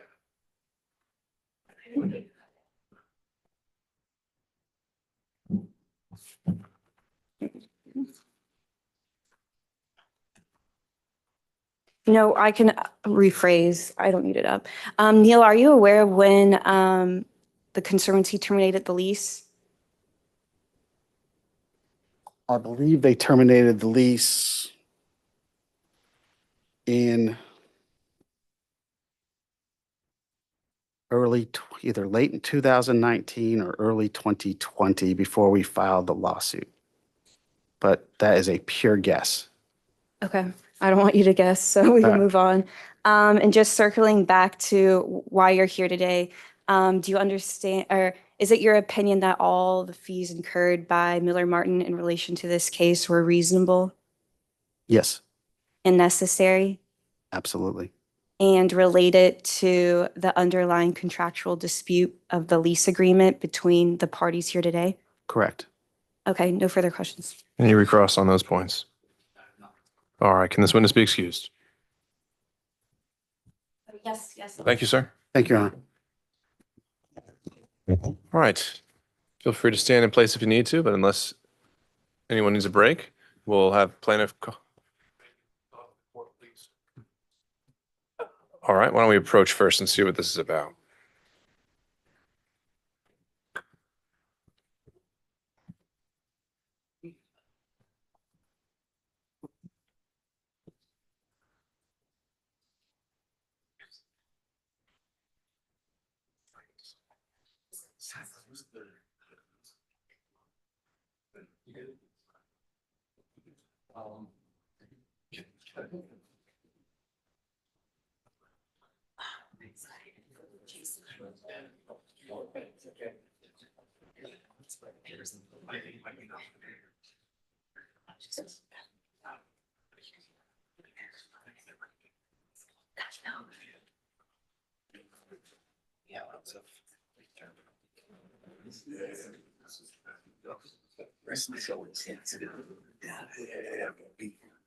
And it's like.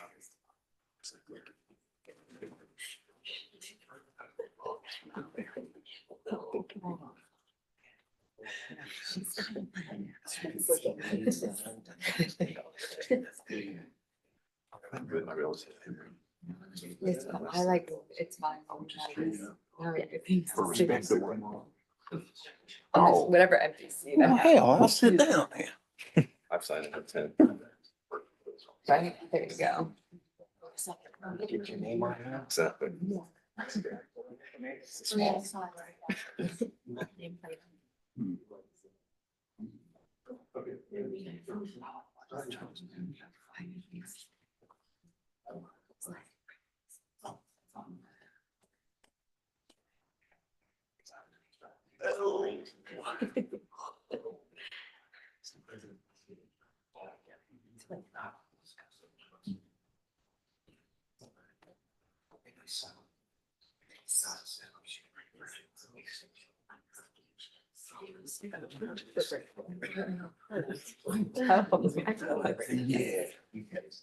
Good job. With a positive.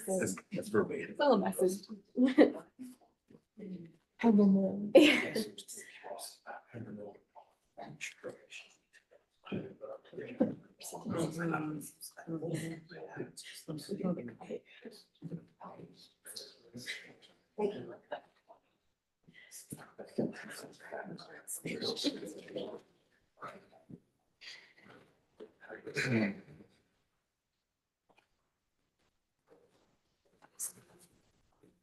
What's up? They are.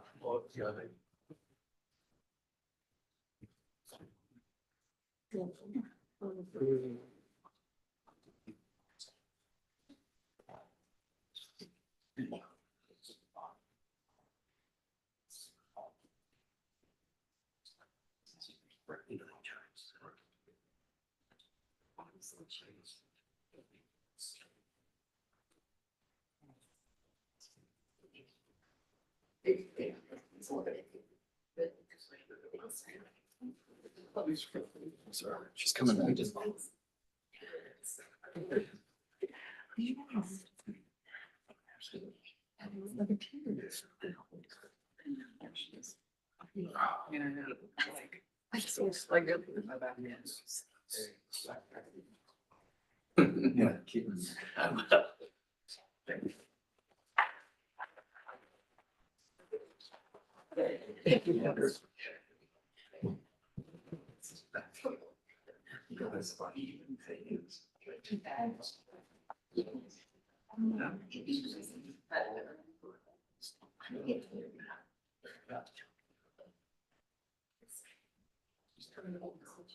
Yeah.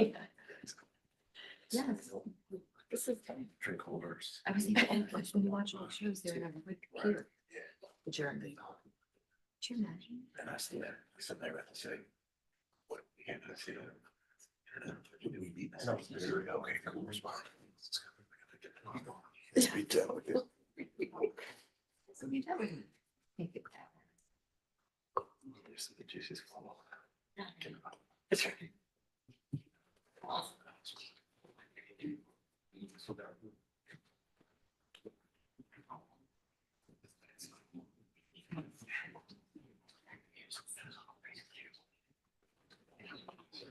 has all these confidence.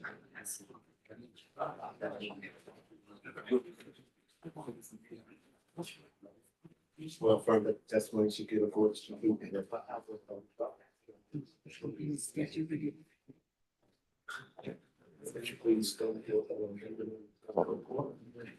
My name is Eric Hagberg, ERICHAGBERG.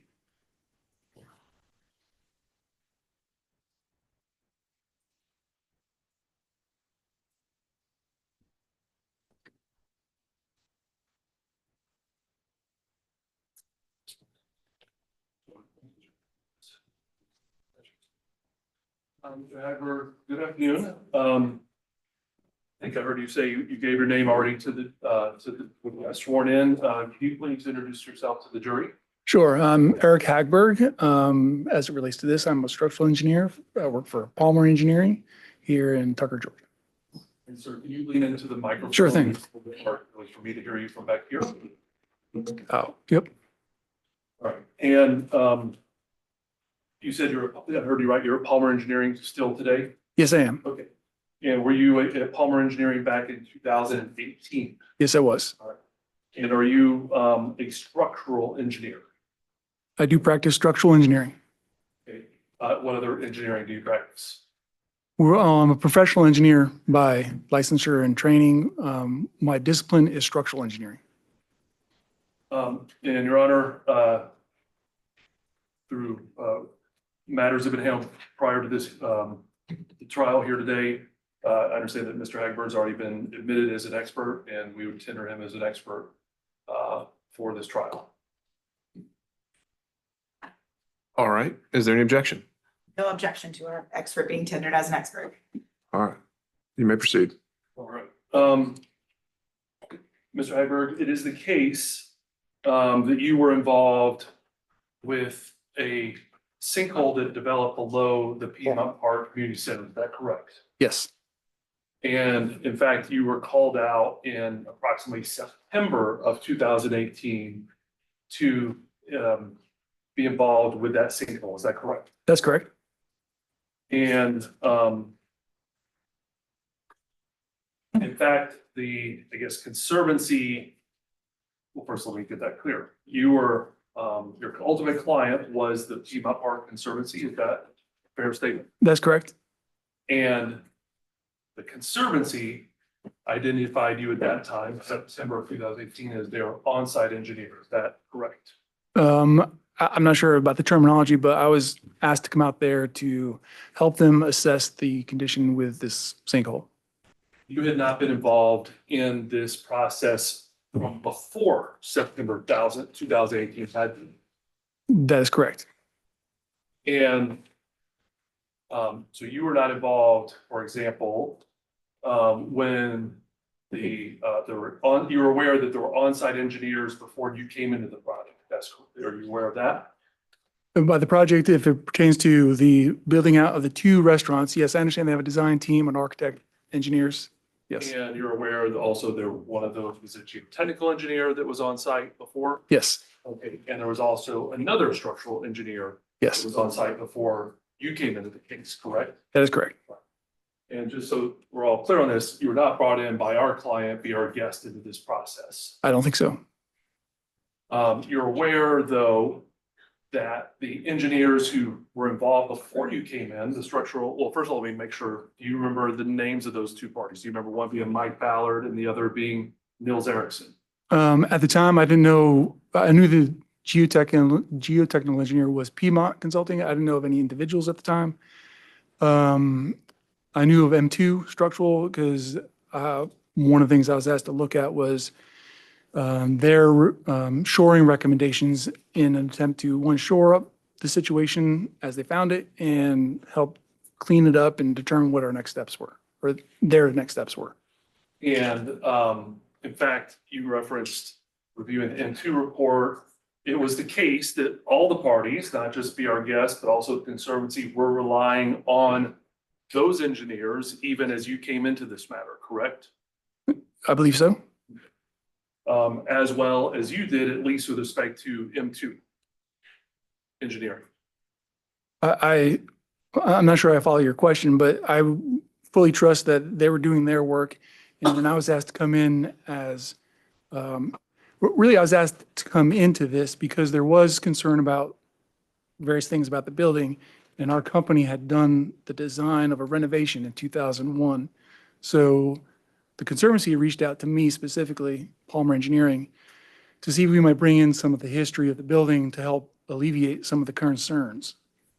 And then as part of your process, what I think I heard you say a moment ago, one of the things you did was look at M2's engineering report. Yes. Is that correct? That is, And that's because M2 had already done some investigation, correct? yes, And they also are a structural engineer. they are. And a structural engineer, of course, looks at the soundness or I guess integrity of buildings, like from the ground up. Is that correct? Yes, we do assess buildings, structures. Yes. I'm going to hand you what's been, I'll hand you what's already been previously admitted into evidence. It is Plaintiff's Exhibit 97. If you can take a look at this, sir.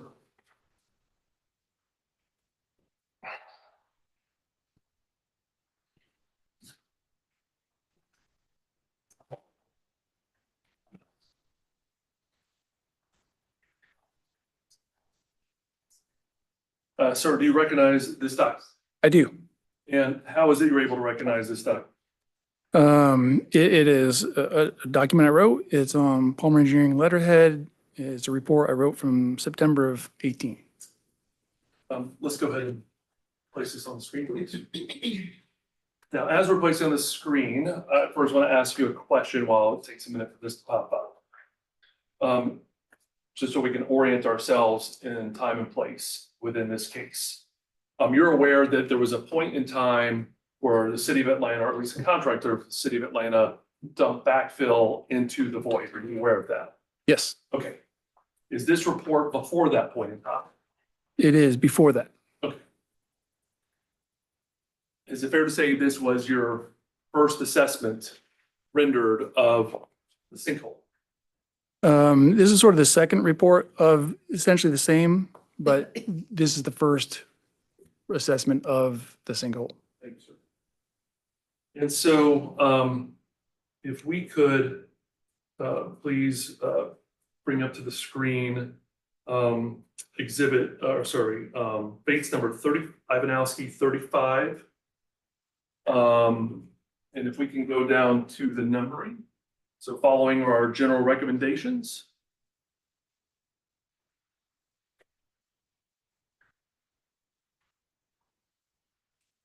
So I'm not gonna have you read all this, I promise, but there's a few items I want to bring your attention to, sir.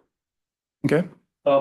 First, I'll bring your attention to number 3 on this list. Do you see that, sir? Yes. And what is your recommendation there? We're saying engage a geotechnical engineer to confirm the sidewalls of the void are reasonably stable to perform prep work for underpinning activities.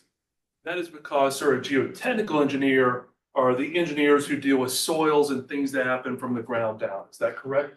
A geotechnical engineer, he has the experience and technical abilities to do some probing in that soil to get some of the specific material properties of that soil, what's the density and capacity of that soil. And it was important enough that you specified here the type of engineer. Others, you didn't say engage an engineer. You said engage a geotechnical engineer. I did, yes. Thank you, sir. Then let's, if we could move down to number 5, please. Once the column is stabilized. So you recall there being columns located near the sinkhole. Is that Yes. correct?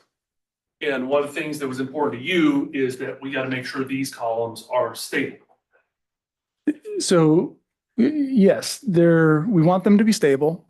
They were reasonably stable when we came out there, but here are the steps to make sure they're stable, not just in the time we're doing that, but they got to do some excavation to get the materials out of the hole. So that's really not the immediately, but also the construction activities going forward. So stable for at least doing the necessary investigation And repair. and repair. Thank you, sir. So then if we could scroll down to numbers 7 and 8, please. So what you just suggested was, I think, a good segue here. Is it fair to say 7 and 8 are the things you were just referring to, the idea of doing an investigation and making repairs? Yes, And you put these in your report at that time, believing that this was what needed to happen. Is that correct? these are, this whole outline is a general recommendation of how we're going to approach, one, stabilizing what's there to alleviate those concerns and investigate the problem and come up with a repair, right? It's yet to be determined.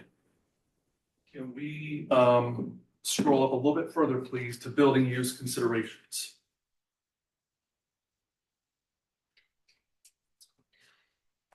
If we go down to the paragraph that starts with, since this is localized situation, do you see that paragraph, sir? I do.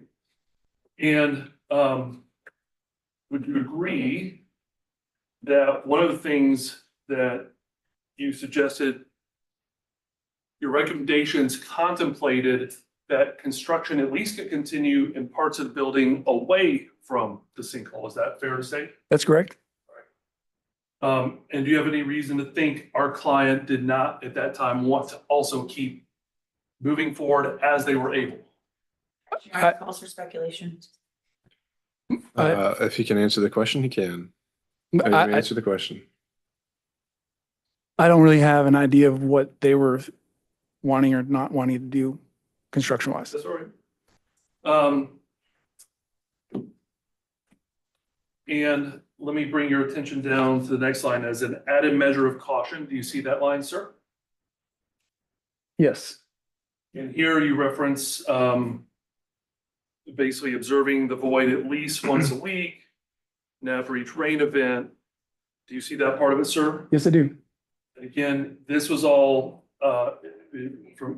with an eye toward having the site be as safe as possible for at least the construction people, if not even people going down the line. Yes, this is also addressing the fact that there's many people that have questions, unknowns. So here's some things we can do while we're figuring things out, just to keep a tab on things while we're proceeding to the next step. And by the way, this report has your signature at the, can we scroll up, please? Has your signature at the bottom, does it, sir? It does. And then it has a seal or a stamp there. You see that? Yes. And are you aware that under Georgia regulation, the application of a seal or a stamp signifies that this is your final report?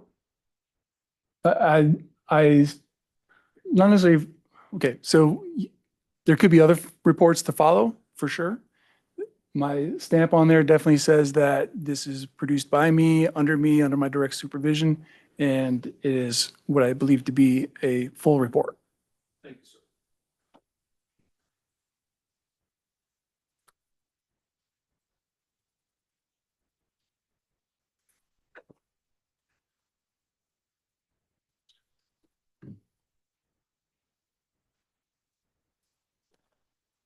I would now like to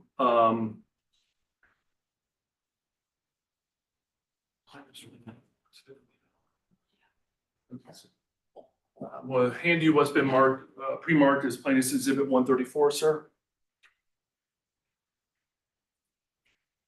Thank you. And I'll ask you again to take a look and see if you recognize that document. I do. How is it you're able to recognize this, sir? This is a report that I wrote and gave to the Conservancy. Your Honor, this is one that's been subject of pre-matter, pre-trial motions between the parties. It's already been admitted to my understanding. I ask that we be able to formally admit it into evidence and tender it. Objection, Your Honor. May we approach? Sure.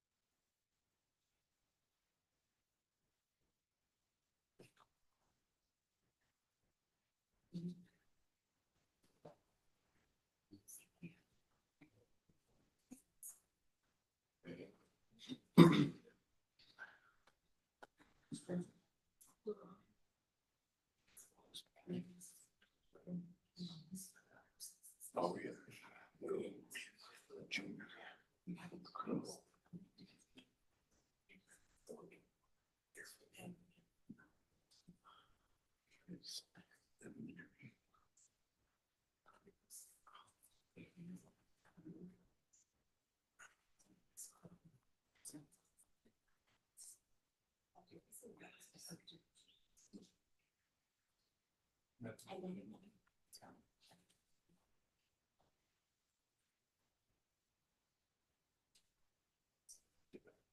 it loud? Oh, I'm sorry.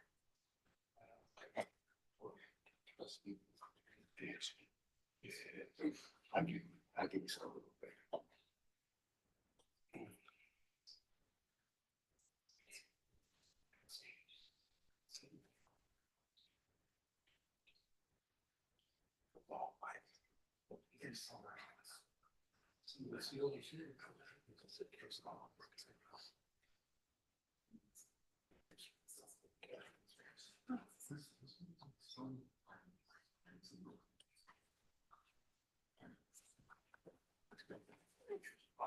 Members of the jury, we're going to take 5. We'll be with you in a second.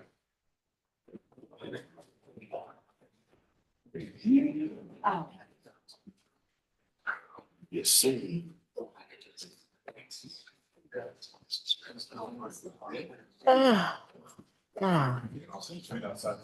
Okay. Okay. But yesterday was like 5. So got me through the last.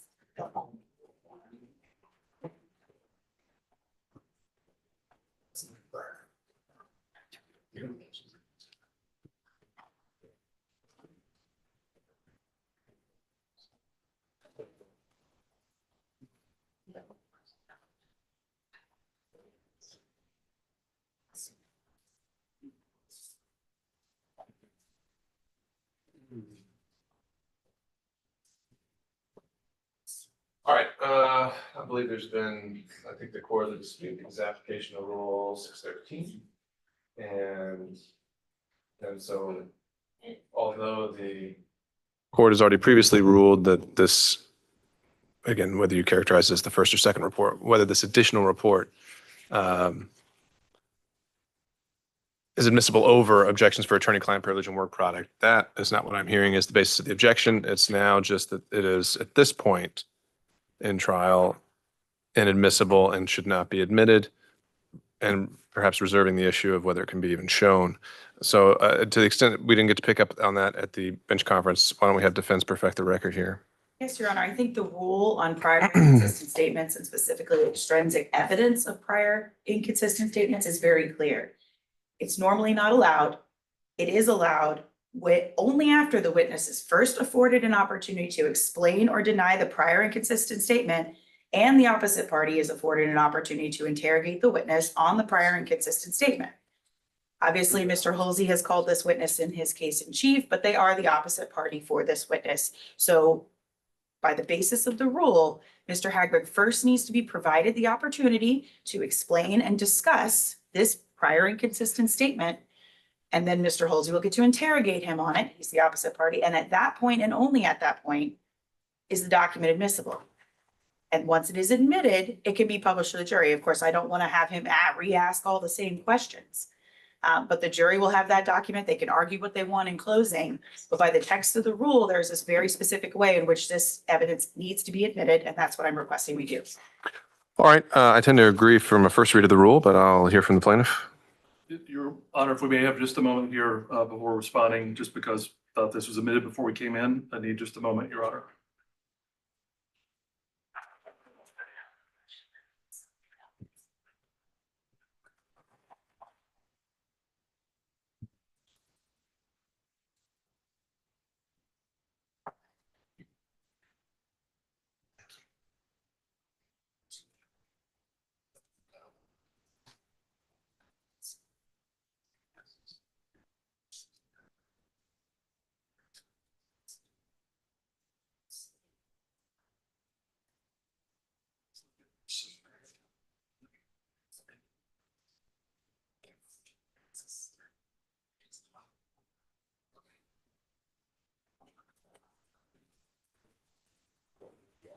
I mean, I don't really see Well, Your Honor, the issue. I mean, this is the starting point.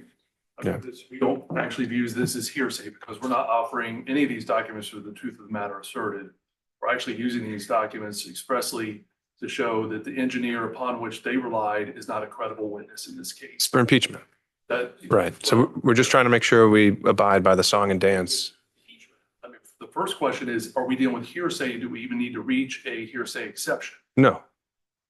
Your Honor, Impeachment is a hearsay exception. I disagree, Your Honor. If Mr. Halsey is not going to argue that even our expert recommended that a geotechnical engineer be engaged, that's what they're going to use this report for in closing, for the truth of what's in it. Mr. Halsey is going to argue to this jury that the Conservancy received a recommendation from its expert that a geotechnical engineer be engaged. That's for the truth of the matter in the document. Sure. So I disagree that it's hearsay. Which they can then just ask him independently of the document of his opinion. And he will say, I made that recommendation. So therefore they can't impeach him with it. You can only impeach. Do I agree it's prior inconsistent? Absolutely. It's extrinsic evidence of a prior inconsistent statement, which is why it can only come in after the witness has been afforded an opportunity to explain. That's what the rule says. Sure. And then after he's responded to his being confronted with the prior statement, then either whether he admits it or denies it or equivocates, whatever he does in response to that, then they can renew their request to admit it. It's admitted. And so what is the additional point of contention here? The additional point of contention is that I don't, under the rule is specifically the word, the way it is, for the way that it is, Your Honor. If we're just going to ignore that. I'm not saying to ignore it. I'm just saying he has to do that. Yeah. Okay, so it's not going to be on the screen. Well, once it's admitted, it would be. Yeah, but only after they go through it. There's several inconsistent statements. So they're going to have to go through all of the inconsistent statements, given an opportunity to explain them. Then they can put it up, but then I don't want them to re-ask all those questions. They can argue in closing. The document is in, the witness they've crossed him on it. They could argue in closing. What I'm objecting to is just putting it on the screen and having them walk through it. That's not allowed. That's not the way the rule allows this type of testimony to come in, because it is a limited purpose as extrinsic evidence as a prior inconsistent statement. Okay. But maybe heard further, Your Honor, and I think that some things going on. I wasn't expecting this to be an issue. I wasn't thinking clearly. This statement is not hearsay at all.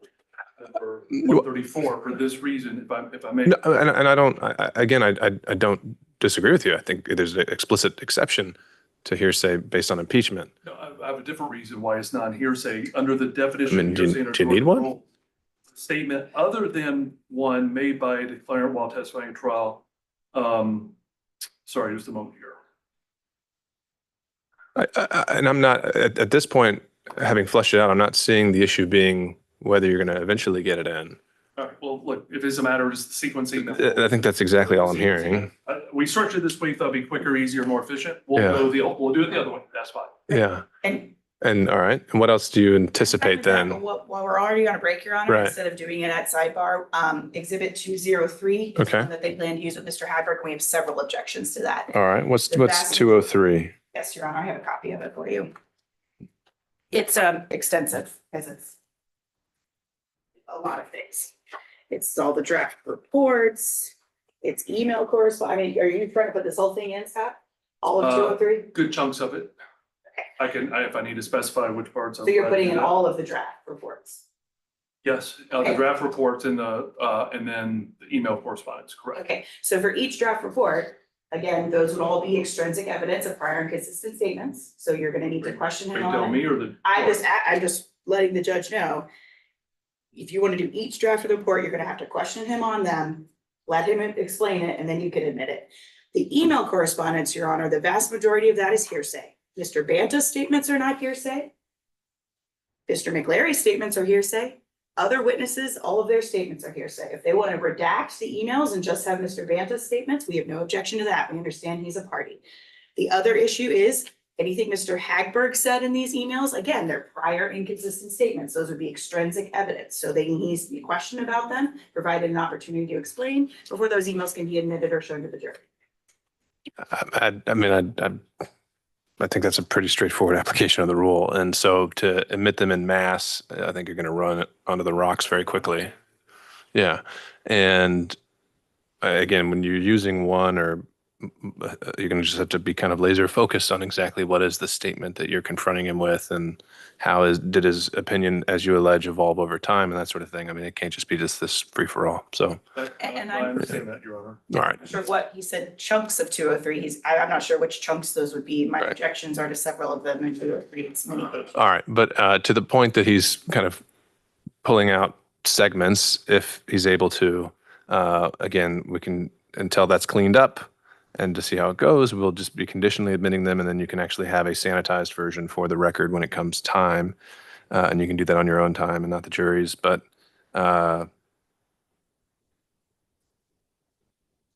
just to, yeah, I mean, I think we've covered it.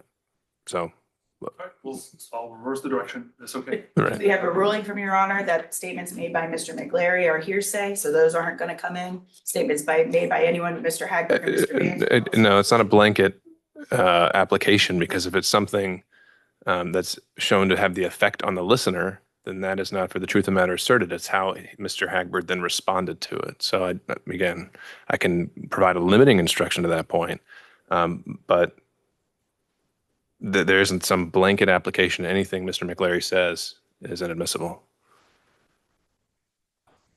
Your Honor, I'd like to just say for the record, while we're here, we respect the court's previous ruling on this issue. However, we renew and preserve our objection that this is inadmissible as work product and attorney-client privilege information. We thought about this, Your Honor, because we knew exactly what the plaintiff intended to do. That's to build their entire case around this false understanding. And I don't think there's any question it's fully preserved for the record.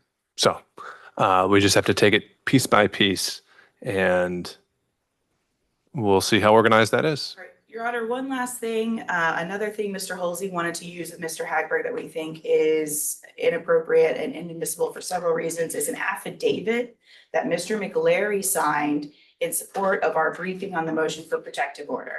Okay, that's not a statement by Mr. Hagberg. Mr. Hagberg's never even seen that affidavit. It was a statement by an attorney regarding the work product and attorney-client privilege matters. And you did find that the report, part of the reason the report was made was for litigation purposes. You're in your order that you issued last year, Your Honor. But let me pause it right there. Are you trying to use an affidavit of some kind? Let's just actually confirm. Is this something you've got marked as an exhibit you're trying to tender as well? Well, on cross, I'm certainly allowed to ask questions of which I have a good faith belief to ask. Whether I intend to show the witness the document may depend on his answer. And is this a document you believe he's seen in some way or endorsed or had something to do with it? It's written by Mr. McLary. In that capacity, it appears to me as an agent of the client. I don't know what communications they had in respect of that affidavit. Well, and you're not really supposed to know unless there's an exception that's applied and the privilege is pierced. And so unless you can point to something more specific, I think you ought to stay away from it. And so I think, to be clear, this is a public file, right? This was the public affidavit filed. It's a public pleading. sure. So I don't think the affidavit is privileged. Okay. The affidavit advises that the changes that were made by, and I'm quoting almost verbatim by Mr. Hagberg, were done at the direction of counsel. So that understanding comes from somewhere. I think I'm allowed to test Mr. Hagberg upon whether, in fact, the changes were made at the direction of counsel. If he doesn't recollect, I can ask him, were you aware? Okay. I think that's the core of the ruling. I think the concern here is whether this affidavit is shown or referenced in some way. Is that what I take the objection to be? Yes, Your Honor. Okay. Mr. Halsey deposed Mr. Hagberg on this. He said that there were changes made at the direction of counsel. So I'm not sure why Mr. Okay. Halsey thinks he even needs an affidavit from counsel. He deposed the witness on this. He has his sworn testimony. If Mr. Hagberg says something different now, he can impeach him with the sworn testimony. I'm confused as to why there is even a belief that this affidavit is needed. Okay. You started asking the witness questions. I don't know what he's going to say on the stand versus what he said during the Sure. deposition. All right. He can say anything. All right. Well, I think it's good to flag so I can actually ask these questions in advance and try to have a better ruling. But from the outset, even if he denied it entirely, I would say that it would be his statements directly that you would impeach him with, and not a counsel of record vouching for what happened. I mean, then that injects Mr. McLary as a witness, unless Mr. Hagberg endorsed this in some way. I mean, because it's just not his statement. So you'd be impeaching him with the statement of somebody else, right? So what else? I don't like, so I want to be clear about this. I trust that Mr. McClary was not directing this at council when he talked about falsity. When he said he used the word false about something, I'll trust that was not, I'm not taking anything like I that. don't want to leave that open on a record. Okay, I didn't understand that to be the impression or anything like that, and I haven't seen anything like that throughout the trial. What other exhibits do we think might be of concern here? I don't have objections to the other exhibits they've disclosed to us, Your Honor. Okay, I'm glad we handled those now. all right. Then with that, I think we have an understanding. So for the record, the motion to tender at this time is sustained, and then you can, when the jury comes back, you can try again. All right. If we could bring Mr. Hagberg back, and we could bring the jury back as well.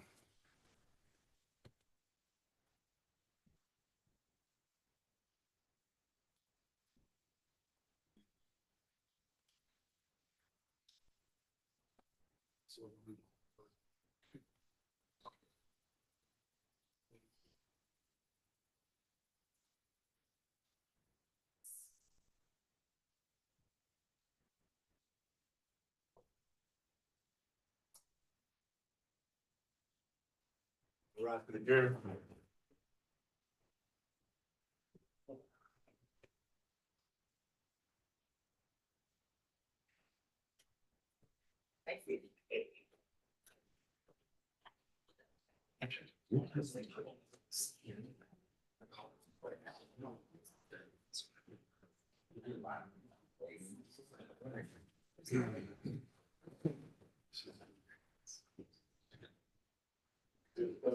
Thank you, Deputy Scott.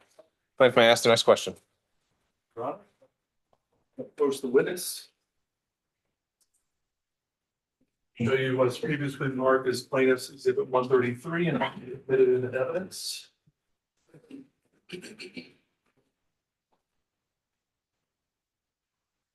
Sir, do you recognize this document? I do. How is it that you recognize it? This is a report I produced regarding the repairs to the sinkhole. Can you speak in the microphone, sir? Sorry. This is a report that I produced to in regards to the sinkhole.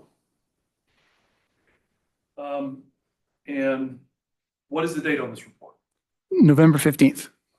What is the date that this report actually was finalized? It was in February of 2019. And to whom was this report given? The Conservancy. And was this a report that the Conservancy asked for? Yes. Now, I'm going to ask you a few things about this report, sir.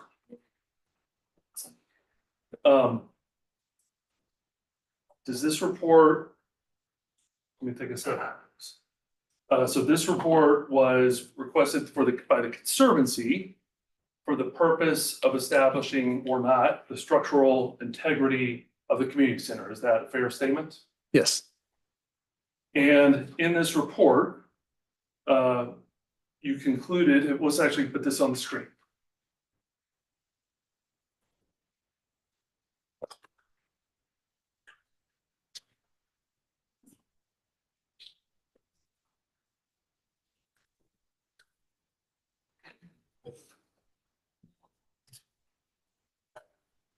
Let's just scroll. So this, first of all, make sure we're all looking at the same report. Is this the same report, sir, that you're looking at?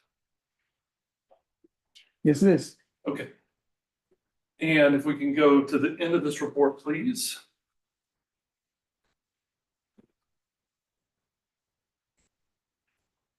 All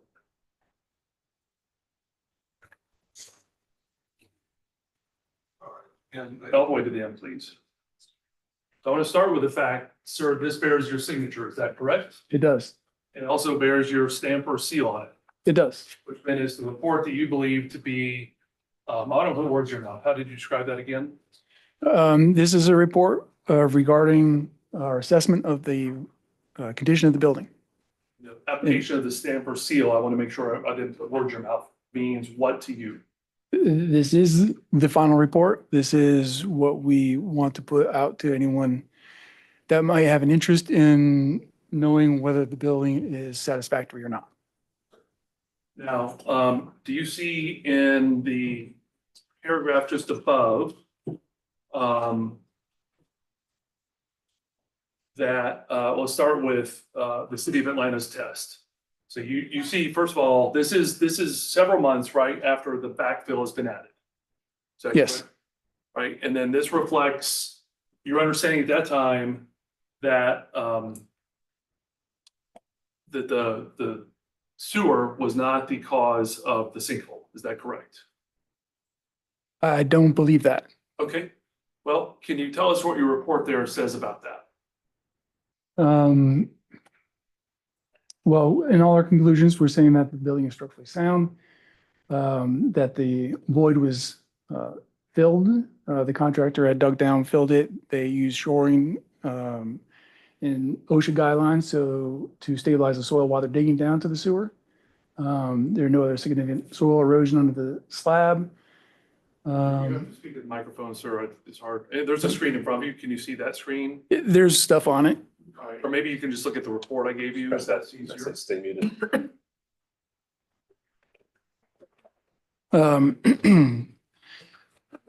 So I think where we were, So I had a specific question. So I want to make, just so we're not reading the whole report. Sure. It's been introduced in evidence. Does this reflect that the city of Atlanta test did not reveal the sewer was the asset? Was the, sorry, the cause of the sinkhole? the city's memo did say that something specifically to the effect of the cause of the void, the sinkhole, was not the city's asset. And then you go on to say, we are confident the structure is sound and well-founded. Is that correct? That's correct. As a start, would it surprise you to hear in this case that there's been argument made by the Conservancy that an engineer cannot render an opinion that a place, that a structure is sound or well-founded or safe? That's surprising. Characterize. The jury will recall the evidence. The witness can answer the question if he can. Can That statement, you restate the that question, an please? engineer cannot determine that a structure is safe. There's, specific to this case, there's, I'm just asking. in general,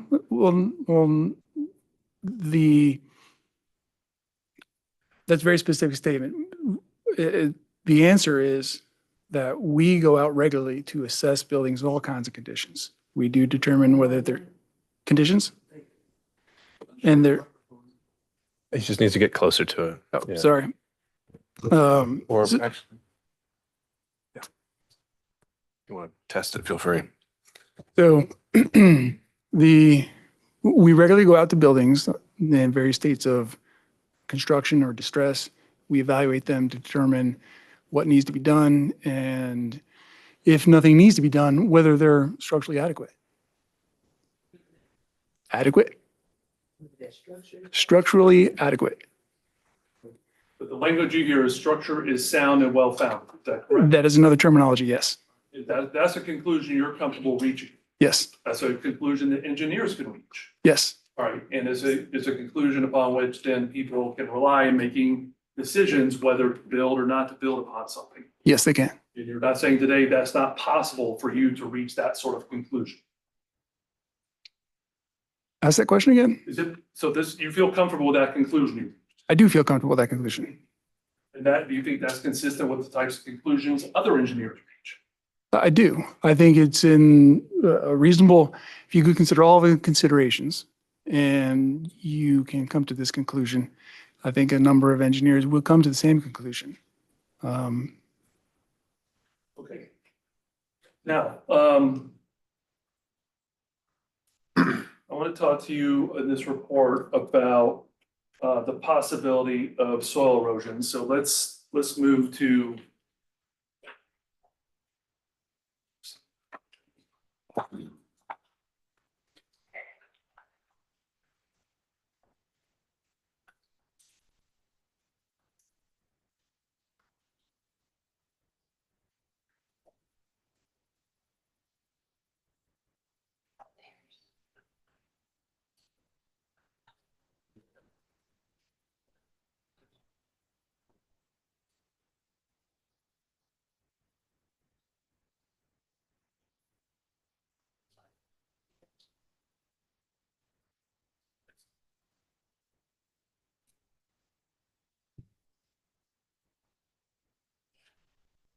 Just a moment, Your Honor.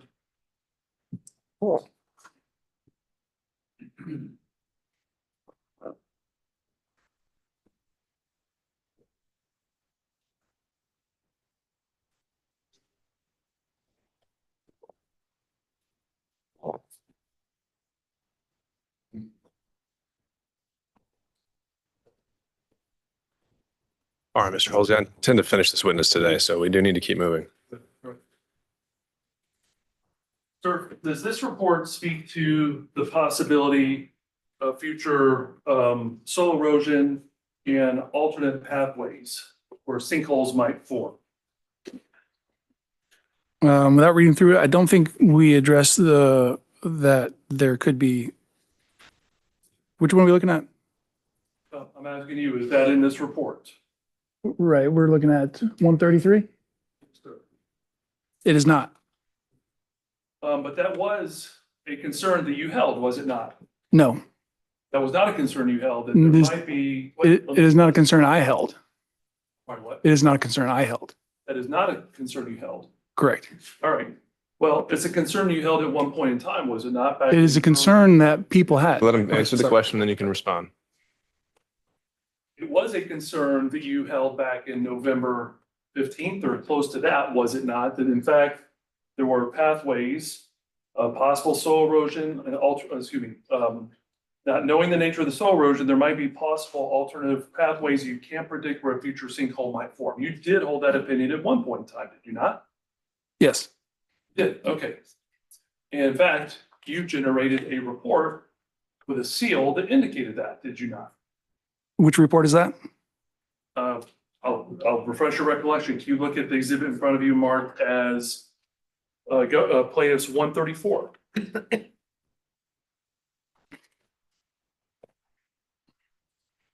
Okay. I'll direct you to it, Bates 3912. Yep. And the second full paragraph down, I'd ask you to take a look there, sir, and let me know after you've looked at it, if that refreshes your recollection. Yes. Okay, now, if I ask the jury, tell the jury, at one point in time, did you hold the opinion that you did not know the exact nature of the soil erosion and that there were possible alternative pathways and thus you can't predict the future of a sinkhole? There were. Let me start with just yes or no, and then you can explain your answer, sir. Okay. My question is, did you hold that opinion at one point in time? Yes. Okay. And that point in time was somewhere near in time to after the backfill had been applied. Is that fair to say? So Well, first of all, just yes or no was, that you can explain yourself. When you held that opinion, was it after the backfill had been applied? at the time the backfill was applied, this is essentially carryover from our September assessment, where we are in that mindset of what are the possible, it's been backfilled. Right, okay, correct. And- So let's start from that point. There's a point where it's been backfilled. We both agree with that. Were you then asked to render a new report giving recommendations based on the backfill having been added? Yes, we were asked to render an opinion based on the city's repair with the backfill. Closer to that point in time, specifically November of 2018, did you render this opinion that I just asked you about? It was not necessarily an opinion. It is acknowledging the fact of the people involved still have questions, and there are acknowledging the fact that the city says that there's assets not the cause. There's reports that there was dye in the tunnel, not in the tunnel, and there's just general uncertainty in it, right? So at the time we wrote this report, there was questions about what we could do. We're concerned, not me, people are concerned about what is going on. There could be more, there could be elsewhere. And we came up with some recommendations of what you could do to identify possible other voids and what you might do going forward to identify the creation of voids. And at least at that time, whether you viewed it as a possibility or whatever you viewed it at, it was important enough that you put in a report that you sealed and stamped, correct? Yes, these were questions at the time. Did, on that point, did questions never actually went away, did they, about the possible existence of other sinkholes? Did they? That question ever go away? So the strict answer to that would be no, but what we know about this particular void is its localized effect. We also know that we don't know everything, and there could be voids under this building that we're in today. So the question then gets boiled down to, does this void specifically mean that there are other voids in this building adjacent to it because of this particular structure? And for that, I don't believe that there would be reason to think that there are necessarily other voids under this building, because there's additional length of this sewer outside the building that we can readily observe without the building on top, right? It's exposed to the ground. So if that were to have a breach in the sewer and a sinkhole form, you would be able to see it. I understand, that you don't believe that now, and maybe you didn't believe it by the time of Exhibit 133, the one that report that was issued in February. Yes, But, okay, but you believed it enough, right, in November to put that in a report, correct? I believe enough to explain the situation we knew at the time. And between November and then February, when you issued your final report, had you done additional investigation at the site? We did not do any additional investigation. We probably went out to the site another time to just look at the condition. Let's keep talking about use you held or don't hold now. Let's look back to Exhibit 1, Plans 133. So again, to orient ourselves, this is the one that you deemed your final report that you handed over to the client in February. In this report, can you tell us if you have made a recommendation that you need to monitor the soil at the exterior of the building? And if so, what is the recommendation you have about that in Exhibit 133? I don't think we have recommendations for continuing monitoring. Well, let's go ahead and talk about back in November. So let's look again at report number 130, plaintiffs 134. Yes. Well, actually, first, let me ask you a question before I ask you the report. At one point in time, you held the view that additional monitoring was necessary, did you not? I did not. You did not hold that view at one point. No. Okay. Well, let me then ask you to take a look at Exhibit 134. And at this point, Your Honor, I am going to ask to tender this to evidence for impeachment purposes because he denied, ever having the opinion that monitoring needed to be accomplished. All right. Objection, Your Honor. The witness has testified. These are some recommendations he made, not that he had opinions that they were necessary, which is what counsel's question was. So it's an improper impeachment. He never rendered an opinion that these types of things were necessary, which is what counsel's question was. All right. I'll admit that portion of it over objection. If you're displaying it, you need to confine it to the relevant portions.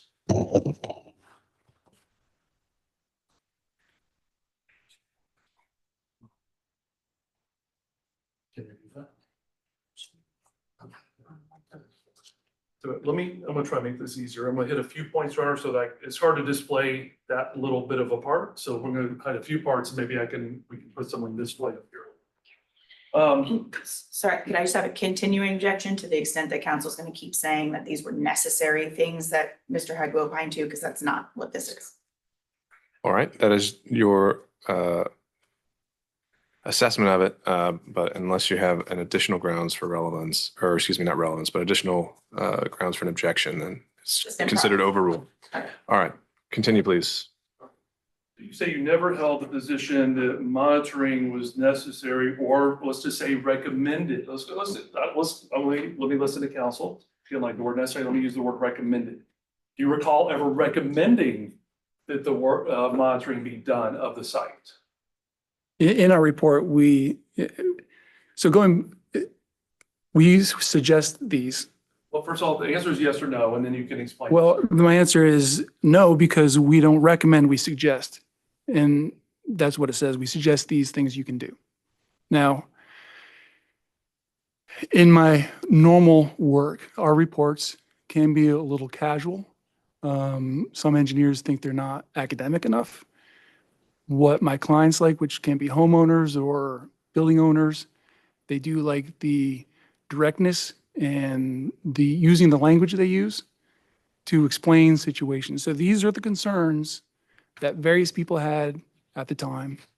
And what can we do? But well, what about this? What about that? So in my writing the report, I will include the things I hear people concerned about, and whether they ask me specifically or not to provide these recommendations or suggestions, I'm saying, here's some things you can do to alleviate those concerns about the possibilities of other voids. Points, I guess I want to follow up on what you just said. So we started with earlier today, you said this is about determining whether a structure is sound and well-founded. Is that correct? Yes. So a sort of casual approach, making suggestions, that's not super useful, is it, to somebody that's relying on a report to decide whether I can build a building safely or not? That's not, can't be what you're saying, is it? Check argumentative, Your Honor. Overruled. Can answer if you remember. My information is not casual, the style is casual. Well, let's go ahead and talk about your style here. I know you said this is a suggestion. So let's look at, well, first, I gotta ask you, and then I guess you can look at this if you need it to help answer your question. You described it as a suggestion, but the suggestion you made at the time, you said was in a interest of caution. Would you agree with that? Sure. And so, that means something, doesn't it, to somebody, if you in caution to move forward? If you are concerned about possible additional voids, here are things you can do to investigate that. And my belief is that you will find out that there are no problems. So then you will be satisfied that the building is sound. You do know this is what the concern was and is, right? Is one of the concerns is whether there are voids outside of this one. And we wrote the report, gave it to the Conservancy. We had discussed it, and they came to the same conclusion that they don't need to do additional borings or monitoring. Well, let's talk about another piece here. So the report, now this is the one, exhibit phase 133, one that was, I guess, your final one that was handed out in your client in February. Does that one talk about coring by a geotechnical engineer? No, it doesn't. It does not. Was there a point in time where you held the opinion that that could be helpful to have coring by a geotechnical engineer? In that initial report, we do suggest that they could do coring of the slab over the sewer, in line with the sewer, increments, say 10 feet on center through the building. So you could expose, so, we can't see through the ground. So that would be a method to look below the slab to see if there are other voids present or forming. And I mean, this is an engineering report, so you don't put suggestions in if they're at least not, you consider to be helpful to somebody. Is that would you agree with that?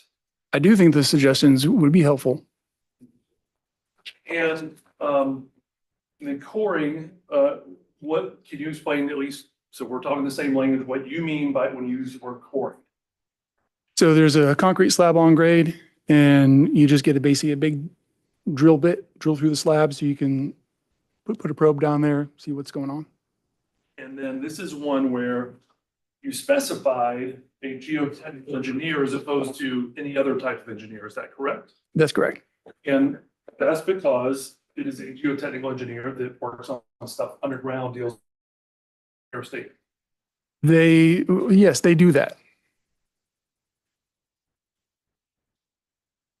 And I know you've said this is, I guess, a suggestion about this notion of, I guess, monitoring and coring and such. But you would agree, at least at one point in time, before the final report went out, you actually made that as an actual recommendation. Do you recall that? Other than this report? No, in this report.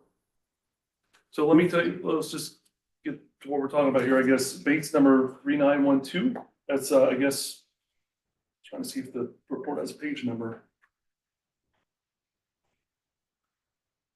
Anyway, it should be the second page of the report, sir. Yes. This marked as exhibit 134. Yes.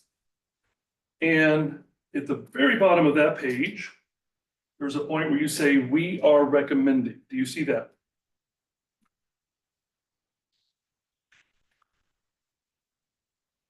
Yeah. Okay. And can you, tell us what, please tell the jury what it is you were recommending in this report. We were recommending additional probing to rule out additional soil settlement or bearing issues. And then you have further recommendations in there. Is this correct? We further recommend the means of monitoring in the near future to confirm there is no progression of soil settlement or return of soil erosion that leads to a sinkhole. Your Honor, at this point, we would ask to be able to publish to the jury portions of the report we've discussed, which basically are page 2 and page 3, and not every bit of it, but most of that. All right. Any other objections besides those previously raised and preserved? No, Your Honor, by publishing, as long as we're not gonna ask all the same questions over again. All right. If we get to that point, you can make a 403 objection. So it is admitted over objection. So we can pull up,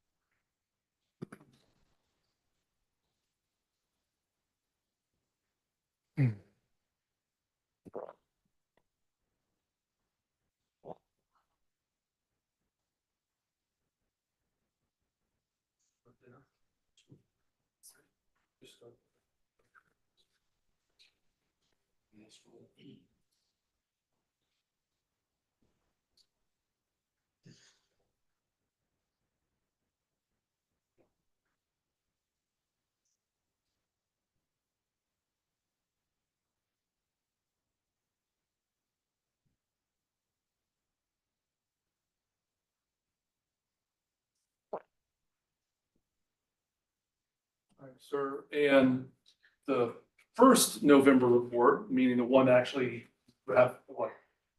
I see the right way to say this. We've talked about, let's just call it plaintiffs 134. That's the one you originally drafted. Is that correct, sir? That's correct. All right. And is this what we're looking at on the screen, sir? Yes, it is. All right. And initially, just so the jury can see it, I'm not going to revisit it all. These are the suggestions you put it, right, that we talked about a moment ago, monitoring, coring. Is that correct? That's correct. And then above that is where you talk about soil erosion, possible alternative pathways. Is that correct? Yes. So the jury can be oriented to what we're looking at. And we'll scroll down, Lisa, please. Keep going, please. There we go. And then starting with the bottom line here, when I asked you for the recommendations, this is where this started. Is this correct? Yes. Okay.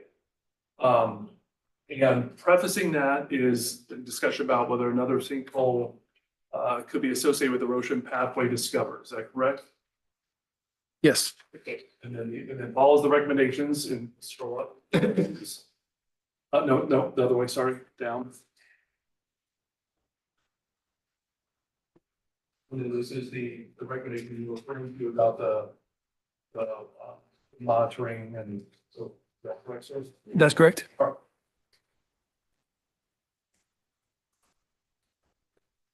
And at the bottom of this, can we pull this all the way up? Sir, does this bear your signature and your stamp or seal on it? It does. And do you have any reason to disagree that this was never turned over to our client until litigation? Objection, Your Honor. Speculation. Sustained.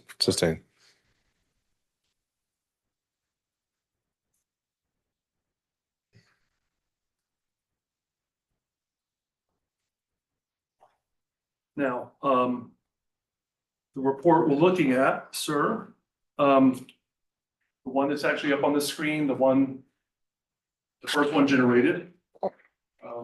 This was transmitted, was it not, to Mr. Banta? Do you recall that? Yes, I do. Okay, and you did that in the form of an email, is that correct? That's correct.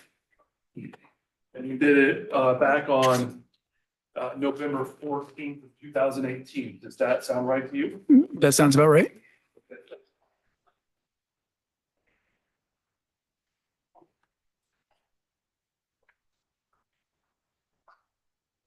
Now,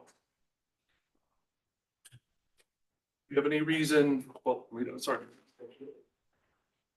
Before we got to the final report that you looked at, number 134, do you recall there being 5 other versions of this report? In other words, the one we're looking at, the final one from February, do you remember there being 5 other versions of that? I do. Did all of those, to your memory, bear your signature and stamp on it? I think they did.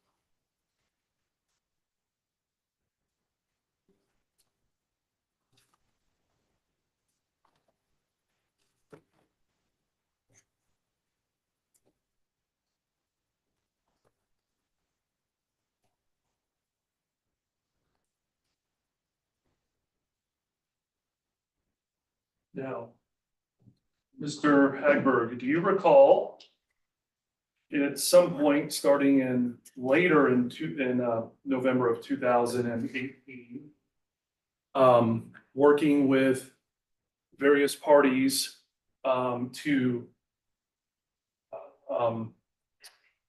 modify the report that we're looking at on the screen? Yes, I did get review comments and incorporated them. And those parties included, did they not, Mr. Banta? Yes, Is that one of the parties that was involved in giving you recommendations? yes, All right, and is this Mr. Banta sitting here at this table with council? oh, I guess it is. You worked with Mr. McClary, is that correct, in making these changes? Yes, it is. All right, were there other people who were involved in making those changes? I think just in the conversation of the changes, Ed Smith was probably involved because he's the one who originally got me involved in this. There was, do you recall there being somebody who is involved in press relations, involved in the correspondence in making these changes? I don't. Do you recall there being emails going from approximately the end of November through February, from when you got to the first to the final version of this report? Yes, I do. And do you recall that there were varying degrees of changes that were recommended in your making these changes to this report? Yes, First of all, you're aware there were some smaller changes. Do you recall Mr. Banta, for example, asking you to make sure the word November was spelled correctly? yes, I do.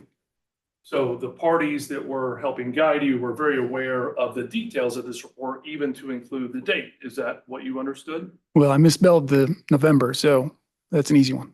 They were paying close attention, right? I presume everybody was, yes. Yes.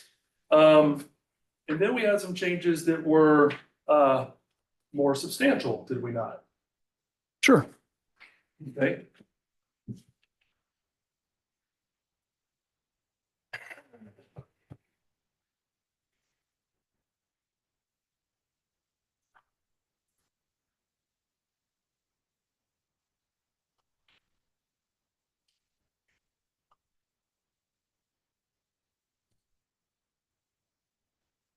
So if you recall, in approximately January, so shortly before the final was done, receiving direction to revise and remove reference to continued monitoring and boring. Yes, I do. And did that direction come from another engineer? Mr. Banta asked if I was comfortable removing that and reissuing the report. If I showed you an email, might that refresh your recollection to from whom that request was made? Sure. Objection, Your Honor, witness specified he remembered, so. I don't refresh see- recollection does not need to be done. So he just testified and to that? That is your memory of who made that request? I believe so, yes. Okay. And then do you recall, it's your memory is Mr. Banta, being asked to end, so let's scroll back up, please, on this to page 2. Can we scroll back on this document, page 2, where it talks about the active soil erosion, alternate pathways?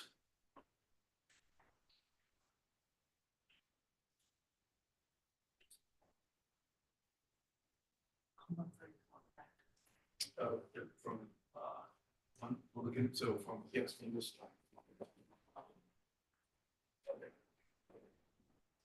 Do you recall being asked to, where here it says, not knowing the nature, alternative pathways we cannot predict, do you remember that?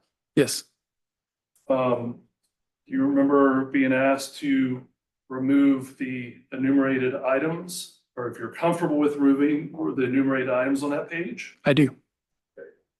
And in fact, you did that, did you not? I did. Right, and so the final version did not include all the things we've been talking about here that are in this version, is that correct? That is correct. And you got direction from folks that we've talked about. Just a moment, Your Honor.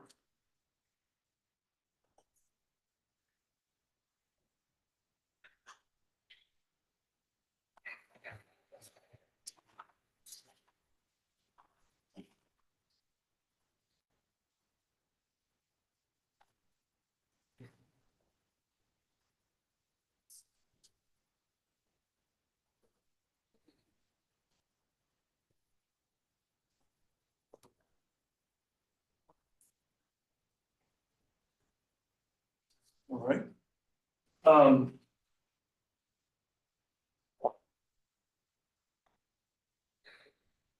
Now, let's go back to the conclusion of this, please.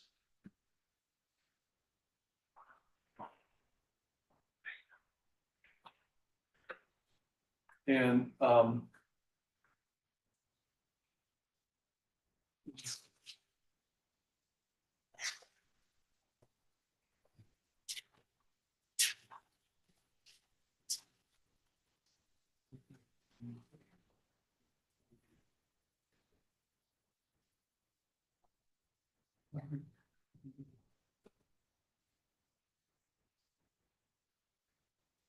so let me just ask you this question. Do you remember being asked to delete information about further testing? I think that was part of these suggestions that it's included in that. And to be clear, these recommendations were conducted at the direction of others, not your own ideas to do this. Yeah, I was asked if I was comfortable removing these. I couldn't hear you. Sorry, I was asked if I was comfortable removing these.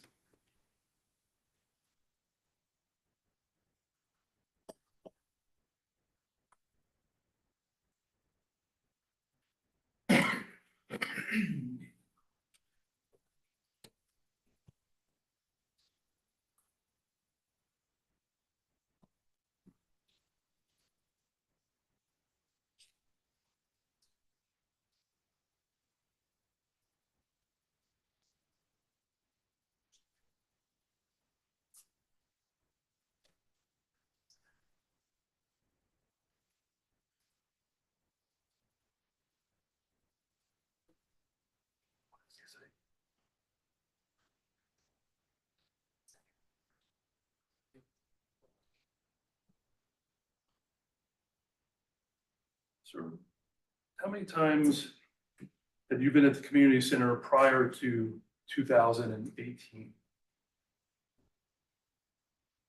Just have to give a number on that. A handful of times going to Willie's. What about for work purposes? I think there was a time we came out to look at the canopy that is on that north side of the building with the original architect and contractor. I understand your firm has longstanding experience with the community center. Is that correct? We did the renovation design in 2001. That was not you that was involved in that. Is that correct? That's correct.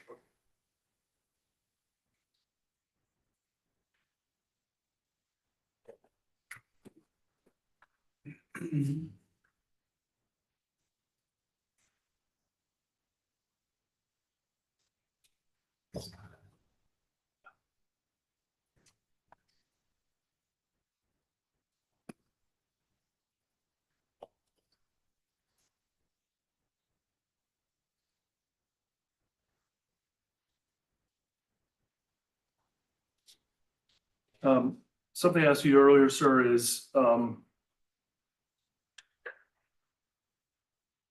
this notion of being designated as the on-site engineer for the site, yes.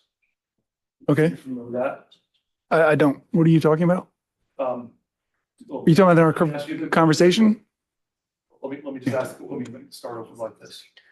Do you recall being designated or deemed a on-site engineer for this project? I don't remember giving that title. I'm sorry, okay, engineer of record. Does that ring a bell? I got an email from someone from BR Guest telling me that I was now the engineer of record, but Your guest or the Conservancy? no, from BR Guest. We are guest, okay. And what does that mean to you? Engineer of record applies to, in general, when we're building a new project, there's engineers and architects of record. They're the firm or an individual that is the person ultimately responsible of all other consultants that might be working on that project. So in a large project where you have a structural engineer working on the building, they do the building design, then the contractor hires some specialty contractors to design shoring or underpinning. Those engineers who provide structural design are not the engineers of record. We're still, whoever designs it is the engineer of record. We're the one responsible for the building.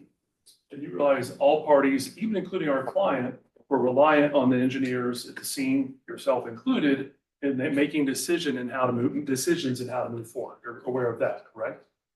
I was providing information to the Conservancy. I didn't have any interaction with BR Guest. You just said they called you the engineer of record. That was after, I was in February, and they called and emailed me telling me that I wasn't allowed to give these recommendations or suggestions or evaluations because I'm not a geotechnical engineer. Who called or told you that? I got an email from David Dooley, and the contractor from J.M. Williams emailed and called me. And the concern was that you're telling people that the building is safe and you're not a geotechnical engineer. Is that? They're saying, Hold up just a second. Throwing out hearsay statements from his own clients and from JM North. All right. And any exception or use for those? I think an explanation, he's the one that brought it up.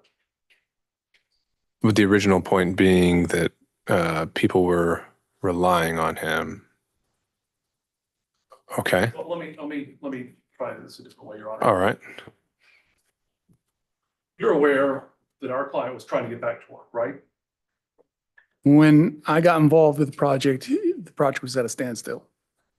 When I got involved, yeah, Yes. You understand our client was trying to get back to work? I would assume that they are trying to get back to work.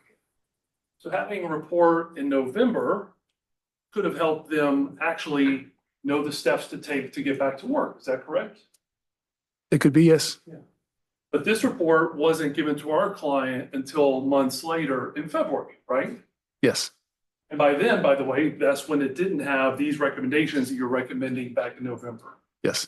You're aware that either they or their engineers were trying to reach out to your firm to basically have conversations to get an understanding around your February report. Are you aware of that? Objection, hearsay, Your Honor. Unless there's some other purpose or, I'm trying, one of the issues in this case is the degree to which it has been made by the other side, the degree to which our client's trying to get back to work. So I'm gonna do it for the truth of the matter asserted to show the operative effect on our client here. all right. And have you established that he would actually have knowledge of any of that? I don't know. That's what I'm trying to find out. Okay, all right. So why don't you re-ask the question? We can go from there. Do you know if our client made outreach to your firm to try to better understand your report so they could get back to work? As far as I understand, I never got contacted by anybody. I may have talked to the M2 engineer at the very onset when I got the his report to review to help come up with an assessment of the sinkhole back in September. Other than that, I didn't hear from anybody. That was early in time that you recollect that. And we So- say back then, you mean back in like the fall of 2018? Is that what you're talking about? I'm saying that I believe I had I may have initiated the conversation with the M2 engineer just to ask him what was going on with the void in September. After that conversation, if I did have one, I didn't hear anything from their engineer, architect, geotechnical engineer. I didn't hear anything. Your firm, by the way, does not do geotechnical engineering, is that correct? That's correct.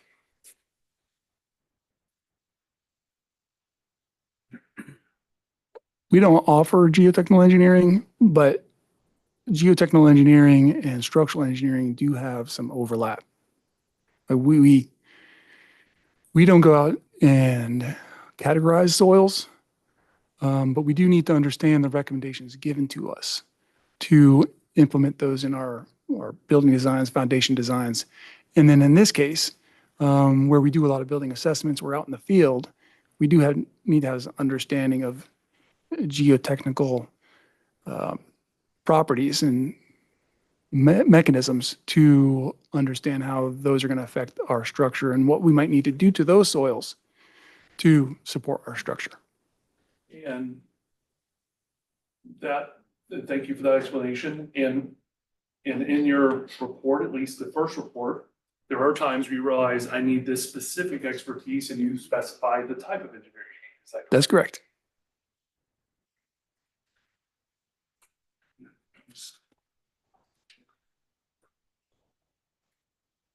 I want to make sure, at least, I want to clear on your testimony on one point here today. Changes that occurred, and there's multiple evolutions of this report that occurred from the November report that was done in November, and then the November 15th report done in February, this dated November. Between those two, the changes that occurred were not because you had gone back, done additional investigation, got additional inputs. It was because you had conversations with stakeholders who gave you recommendations about how to, what should be in the report, what should not be in the report. Objection, compound. If you feel confident you understand the question, you can answer it in terms of ask and answer. You can answer this question, but I do think I don't have any interest in repeating what we've already heard. All right. Changes between the report on the screen and the final report came at the direction of Larry, Mr. Banta, and other stakeholders. Is that correct? The majority of those changes were requested by those individuals.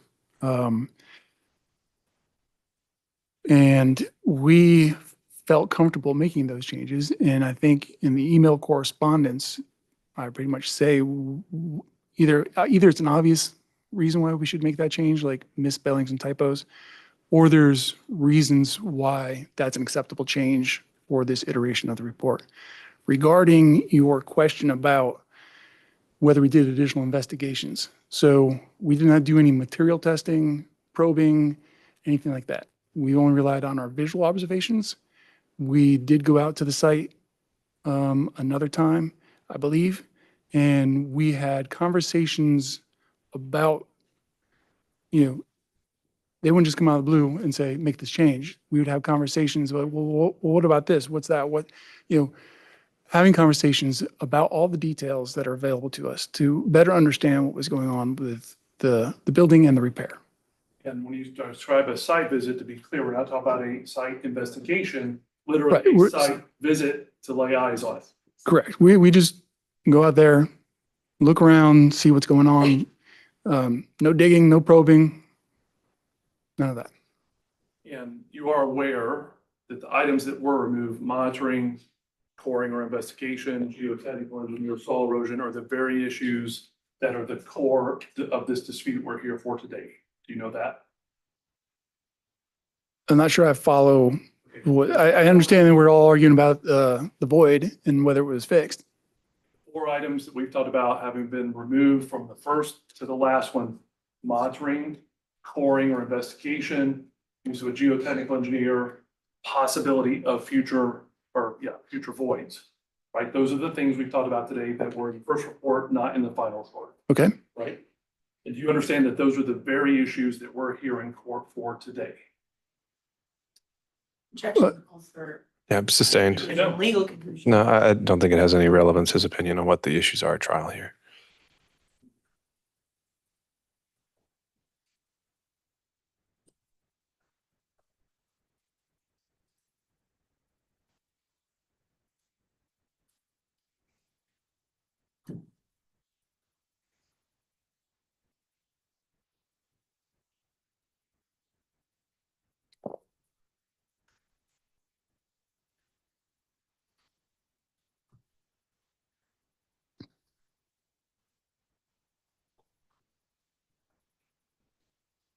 Nothing further, please, Your Honor. All right, how long do you anticipate your examination from the defense perspective? I think, Your Honor, 45 minutes? All right, anyone need a break before we do that? If not, you may proceed.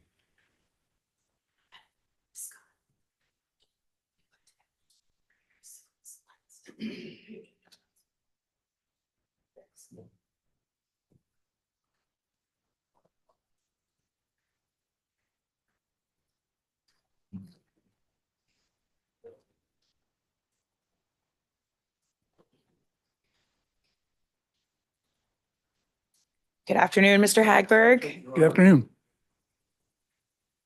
If you object, Can, you objected? Okay, and we won't do them, it's fine. No problem. But no, we're good. I agree. Yep. All right, good afternoon, Mr. Hagberg. Good afternoon.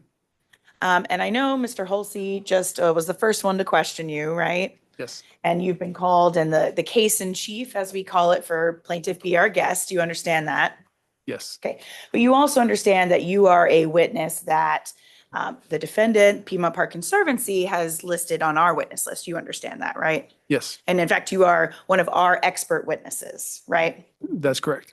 So your testimony here today, you understand, is not just for plaintiff be our guest's case in chief, but also for the defendant, Piedmont Park Conservancy's case in chief, which we will put on once be our guest has finished theirs. You understand that too, right, sir? Yes. Okay.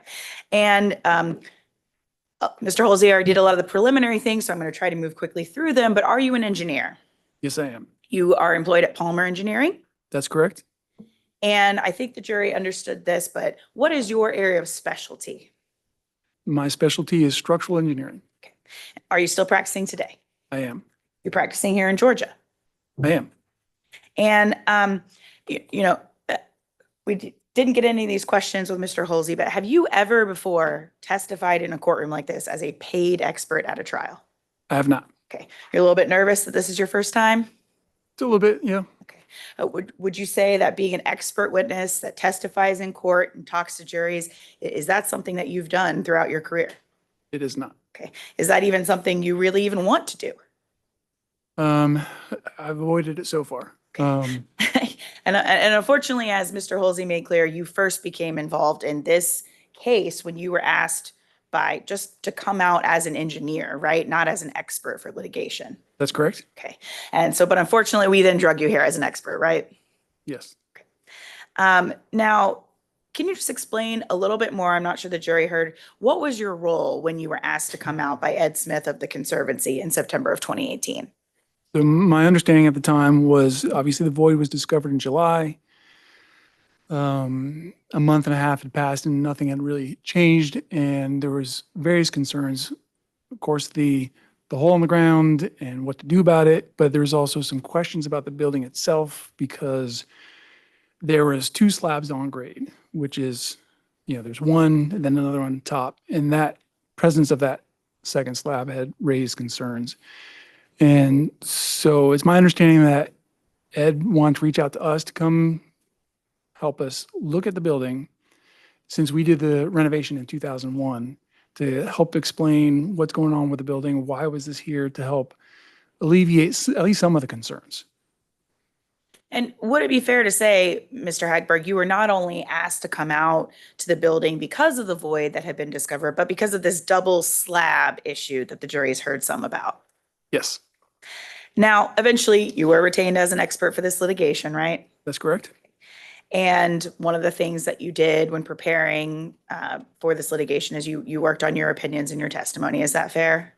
Yes, And because you went from an engineer on site to help provide some recommendations to an expert in litigation, did we ask you to review various materials in order to confirm and establish the opinions you were going to give the jury here today?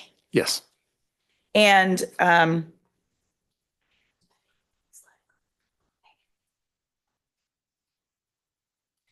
I don't want this to be a memory test, Mr. Hagberg, but obviously you had some reports that you did in this case. A lot of them have already been entered into evidence. The September 2018 report, the September 18th, that's Yes. one of the documents that you issued, that you created. Yes, The November 2018 report that has been identified as Hagberg 2 and it's plaintiff's exhibit 133 that you just talked to Mr. Holsey about, right? that's correct.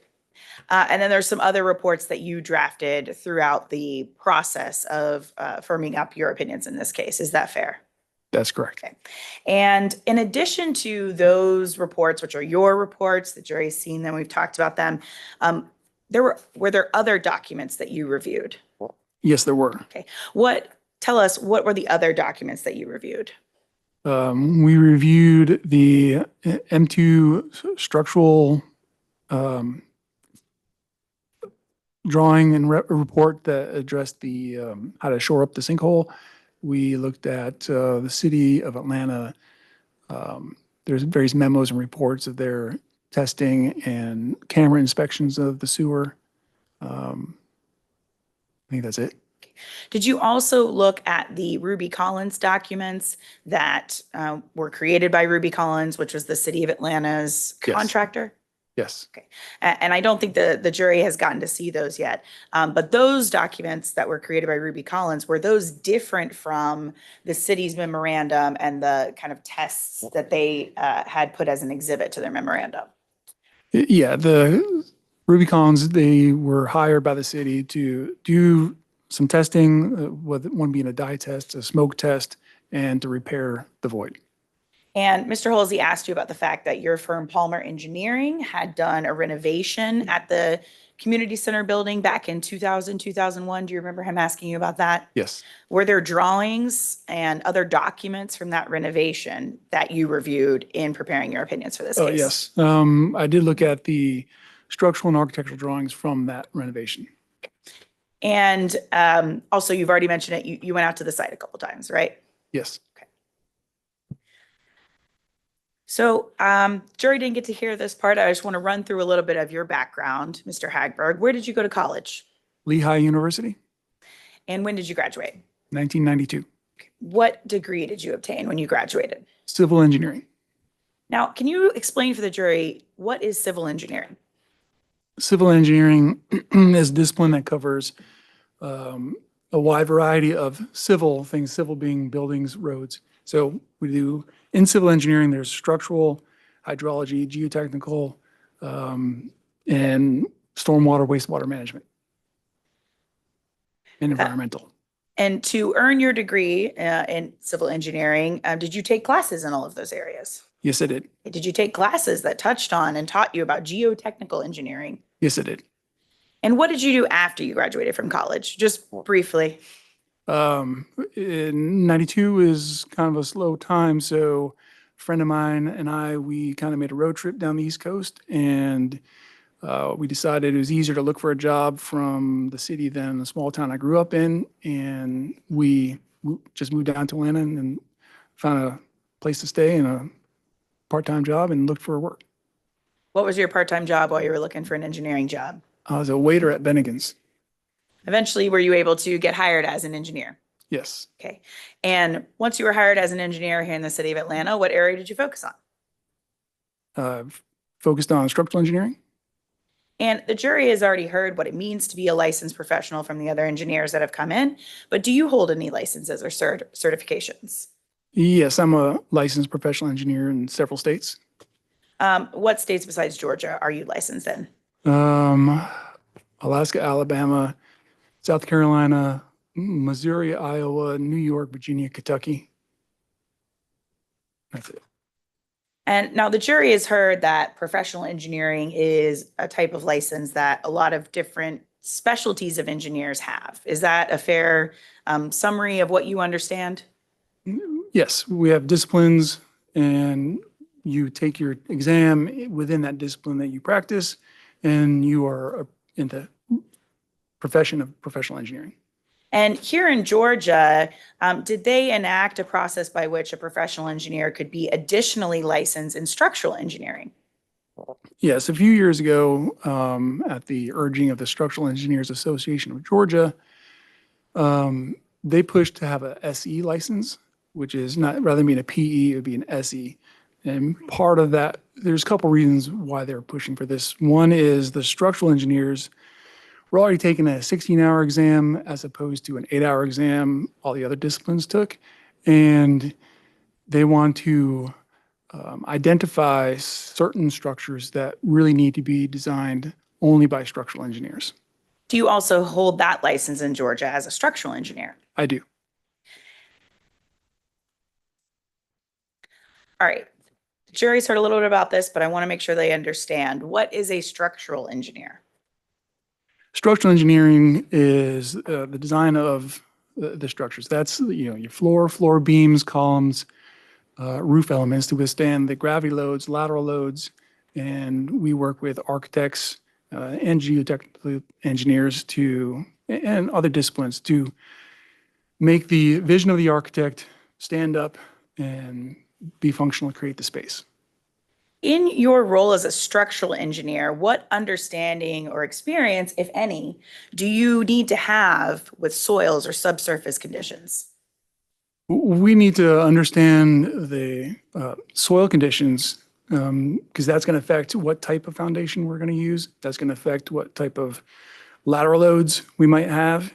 And as it pertains to our actual building design, it's not just sitting on the ground. It could be partially buried. We could do vaults. We could do completely underground structures. So understanding geotechnical issues is part of what we need to understand.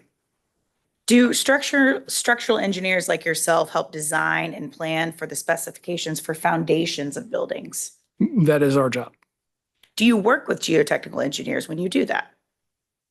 So it's somewhat of a one then the other. And a new project, the geotechnical engineer, they're going to go out there, they're going to do borings to get a picture of what is under the ground. And they'll do various tests on that soil to find out what its density is, what its material composition, to give us recommendations of what type of foundation is good based on, here's our building layout, here's where our anticipated column loads are. So a little back and forth there to figure out what is the foundation recommendation and what is the capacity of those foundations, meaning 2,000 pounds per square foot of bearing pressure on a spread footing. So just to make sure the jury understands, because there's been some testimony about, the ground up is the structural engineer, ground down is the geotechnical engineer. As a structural engineer, when you are designing the foundation of a building, do you have to have an understanding of the soil that it's sitting on and how that soil acts? There's, it'd be very simplistic to say you're responsible for the concrete up and they're responsible for the soil down. There is a possibility that you could have an engineer that's only designing brand new buildings that has a very simplistic foundation requirement, meaning isolated spread footings. They could just take that recommendation from the geotechnical engineer, design the building and move on. Now, talking generally, have you designed foundations for buildings as a structural engineer? I have. And I think you just mentioned this, but when you do design a foundation for a building, do you take into consideration the soil or the ground the foundation will sit on? We do. And I think you already mentioned, but what as a structural engineer do you need to consider? So the geotechnical recommendations that the first thing we look at is the allowable bearing pressure on a spread footing. And these recommendations are given to us. So let's just say you have 2,000 pounds per square foot bearing capacity. Part of that recommendation is that we're going to expect 3/4 or an inch of settlement under that footing, or a 1/2 inch of differential settlement between columns. So if I have a column that's 40 feet apart, one might settle an inch, one might settle a 1/2 inch. And then there's retaining walls or basement walls where that earth is up against the structure that's providing a lateral pressure against that soil. And then there's that retaining wall that's pushing against the soil, that's sliding across the soil. So what's the soil friction? Where's the passive bearing, active pressure of the soil? So there's a lot of interaction with soil and structure when those two meet. Are there structures, including foundations, that you've designed where there is no geotechnical engineer on the project? Yes. What types of buildings would that be? Majority of the time, residential structures are designed without a geotechnical report. There are plenty of small commercial buildings that are done without a report. And the code allows us to presume certain minimum design capacities for the soil to proceed with that design. So I just want to make sure I understand. If there's no geotechnical engineer involved, how can you confirm that a building's foundation is structurally sound? So we design for the presumed minimum bearing capacity, and in a place like Atlanta, in the metro area, there's pretty consistent soil consistency pertaining to isolated spread footings and small loads. Like, we're not talking about a building like this, which is probably on caissons. We're talking about, your little strip mall or a little house or some small building like that. Basically, it's an owner decision. They're pretty sure that the soil is good, and they don't want to spend the money to have this other investigation just to confirm what we're going to design for.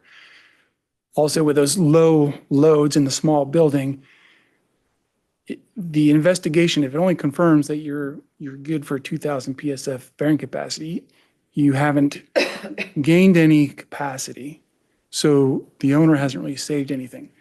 Where that does come into play is, particularly if we're involved, when this has happened where they haven't had a geotechnical, and there's fill on the site. Fill can be man-made or somehow created by nature, but it's not the underlying residual soil, and that soil is generally softer.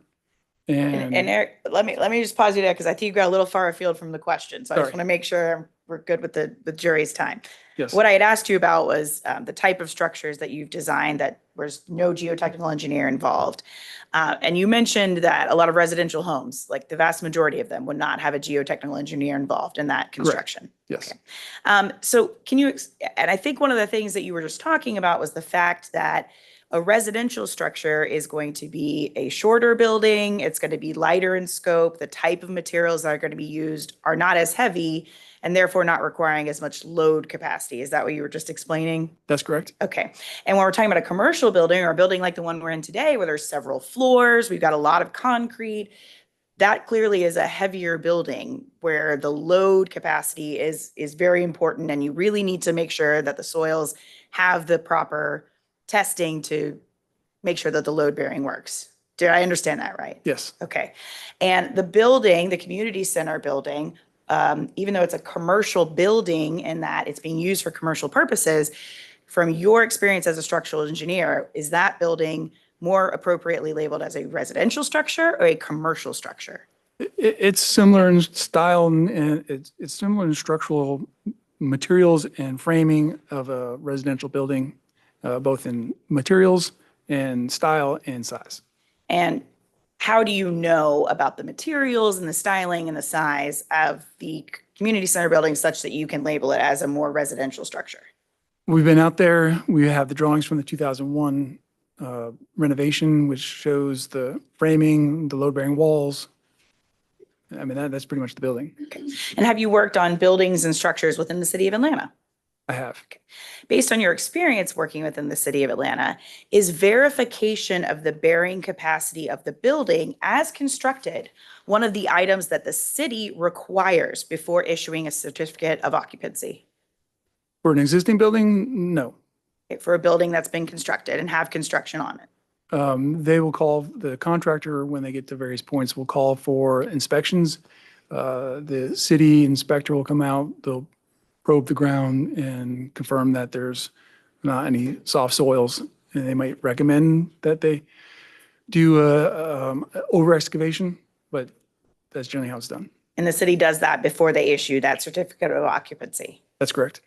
And have you been called out, Mr. Hagberg, to evaluate problems with the foundation of a building? Yes, I have. And what type of problems have you reviewed in your experience as a structural engineer? Typical problems are corners of warehouses or houses, regular residential houses, settling. The very common one is the front stoop of a building, whether it be commercial or residential, that has settled or pulled away from the building. Or occasionally there's a void or a depression in a slab inside a building.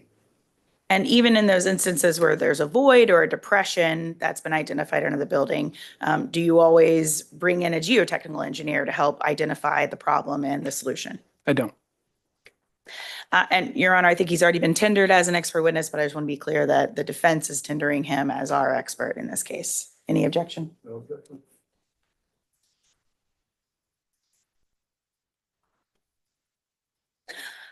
All right, Mr. Hagberg, I want to ask you a little bit about the work that Palmer Engineering had done at the community center back in 2000. Can you tell the jury what that work was? The building, I think it was the American Legion at the time, was being renovated to what it is relatively now. So a portion of the building was demolished, part of the roof was demolished, and the canopy on the north side of the building was added, and so, of course, new systems, mechanical. Those are the air conditioning units on the roof. And a screen wall was added to hide those mechanical equipments from view from the park. I think, and did you just mention that there was a second slab that was added in the foundation? There was a slab on grade as well, yes. And, the jury has heard that this double slab in the foundation was unusual. Can you explain why that second slab was put in at that time in the renovation on top of the current slab? Part of the reason was that if you're familiar with the area, it's fairly flat, fairly low, and there's plenty of head height. You had masonry load-bearing walls, and they want to just raise the building a little bit. So there's no point in tearing out that slab. So we just put some fill and then a new slab on top. Prior to the addition of that second slab, was there actually a step down into the building when you would enter the building? I think that was either it was very flat and there was water was an issue, or there may have actually been a step. I'm not positive on that. Okay. All right, that's fine. If you don't know, you don't know. You mentioned that there was a screen wall for mechanical rooftop units that was installed. Can you explain to the jury what that is? So a lot of these generally lower level buildings that have the big metal boxes on the roof for air conditioning, people don't like to see those, so we can put up a screen wall. In this case, there's basically a mansard roof that was built flush with the regular roof of the building. So when you're looking at the building, all you see is the building with a regular asphalt shingle roof.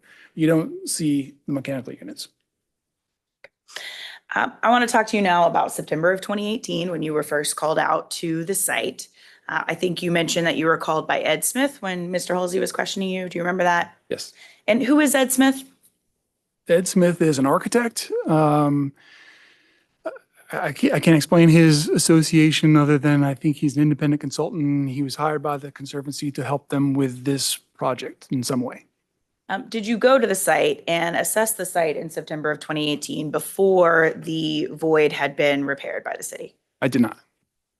You went before? Oh, in general, Before, yes, yes. Yeah, I've been there. Did you go and assess the site before the void was repaired? Oh, before it was repaired, yes, I did, of course. And when you were there to do that assessment, was anyone else there with you?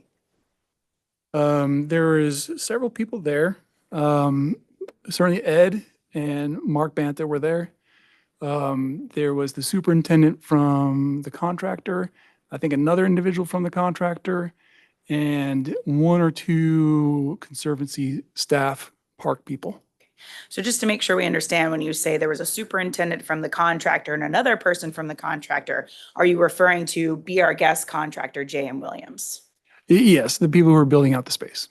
After you did that assessment in September, were you asked to issue a report discussing your assessment, your findings, and your recommendations?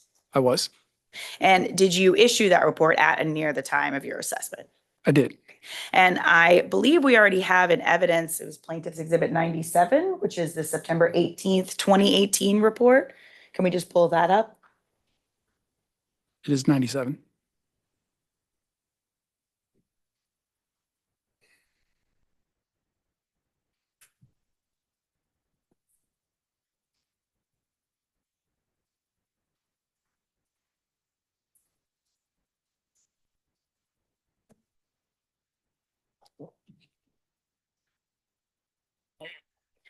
And before I ask you specifically about this report, Mr. Hagberg, did you issue a different report a couple days before that was dated September 14th, 2018?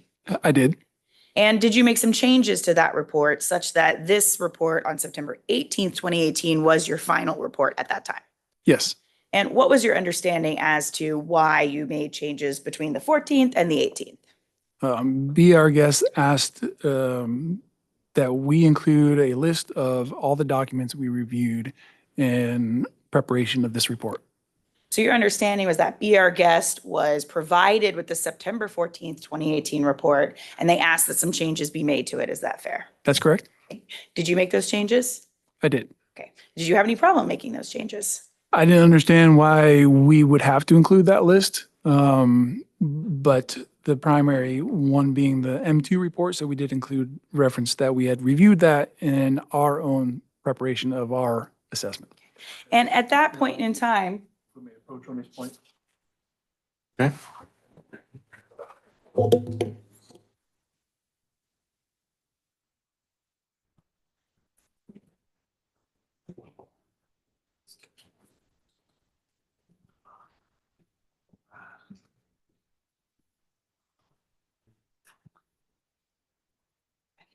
Now I'm understanding this time, but no one's asking.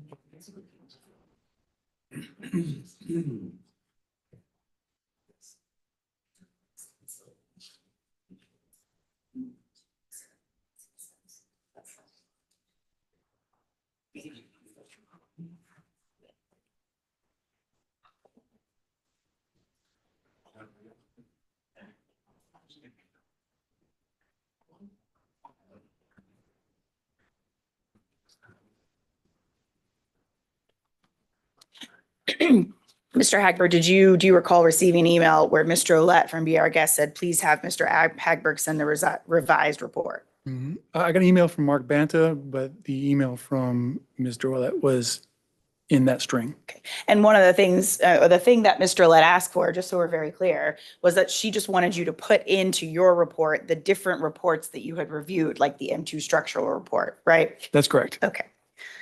And you were happy to do that, right? I said that I can't make a list of everything, but here's the relevant report I put in there. And at that point, from your perspective, since you were on site with various other individuals, what did you observe in regards to the different individuals from the Conservancy, from Be Our Guests? Was everyone trying to work together at that point? Other than that first meeting where the contractors were there, I didn't have a conversation with anybody from Be Our Guest. Okay. So let's just kind of go through this a little bit more slowly. I just have a few things that I want to talk about with you. If we could scroll down a little more, Frederick, thank you very much. Now, the first part of this report just explains that you were at the site on September 12th of 2018, right? Yes. And what was the purpose of your visit? To review the condition of the slab demolition and under slab void to determine the current safety of the building and assist in determining methods of repairing the existing condition. And right here, Mr. Hagberg, you're referring to the under slab hole in the ground as a void, right? Yes. Okay. Is that the technical and scientific term that should be used for what happened at the community center? It's a proper use. It's a proper word to use for that condition. Okay. Is there anything that you were trying to mislead anyone by not labeling it as a sinkhole in this? Not at all. Okay. And let's go look at the limitations. You have a limitations section here. Why do you include that in a report like this? So there are limitations of what we have done. Obviously, we just did a visual inspection. We didn't do any geotechnical investigation. And this is a list of things that we either did or didn't do so that when you're looking at this report, you understand the limits of what we've done. Now let's go down to existing construction. Can you describe for the jury what this section is talking about? This is just describing the nature of the building and what's involved. And so when we all know what we're talking about and how it might pertain to what we're going to talk about in the condition. In this bottom paragraph of this September 18th, 2018 report, are you talking about columns that were located near where the void was identified? Yes. Okay. And specifically, this says there are 2 steel columns, one each side of the space that is approximately 17 feet wide, right? That's correct. Okay. And what are you describing being 17 feet wide there? That's the width of the room. That's the width of the room, right? Yeah. Okay. But these are the 2 columns that the jury has heard a lot about that were close to the void, right? Yeah, they're embedded in the walls on each side of the unit. Okay. And if we keep scrolling down, we can see that they say these columns support a steel roof beam that supports a mansard roof screening the mechanical units on the main roof. Did I read that correctly? That's correct. Okay. Can you explain to the jury what that means? Excuse me. So in that space, there's the original and existing roof that is made of wood roof trusses. They're flat. The mechanical unit sits on that. It spans front to back. It's about 35 feet. These columns were put in sort of the middle of that 35 feet so that these columns penetrate the roof and support the ridge of this mansard roof, which is screening the mechanical units. Why would you put in this type of mansard roof to screen the mechanical units? Because all the people in the park are going to see it, and looking at a building that looks like a building with a nice roof is more attractive. Are these columns actually holding up the mechanical units themselves? They are not. The jury has heard that there was a fear by some, like Mr. Norton, the contractor, that if these 2 columns failed, the building would collapse. Do you agree with that? I don't. Okay. Why do you not agree with that? So these columns are only supporting that screen wall that we discussed. If these columns were to fail and that screen wall were to fall onto the roof, the weight of that screen wall is about equal to, it's actually even less than the live load capacity of the original roof. So it's going to fall on the roof and stay there. We certainly don't want that, but it's not going to collapse. Absolutely. It's not ideal, right, Mr. Hagberg, if those columns were to fail. That's not ideal. Of course not. Okay. It's not safe if those columns were to fail. I think we can all agree on that if the screening roof was to fall. Yes, we don't want the screen to fall. Right. But would the building collapse? The building would not collapse. Okay. So if anyone has told the jury that they do not have an understanding of what those columns were actually holding up, is that fair? I think it's fair to say that someone saying that might not understand what those columns are actually doing.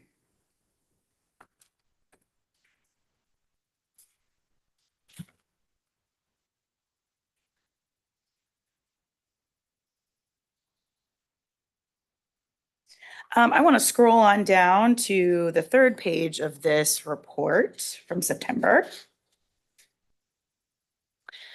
And Mr. Holsey asked you specifically about under the general recommendations, recommendation number 3 here, you recommended engage a geotechnical engineer to confirm the sidewalls of the void are reasonably stable to perform prep work and underpinning activities. Do you see that? I do. I just want to make sure you explain what you were recommending there.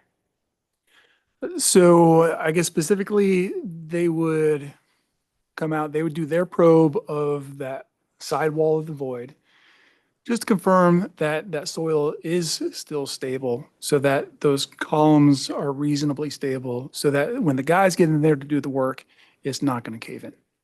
And even though you reviewed the city documents and the Ruby Collins documents, would you agree there's several individuals for each of those entities that came out and looked at this?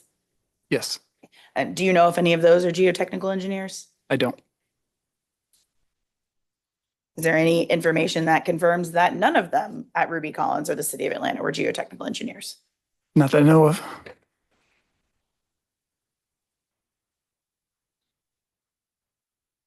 And if we keep going down, Mr. Halsey asked you about this second paragraph under building use considerations, where you said this, since this is a localized situation, it's our opinion that the remainder of the building and the construction site on the southwest corner of the building can continue and resume normal activities. Do you see that? I do. And talking about that southwest corner of the building, is that where Be Our Guest's second restaurant, the more higher dining restaurant, not the grab and go, Walker's, was located? That's correct. Was it your recommendation at the time that the building was structurally sound such that Be Our Guest could get back to work in Walker's? Yes. Was there any evidence at that time of any structural deficiencies or issues or voids in the Walker space? There was not. Okay.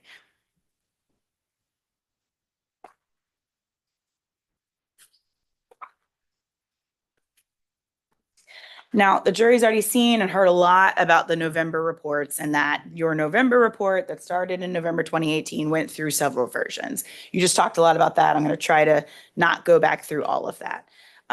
One of the things, if we could pull that up, Plaintiff Exhibit 133.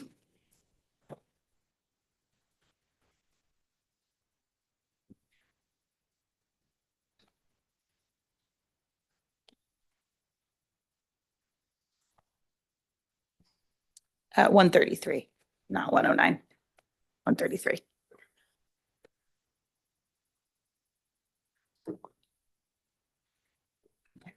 Now, 133 is what we were considered the final report that was finalized in February of 2019, right?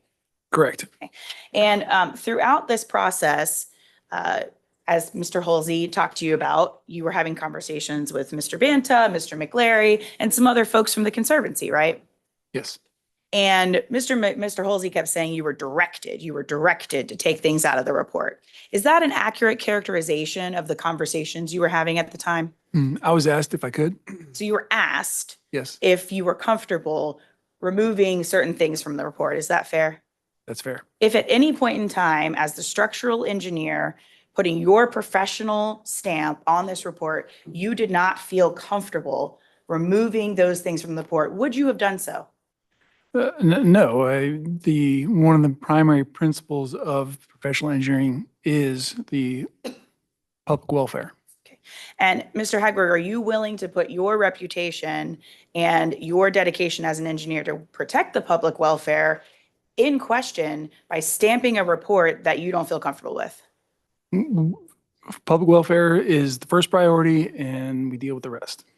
And there was nothing that Mr. Banta or Mr. McLary was going to say to you that was going to override the duty that you feel that you know you have as a structural engineer to the public welfare. Is that fair?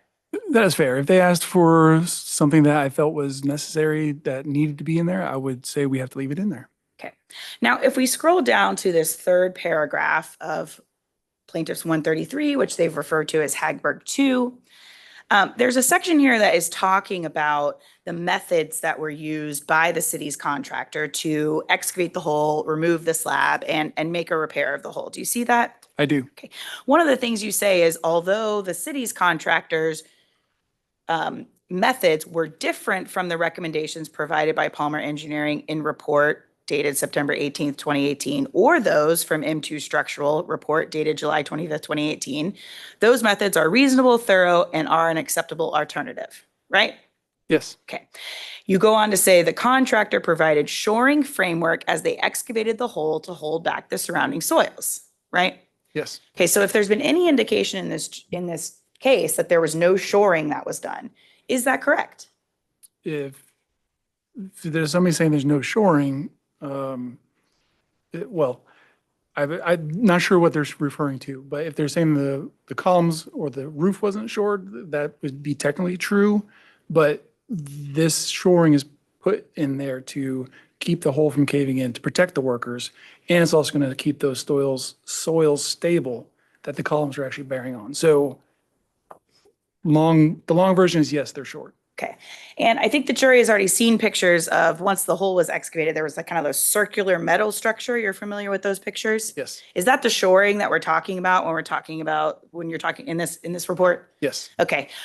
What's your understanding of what happened to that shoring when the grout was filled in? That was left in place. Okay. So when the contractor came in and they took that flowable cellular grout, they actually put it in around that metal shoring? Put it inside. Okay. So the metal shoring remained with the grout. Yes. And in your review of the materials and your understanding as a structural engineer, is it your understanding that both that metal shoring and the grout is what was put in and is standing there to stabilize the soils and the subsurface conditions? Yes.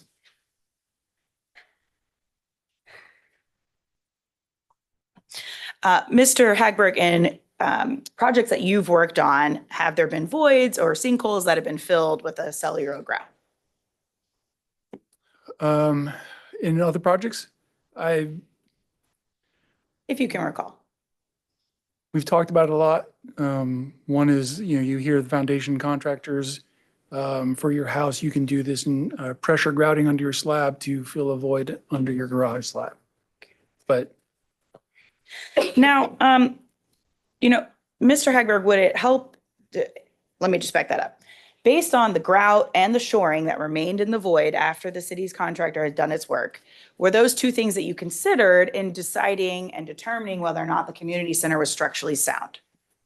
it was. Okay, and would it be helpful if you could draw a demonstrative for the jury, just kind of explain the science behind that and why you were comfortable? Sure. Okay, we're just gonna pull this up. I should have grabbed it first.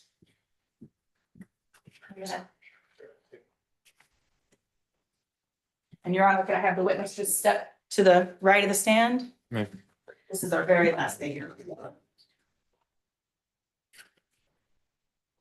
Just right here. Oh, yeah, we're gonna read it. So that counts for considered as well.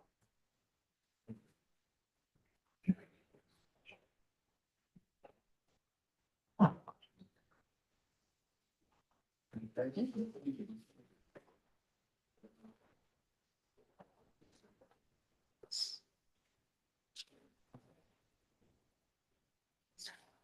All right, now, Mr. Hagberg, if you could draw and talk at the same time, I know that can be difficult, and just explain to the jury from your demonstrative how the shoring that was put in and the grout helped stabilize the surface and the soils such that you felt that the foundation and the building was structurally sound, please. I'm going to draw one side of the void. So let's say that's the footing for our column. And let's just say the sewer is down here.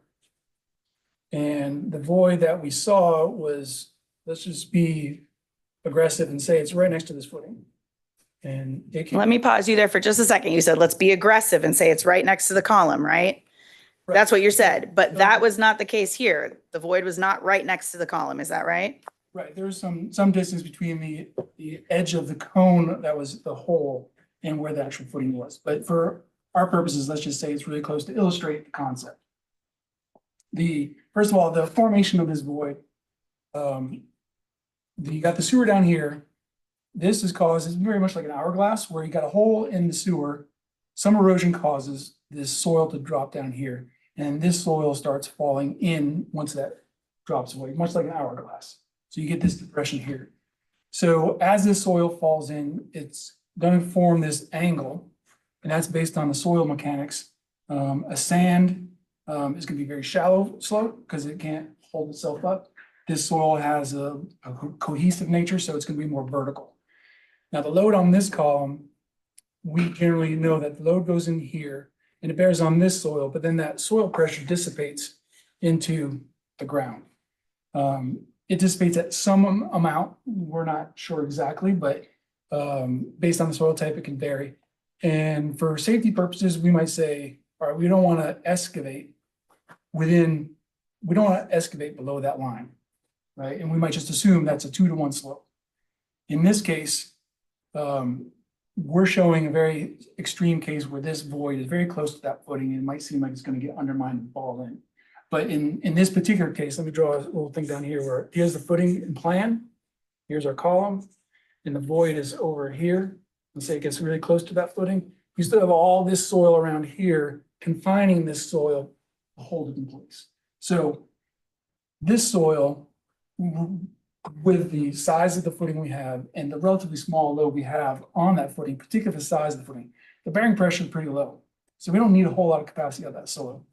So let me just pause you right there, Mr. Hackberg, to make sure the jury understands. So even before the shoring was put in and the grout was put in, based on what you know about the soil and the load bearing on those columns, did you feel that the building was structurally sound? Yes. Okay. Did you feel that the void at that time, before it was repaired, was causing any structural impact on those columns? Is that why you recommended that work could continue in other parts of the building? Continue on, please. So when they come to do the work, one thing about this sinkhole, the formation of the sinkhole, right? That's the mechanics that cause the void. We call this a void here because, you know, they cut the slab and the slab fell into the hole, the void. The soil didn't erode, swallow the slab like a sinkhole might. So that's why the M2 started calling it a void and we continue with the void terminology. Now, when the workers come to repair this, they put in this right here. They start building it here. And what they're going to do, because this keeps that side from falling in. So they're going to dig this out, put another section here. I'm not sure exactly what they use. It could fall in, or they might just add more sections below. So they're going to dig this out, then add another piece, dig out more, add another piece, dig out more, add another piece, all the way down to here, right? So now we got this column, this tube. So all this soil here that would be dangerous if you were standing down here is held back by this steel tube. So they can get down here to the top of this and see what's going on.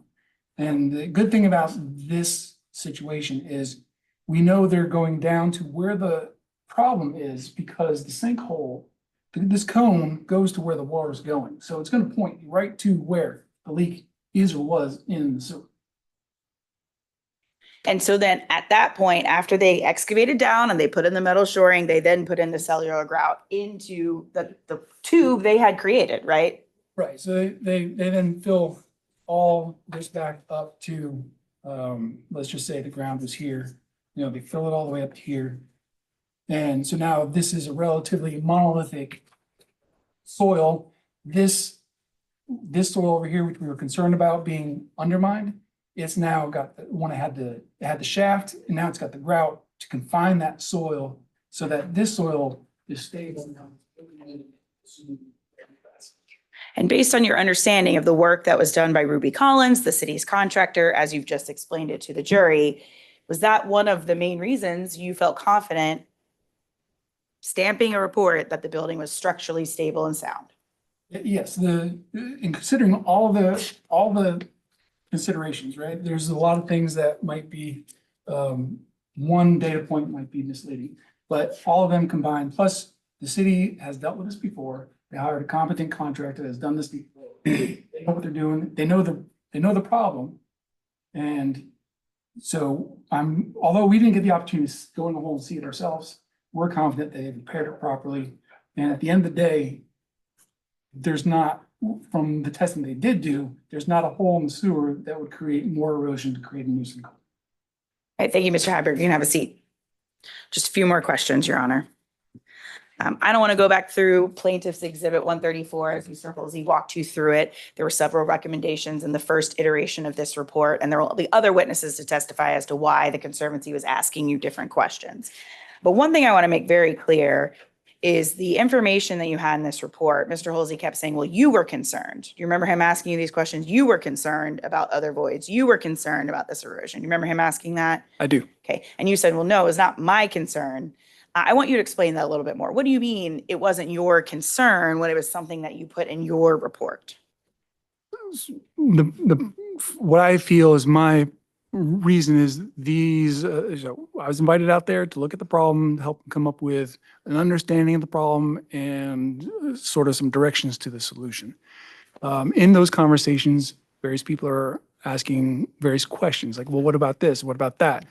So I want to include those in the report so that based on, it's almost like a meeting minutes of our meeting, right? So we did talk about all these things. I gave explanations. I'm going to include those in the report so that when we leave the site and we're thinking about it later, that it still gives them something to think about and consider and help understand the problem. Because at the end of the day, the reason that we come into all these buildings is because you have confidence that people like me have done what we're supposed to do and it's going to be stable and sturdy.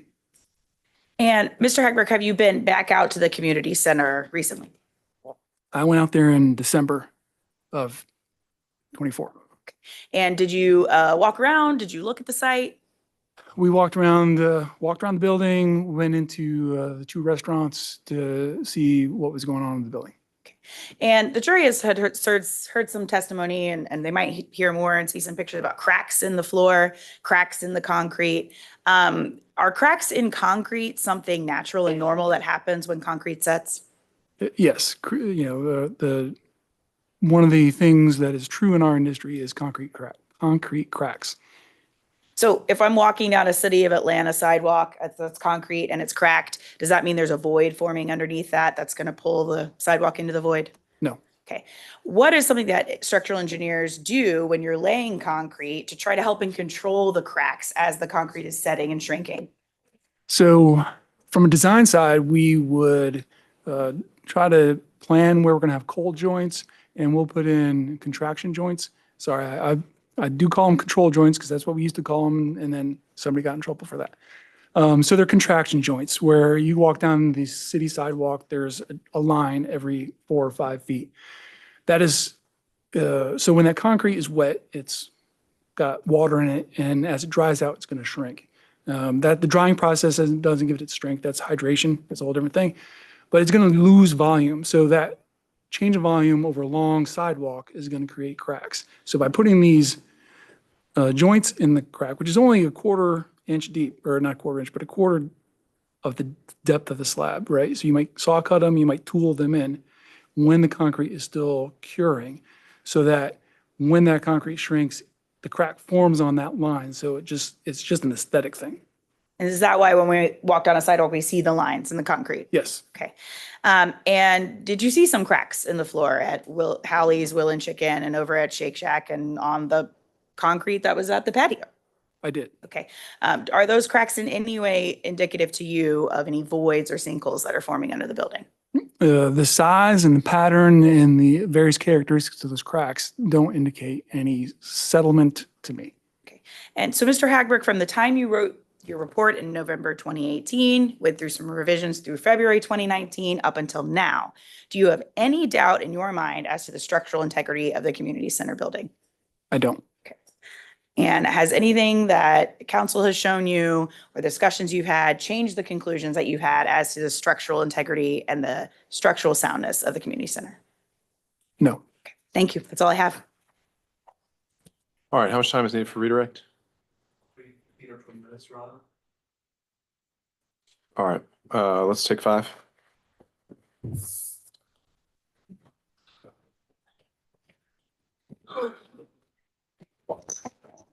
Happy Matthews.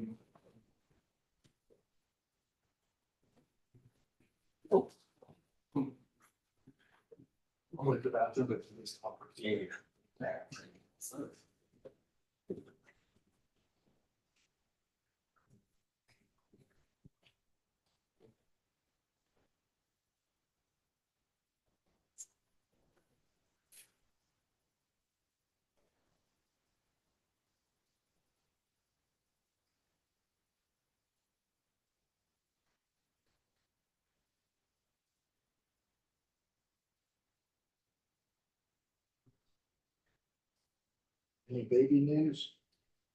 Any baby news? I will actually be working from home moving forward. Okay. Yeah, I will, close. yeah, I mean, she can't drive it.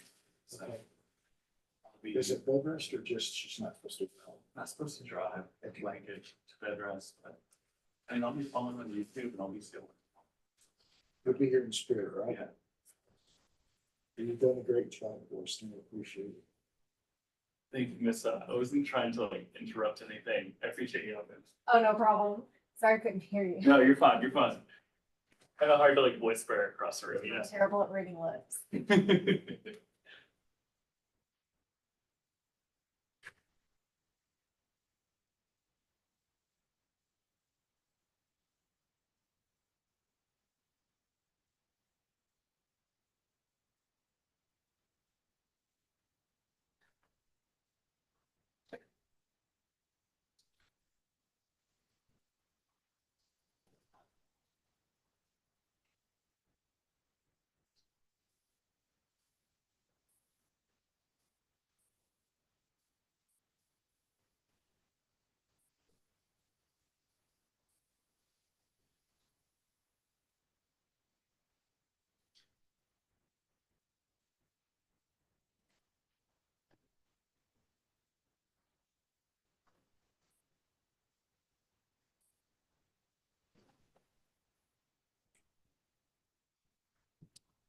know?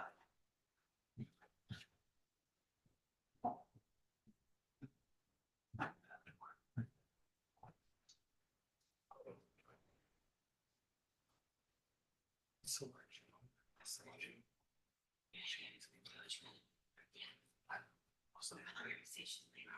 Okay. No, but different.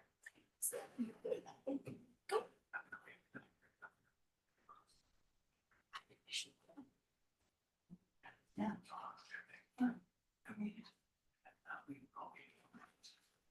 Absolutely. Yeah.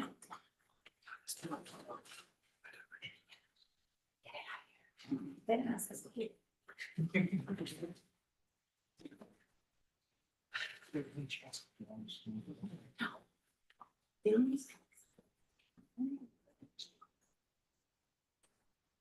This one, I'll tell you that. I probably got one shirt. That's just like one shot. And maybe then, not even then, you know, so move.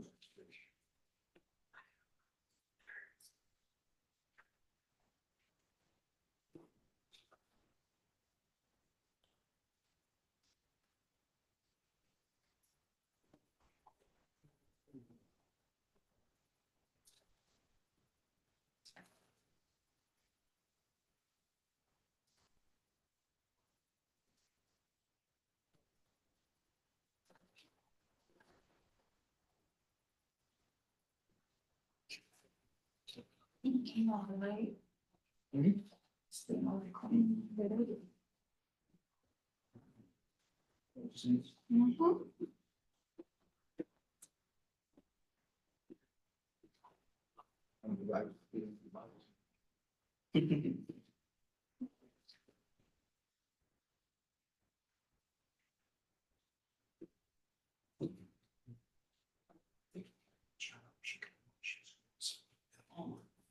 It's just something that, you know, it's something that. I don't know.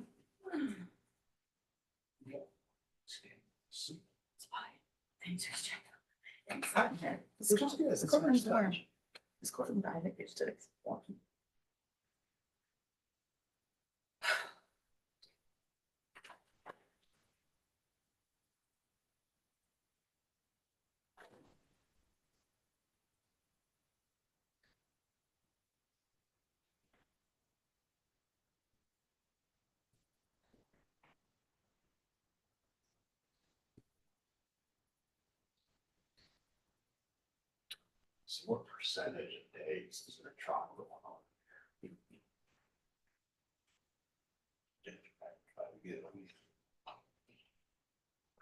So we put out.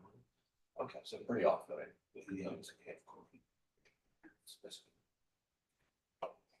If you got to see all of it, you can see all the trauma. He never actually came. Jeez, it really wants to know troubles. Stay out. Yeah. Be very good. It's fun. Yeah. He's a character that's been a whole. Yeah.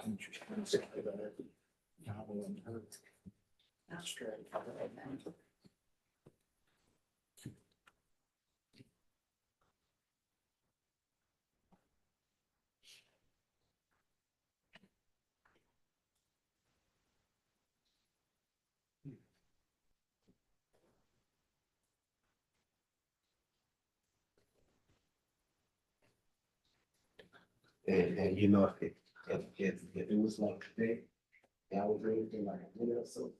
See it outside of the place. Yeah. Oh, big back there.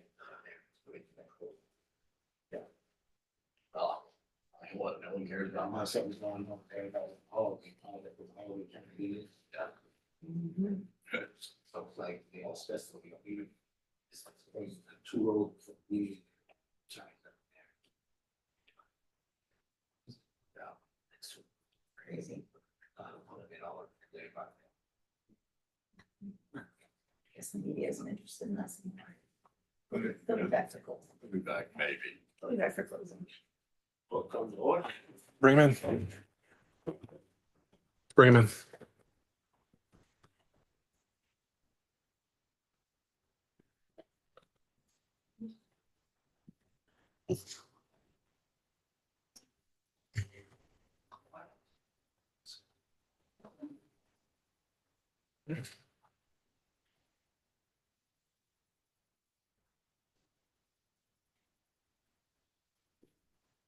All right, Jared.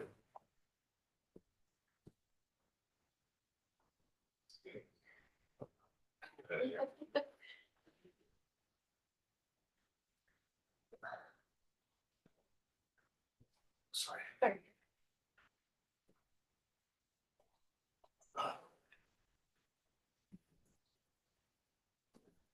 Here's your credit, Judge. Thank you, Deputy Scott.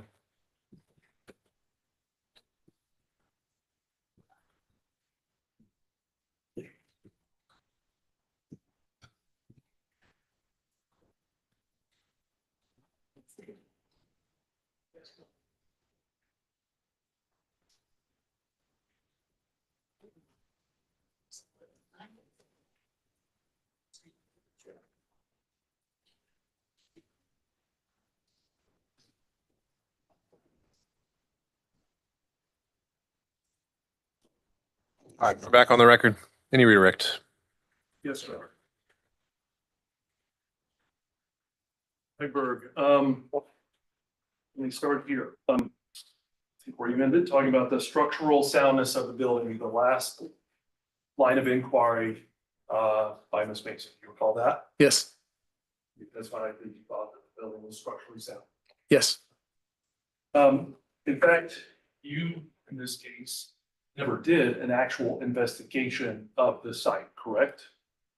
As I've stated before, we only did what we said we did, which is we've been out to the site. We looked at everything that you can look at from walking around. That's not like an investigation, like going in the hole using equipment. You're talking about a visual sighting. Correct. Okay. And in fact, in the September report, you lay out a list of limitations to your investigation. You recall that? Yes. All right. And let's go ahead, since that's been admitted, let's put exhibit 97 on the screen.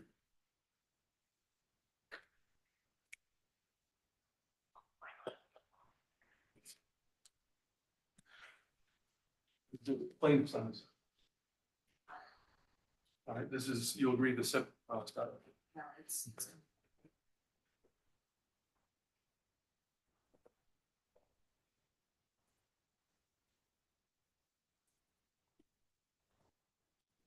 If we can scroll down, please, to the paragraph that says limitations.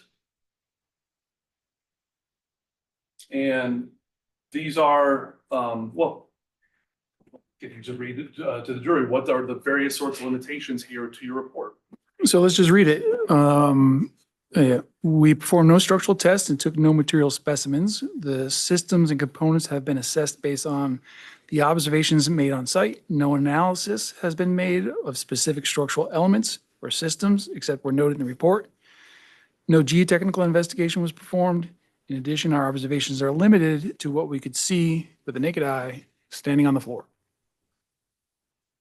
And so this is back in as of September. Subsequent to this, where you had all these limitations, was there an investigation conducted besides a visual observation of the scene? No. Okay. And in fact, you said one things upon which you were heavily reliant, correct me if I'm wrong, was the City of Atlanta report. That is one of the pieces we consider, yes. And was taught the City of Atlanta report on the screen.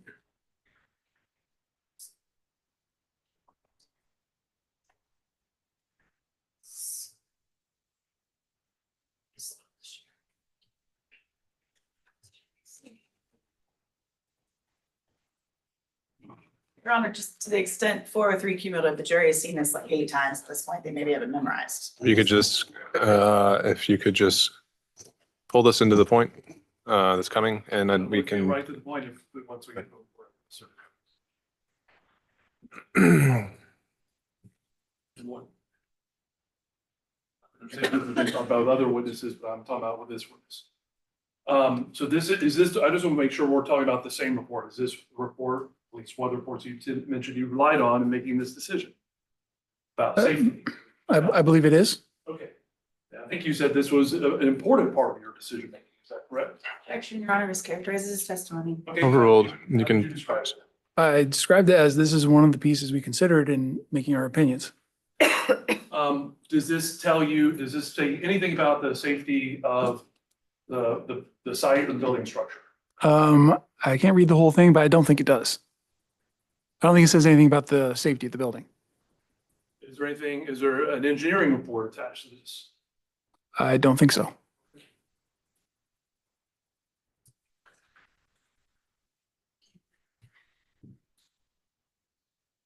In fact, this report also indicates that there has been no cause identified for the sinkhole. Is that correct? That is correct. And that never changed. You never became aware of any cause of the sinkhole, did you, in this case?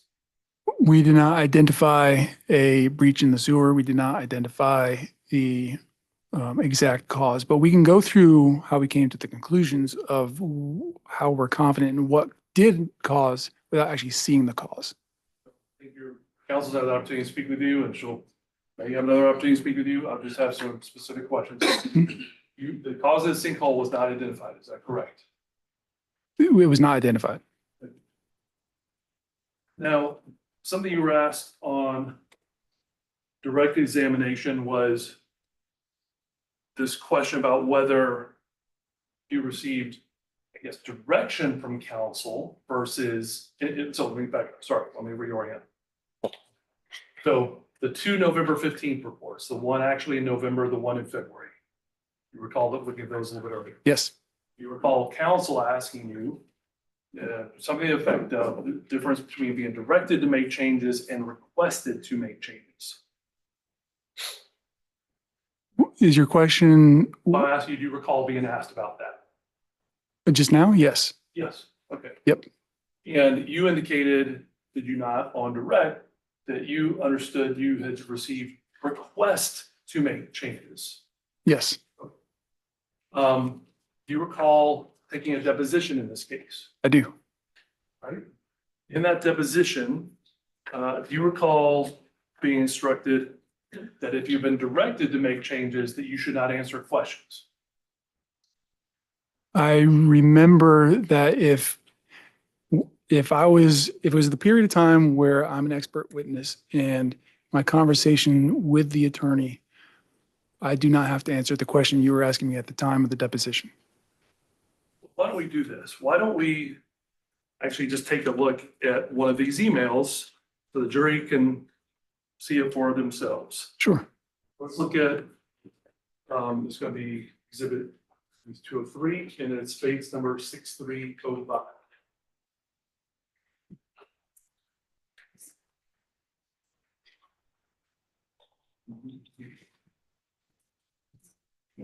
Approach and hand you.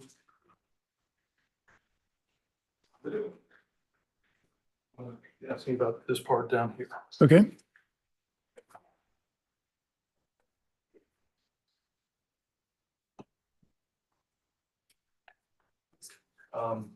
Is this the only page you're seeking to admit, Yeah, Mr. and Olson? it's the bottom half of the page.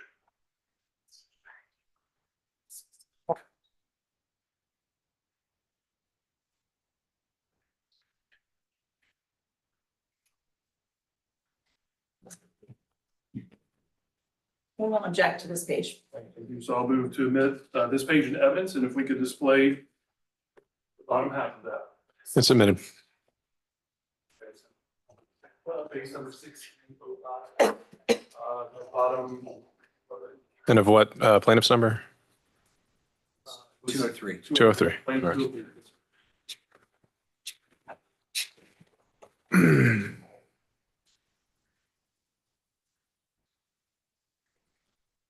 I'm sorry, Your Honor, I misheard my co-counsel. We do need to object to this as hearsay. All right, I need to see this document. I don't know what it is.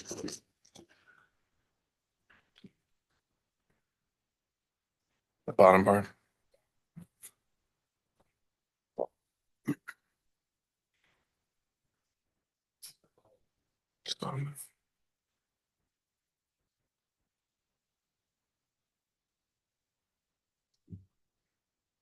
And, sorry.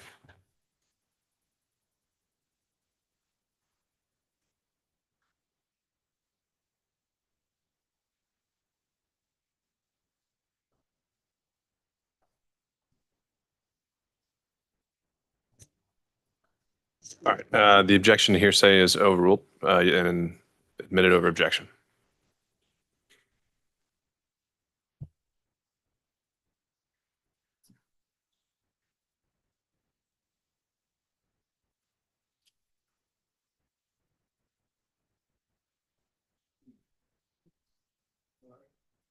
And who was this email from, sir? Jason.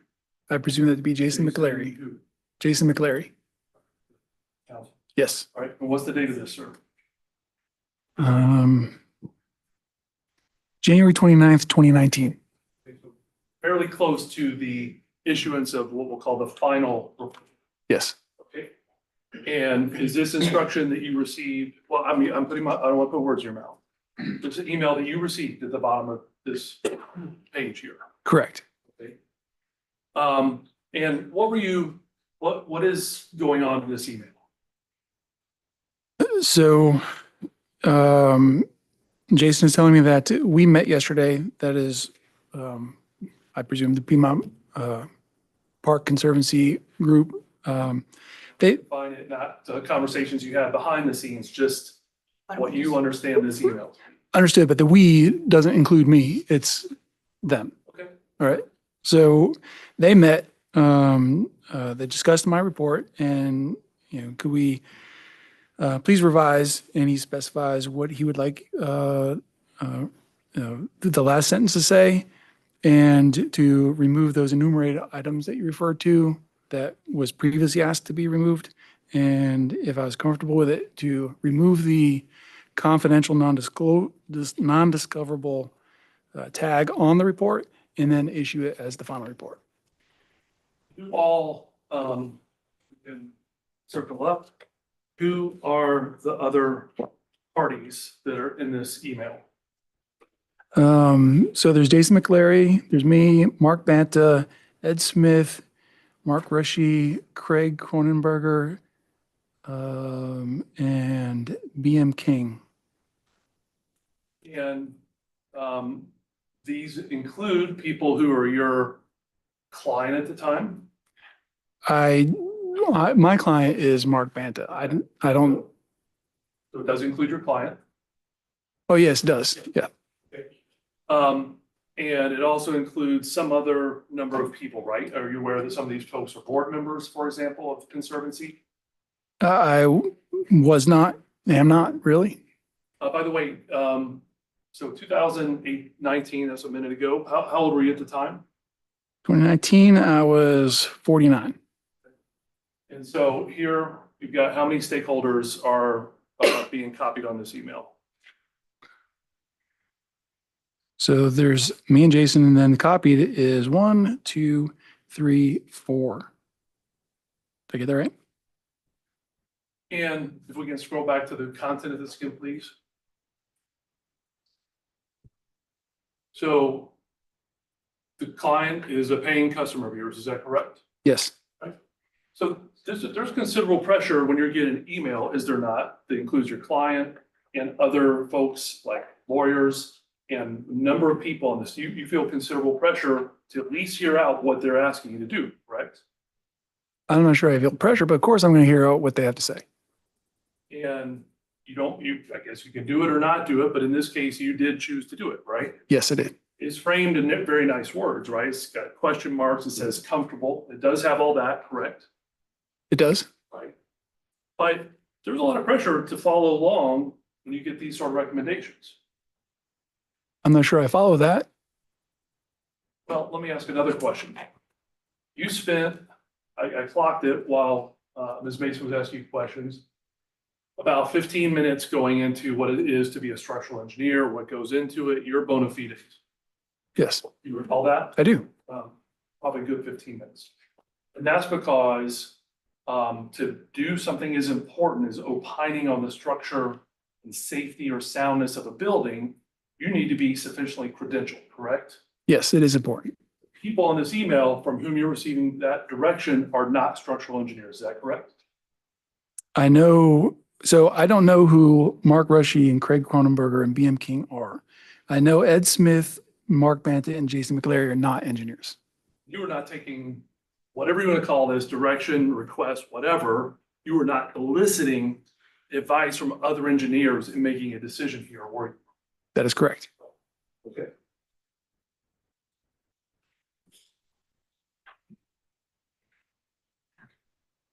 In fact, from November, the first report, to the second November report in February, you never made another visit out to the site, did you? I can't say for sure. It's possible that I did not make another site visit. I'm not sure. And given the conclusions you reached, which is this is safe to go forward, right? That's what we are to understand from this final report we got, right? Yes. You would understand if our client and people working for it might have questions of your firm so they can make some decisions about going forward. Yes. Objection as to what his client maybe has questions about her. State of mind of Biergest or Mr. Lett. All right. But Mr. Holmes, did you want to respond to that at all? I can rephrase, Your Honor. Okay. I need the witness answer. Can you maybe strike that, please? All right, Jared, we'll disregard that last answer. Do you recall receiving instruction from Mr. Banta after the final February report not to speak to our clients? I got calls and emails from 2 individuals from BR Guests. And I reached out to, I believe, Mark and Jason to ask them, hey, these people are contacting me. Do you want me to talk to them or not? And the instruction you got from Mr. Banta was not to speak to our clients, is that correct? Their instructions for me not to talk to the BR guest folks that were calling. Thank you.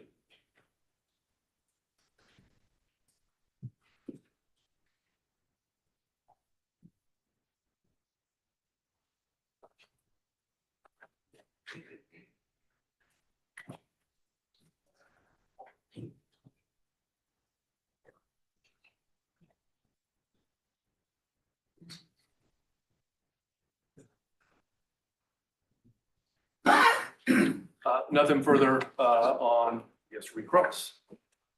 Across. Very briefly, Your Honor. Because this wasn't fully read into the record, let's actually read what Mr. McLary sent to you. He said, Eric, we met yesterday and discussed your report among other things. Could you please revise to remove reference to continued monitoring and boring? Specifically, we would like the end of third paragraph on page 2 as follows. We have no reason to believe there are other sources of active soil erosion or possible alternate pathways. Let me just stop there. Mr. Hagberg, do you agree with that statement? We have no reason to believe there are other sources of active soil erosion or possible alternate pathways. Do you agree with that? I do. Was there any evidence at all of sources of active soil erosion or possible alternate pathways? Was there any evidence of that? No. Was there any evidence of that in the City of Atlanta documentation? No. Was there any evidence of that in the Ruby Collins documentation? No. Was there any evidence of that in any of the reports of the engineers of BR Guests that you were provided with? No. Okay. So when you were asked to put in a statement, we have no reason to believe there are other sources of active soil erosion or possible alternate pathways, you felt comfortable as a structural engineer including that in your report. Is that fair? Yes, that's fair. And Jason then said, if you are comfortable with that and removing the enumerated items on the rest of the page, please remove the confidential designation and reissue. Thanks, and feel free to call if this is not clear. Jason, if you had not felt comfortable, would you have made these changes? I would have called him to discuss what I was not comfortable with, and we would discuss why or what's the reason. And from November of 2018, well, let me just start September of 2018. Yes. We talked about how the fact that you were at the site with some of the folks from J.M. Williams contractors, from the Conservancy. At that point in time, was your understanding that everyone was working together to try to figure out what was going on and let's try to get this resolved? That's beyond my recross. I don't believe it was, Mr. So you can answer the question as you recall it. When I got there, there's no work being done on either of the sites. So I sensed that there was tension involved, and there was some mention of the BR guests having lawyers involved and demanding various things and not really coming to the table to participate. And that's Couldn't hear say. All right. statements of BR guest, Your Honor, they're a party to the admission.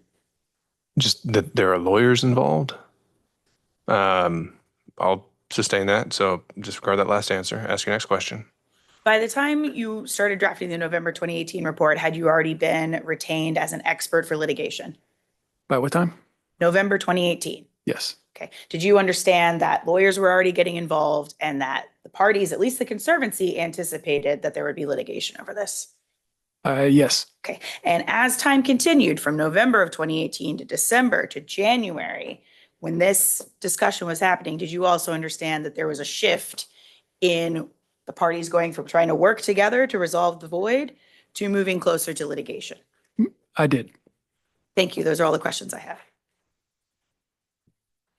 All right. Can this witness be excused on behalf of the plaintiff? Sorry, just one moment, Your Honor.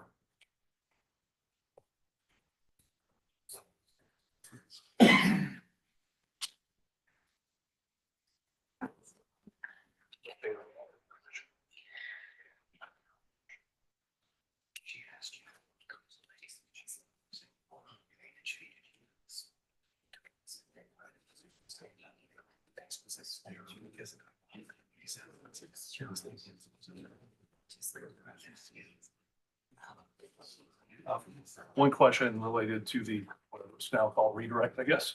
Read. All right. That's fine. I'll go Go ahead. You were just asked about, I guess, the changes that were made to this report. You were just asked a series of questions by Ms. Bates about the changes made to the report. You also backdated that report back to November 15th of November, even though it was issued in February, did you not? I did. Thank you.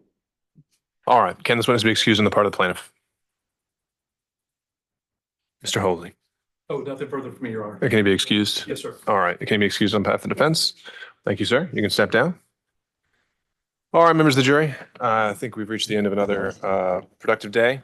I believe we are still on track, as I understand it. I'll keep conferring with the parties, but I do believe we're still on track for the case, I'll say for closing arguments to begin on Tuesday. And that should result in the case being in your hands at some point on Tuesday. I just can't say when. So with that, I'll say you are excused for the day. Please don't discuss the case with anyone or do any research on your own. Any issues before we break? See you tomorrow at 9 a.m.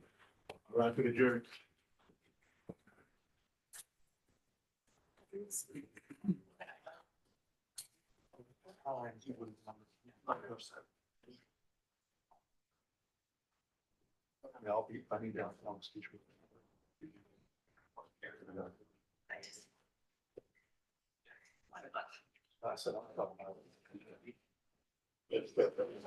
All right. So before I just kind of check in about the map and road ahead, let me just see generally any issues that we should address now on the part of the plaintiff.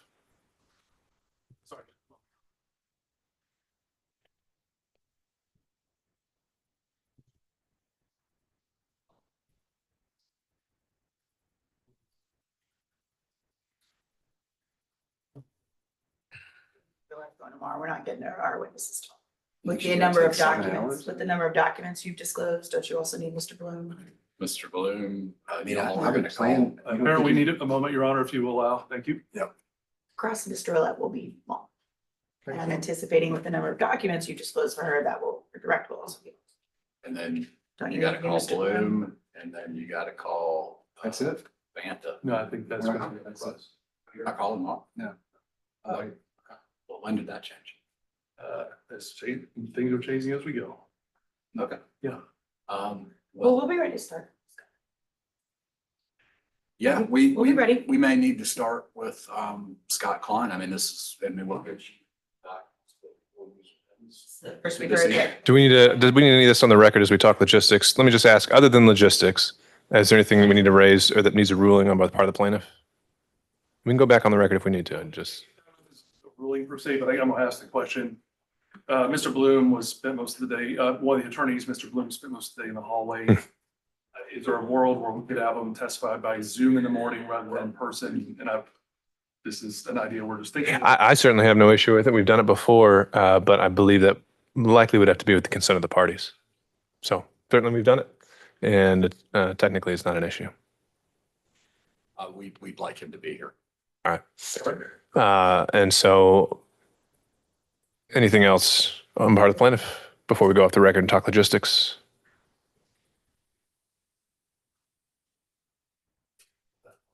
Okay, yeah, nothing else from the plaintiffs, Your Honor. All right. Anything from the defense? Your Honor. All right. Let's just go off the record for a moment then. So Mr. Bloom would be tomorrow morning, 9 a.m. And to that end, there aren't any document issues here that we need to take up. We can just get rolling with him in the morning. I think we have that issue with the invoices, but you said it would be a conditional admission of the ones that aren't in dispute, right? No, I don't think there are any in dispute. Well, I know there's still some exhibits that we need to clean up. But the admissibility of, we don't have a problem. I know we'd put a pin in Miller's attachment and y'all were still kind of, I think, hammering that out. That still hasn't been tendered. We're gonna hammer that out. That's part of the record. But what I'm saying, Your Honor, we don't have a similar issue with. Okay, the that's all I'm checking. And I mean, I know the cross of, I'm sorry, I forget. I just know you called him Neil a lot. I forget his last name. But that, I mean, that took a good hour. Do you expect a similar treatment for Mr. Bloom? All right. And then from there, it sounds like the last remaining witness is Mr. Lett. And so How much time do you anticipate for direct on that? 3, maybe? You can say hours. Yeah. And for cross. Probably about the same, Your Honor. All right. I think we may be starting to enter in the territory where we might re-enlist the clocks. And after Mr. Let, you're saying plaintiff rests? That's our expectation. Yes, sir. Okay. And then defense is Klein, Well, Mr. I mean, our preference is to call Mr. Banta first. But you said you have some logistical issues, right? Yeah, Mr. Klein just can't testify Monday. Right. So whether we are still going to be calling witnesses Tuesday, at this point, I think hard to say. Well, that's what I'm trying to kind of sketch out. So we've got Mr. Klein, Mr. Banta, and any ideas at this point? I know there's only one or two more on the pretrial list, but have you gotten a better gauge of who you think you would be calling in the defense case? Well, we will be calling Joe Ivanowski. We will be calling Mitchell King. Maybe. Ed Smith is a baby. I know Ivanowski's another expert. You have to remind me of King. I don't recall offhand. King is the former board chair. He was board chair at the time the terminating decision. Okay. So that is 1, 2, 3, 4.